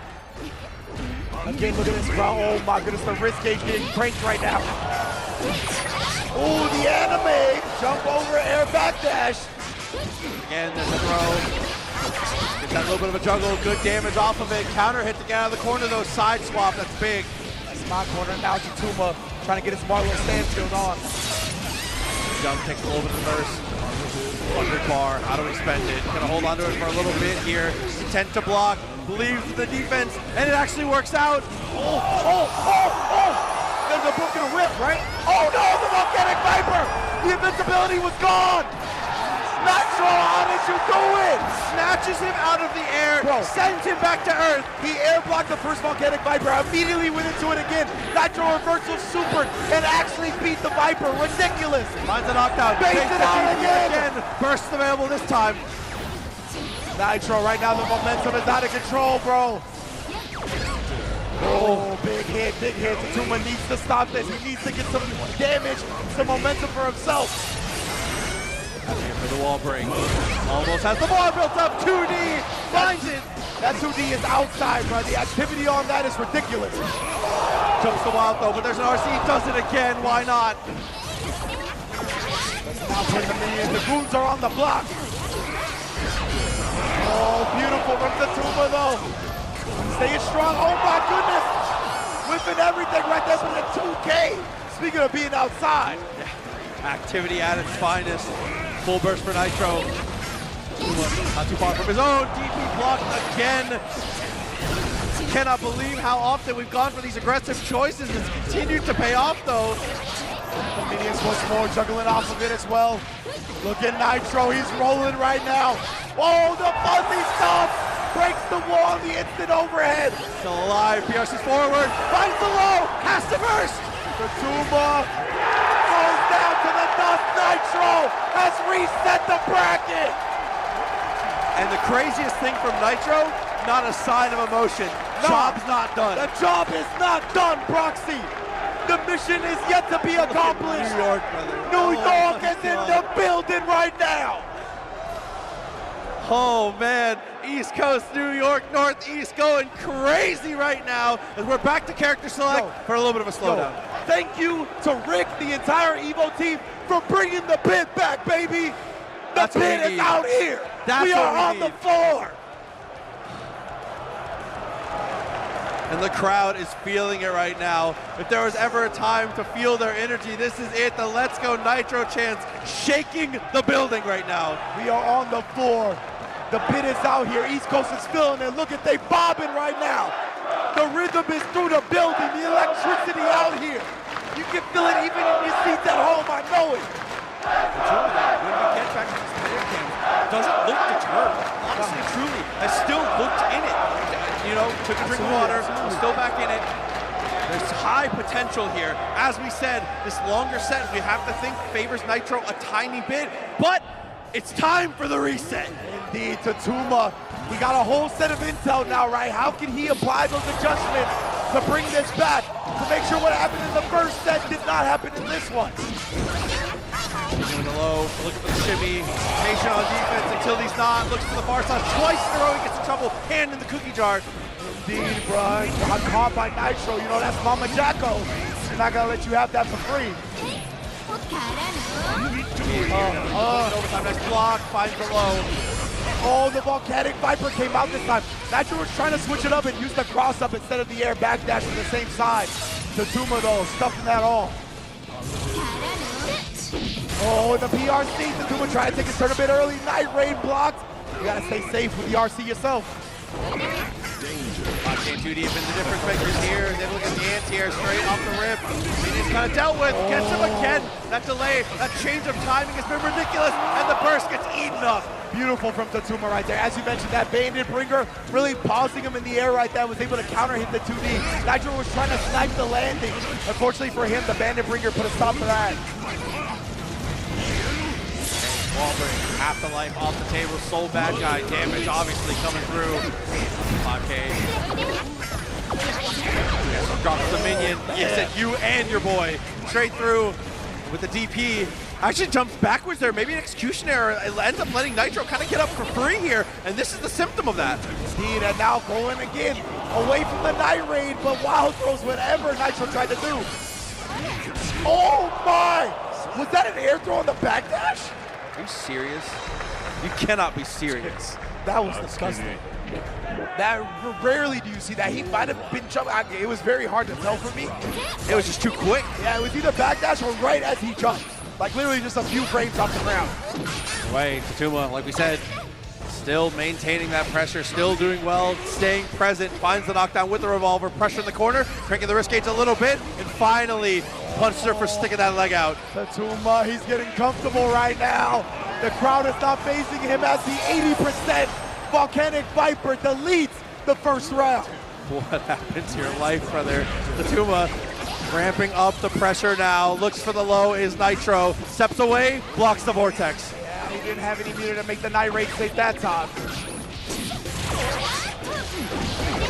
Nitro gonna do some raiding of his own, raid the health bar, that's mine now. Oh, 6P conversion as well. Barb again, dude. Bringer has been ridiculous in this set. It's been one of the best adjustments so far. 100% Bandit Bringer has thrown off a lot of what Nitro is looking for to respond with Soul Takes to the Sky. Press back PRC, yeah, he didn't get the combo off of that. Ooh. Avoids the Bringer that time, even the crowd oohing and awing. 2D coming through, Nitro beginning to build back that momentum. A little bit at a time. Comes back, okay, so we're starting to get adjusted to the Bringers here. Gets the hit with the Wild Assault. Good scaling off of that, so a decent chunk of damage as we get those minions through, but DP, once again, we're not worried. The heals to the dome piece, and I like that. Go back to that same mix-up. Tatuma, the first time he saw the cross-up, he DP'd. Just keep going to that one. Looks for the 2D, soccer kick. Continues the pressure here in the corner. These are the type of situations, yeah, and you see even Nitro kind of lets off the gas there because that's what Tatuma makes his money. Yeah, and he knows Tatuma, he likes that Night Raid. He's trying to stay out of it, but again, look at this damage.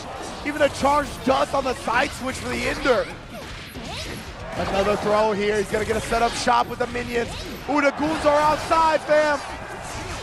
Oh, Volcanic Viper, oh, but no punish. Baits out the burst. Nitro ties up the set. Yeah, a little too preemptive on his defensive mechanics there to try and get away. And as you can see, like we said, the pit, the crowd is going absolutely bonkers right now. Evens things up. We might go the distance, Rich. We definitely might. Oh no, straight away, goes for the DP, gets the punish, forces the burst. Versus timing to pull out the minion, looks for the jump S once again, pushes him away with the burst. Then look at the knockdown again, 50 bar, how do we spend it? Nitro is holstering it for now, he knows. Anytime Tatuma gets close, he'll be able to use it to slow down the neutral or just hold on to it for a super perhaps. We've seen a lot of reversal supers. The PRC backdash overhead, tagging him for some damage. The minion coming through to finish it off. Minion number 2, working overtime, paying the bills here, looking great. Nitro taking the lead for the first time here in this set. Oh, the 2D, that was great backdash. Perfect spacing from Tatuma. He's starting to adjust to the own things that has been hitting him. Up near's block, we do get out of the corner. Revolver almost catches the backdash with a 5K. And there we go, like you said, initiating some of those extra mix-ups here. While the Assault, he actually flubbed up a conversion a little bit to allow Nitro to play this round a little bit more fairly than he would have otherwise. The instant block into the back throw, and then again the minion mix. Oh my goodness, Nitro with 100% tension. Full minion bar as well. Oh, Bandit Revolver. The burst, it's gotten. He's not gonna use it yet. He tried the Elysium driver, Tatuma's ready.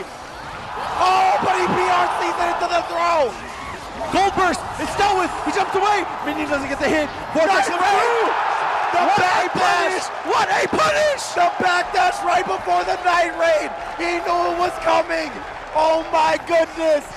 Nitro takes a 2-1 lead in Grand Finals. Nitro on the verge, being able to cash out, become an EVO champion, join so many of his friends and colleagues on the wall of champions here. And continue an incredible New York legacy of fighting games, adding another EVO champion to their roster, but we can't get ahead of ourselves. Tatuma comes from a star-studded region as well. Let's see it here, Volcanic Viper to end it. Great damage in to the Tyrant, Rave. Send them through, hard knockdown, opportunity to kill on one interaction. This RC enough, trades. Doing all we can to survive right now. You already know the Bandit Revolver is huge. ODG with the 6H. Yeah, keeping it nice and simple. Plants the tombstone. Realize wifey, but that's okay. DP, what an answer. Fafnir in response. Headbutt, you never want to headbutt a gear, fam. One more again. One more again. Trying to break this mask right now. Tatuma looking to really condition him, but a back throw incident. We've seen a whole lot of rounds lost because of that. But man, the 2S coverage after the backdash of the Fafnir. This man knew the answer and ties up the set in an instant. And just like that, it comes down to this. It couldn't be better. The stories write themselves. EVO's Guilty Gear Strive comes down to one final game. Let's get it, bro. Nitro again, striking first blood significantly here. That Volcanic Viper is so tough to punish. Night Raid, though, much more easy. Yep, 50-meter. Secured here, gets the hit. Closer to the wall. Elysium Driver potentially, depending on the touch here, finds the throw. Nitro just overwhelming him with the minion, sneaks into 3-frame normal. Tap does, oh my goodness, the blocks, but not, you can't block forever, Tatuma. What a burst too. If this doesn't go your way, this could be devastating here. Oh no, and the hero burst does not pay off. Now coming into the round with almost no resources, Nitro is on the verge. The crowd hears it, they can feel it. Everybody is thirsty for him to bring home the EVO title. But Tatuma already got the corner, already got the big counter hit, and Nitro surrenders his burst and still can't escape the corner regardless. 6S finds its mark though. Tatuma is finding a lot of success at these mid-range situations, takes the kill, and puts us down to the final situation. Final round, crowd, let me hear you. Minions right off the rip, trying to be the aggressor here. Nice anti-air, trying to get himself to a lead. Pushes away in the wild zone, is backdash. That was such a clean backdash, Fafnir though, and we got the trade afterwards. Nitro making some adjustments to the post-Fafnir game. Oh, kicking the minion at him as well. Recognize the FD and gets the dash throw. What a block, but the counter hit is there. He wants the corner back. We scrambling. There's a dash, I'm not sure. He blocks it hard immediately. Not enough to kill, but that's okay. Still, setting up for the situation. Takes the kill. That's going to be Nitro. He's going to be your champion for Guilty Gear Strive. What a performance. New York embraces their own, embraces their most beloved son. Nitro, straight out of the city, brings home the EVO championship. Oh my God. An unbelievable scene. An unbelievable scene. My head is spinning right now, man. Incredible performance, Nitro. Once again held up, literally crowd surfing as he's able to bring home the Strive EVO Championship to New York. Posey front and center, so many of the Guilty Gear Strive contingent, the fighting game contingent here. See Damascus in the building as well. So much love being shown to this man who has constantly put in work every single day of his life to come home, to bring this title home. This is what we all work for. This is what we all dream of. Oh, dude, and again, being able to do it with your friends, your family, right in front of you, an incredible feeling. And Nitro, unbelievably well-deserved, back to the stage, and you can see him here, your champion once again, Nitro!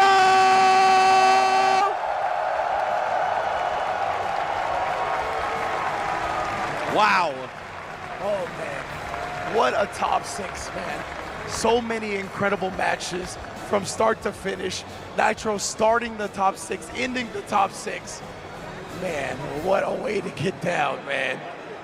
Actually unbelievable. And again, just seeing him take in that moment, seeing him have it, dude, getting his flowers, so well deserved. As you said, an EVO finalist in his own right across a different title, but being able to stake his claim here in Guilty Gear Strive. I mean, to be able to be here, Sunday finals, make your mark, become a part of the Hall of Champions.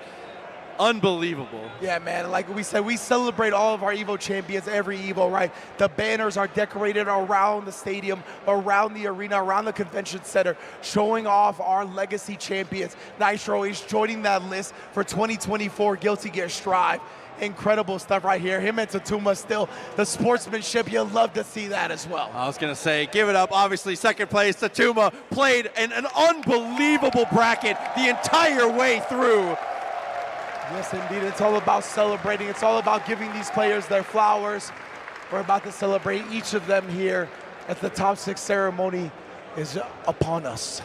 Dude, unbelievable to see these players, like we said, fight through this bracket. One of the most stacked brackets of all time, especially here for Guilty Gear Strive as the game continues to develop. Crowning a new champion, what a feeling, man. With the Jacko and the Giovanna, two characters that I feel even now are a bit underrepresented. I agree. So the fact that Nitro has been putting in so much work, overcame whatever matchup he had to, doing the hard work to where he made sure to pick up a secondary character for the matchups that the first character just wasn't getting the job done in, right? He explored and exercised every option to be a success, and this is how it paid off, I should say. And it even came off of him in the beginning. I feel like a lot of it came from him not believing in Jacko as much, and that ends up being the character that gets him to this position here, looking amazing, man. Man, amazing for sure. That just barely begins to describe it. But for now, we need a quick break. I know my voice is cooked. Let's go to the stage with our host to celebrate our players.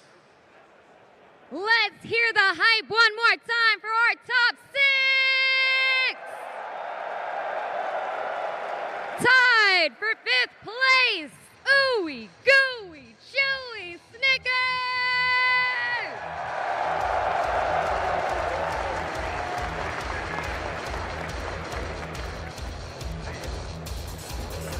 Also tied for 5th, we have Jack!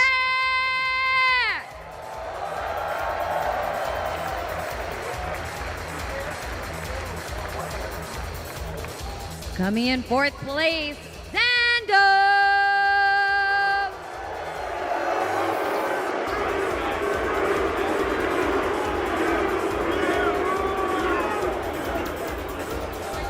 And in 3rd, we have Red Ditto!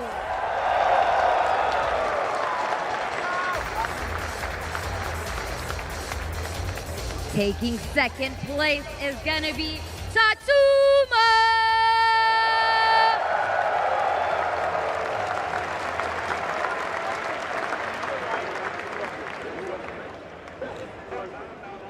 And your Guilty Gear Strive EVO 2024 champion! Let me hear ya give the props to Nitro!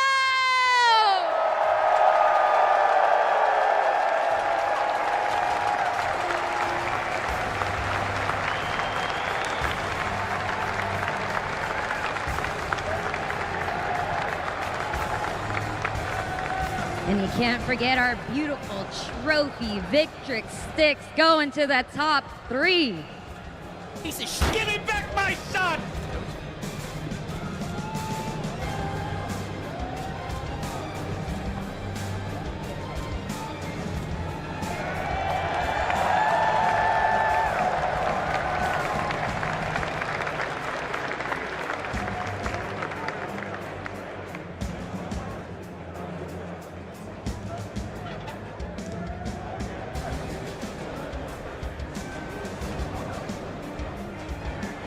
All right, yes, give it up one more time for your champion.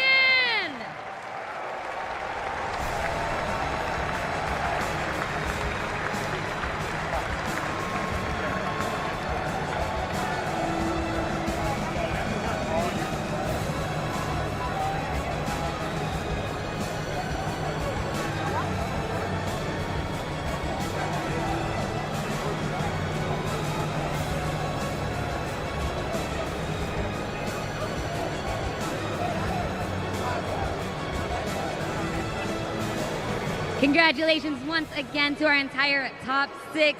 Ringe, Proxy, y'all still good up there? Did you recover yet? How we feeling? Absolutely. I mean, a beautiful end for a beautiful game here. And honestly, if anything, just the beginning. Still plenty more stories to be written, plenty more things to happen. Guilty Gear Strive, we continue to thrive, we continue to do amazing.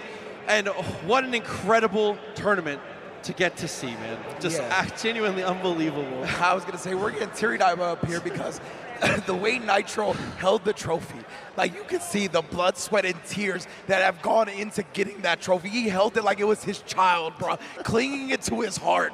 Like that just said so much of what you need to know about this community, about the effort that the players put in, about the sacrifices that they make to become as good as they are. That was all on display here tonight. Absolutely, and like we said, it's the ending here for EVO, for Guilty Gear Strive, but a new beginning as there's plenty more tournaments to be played, as well as plenty more tournaments to be played tonight, obviously. Guilty Gear Strive as a wrap-up here. Nitro, your amazing grand champion, and Ringe, dude, unbelievable, man. A pleasure to get to sit across from a legend, brother. Thank you, bro. I appreciate the love a lot.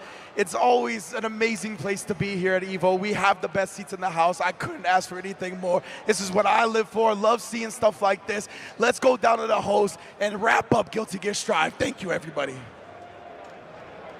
EVO, how are we feeling right now? We are halfway through day number 3. And you know what's coming up next? It's gonna be second 8. So don't go anywhere. Gonna hop to a quick break, and we'll be right back.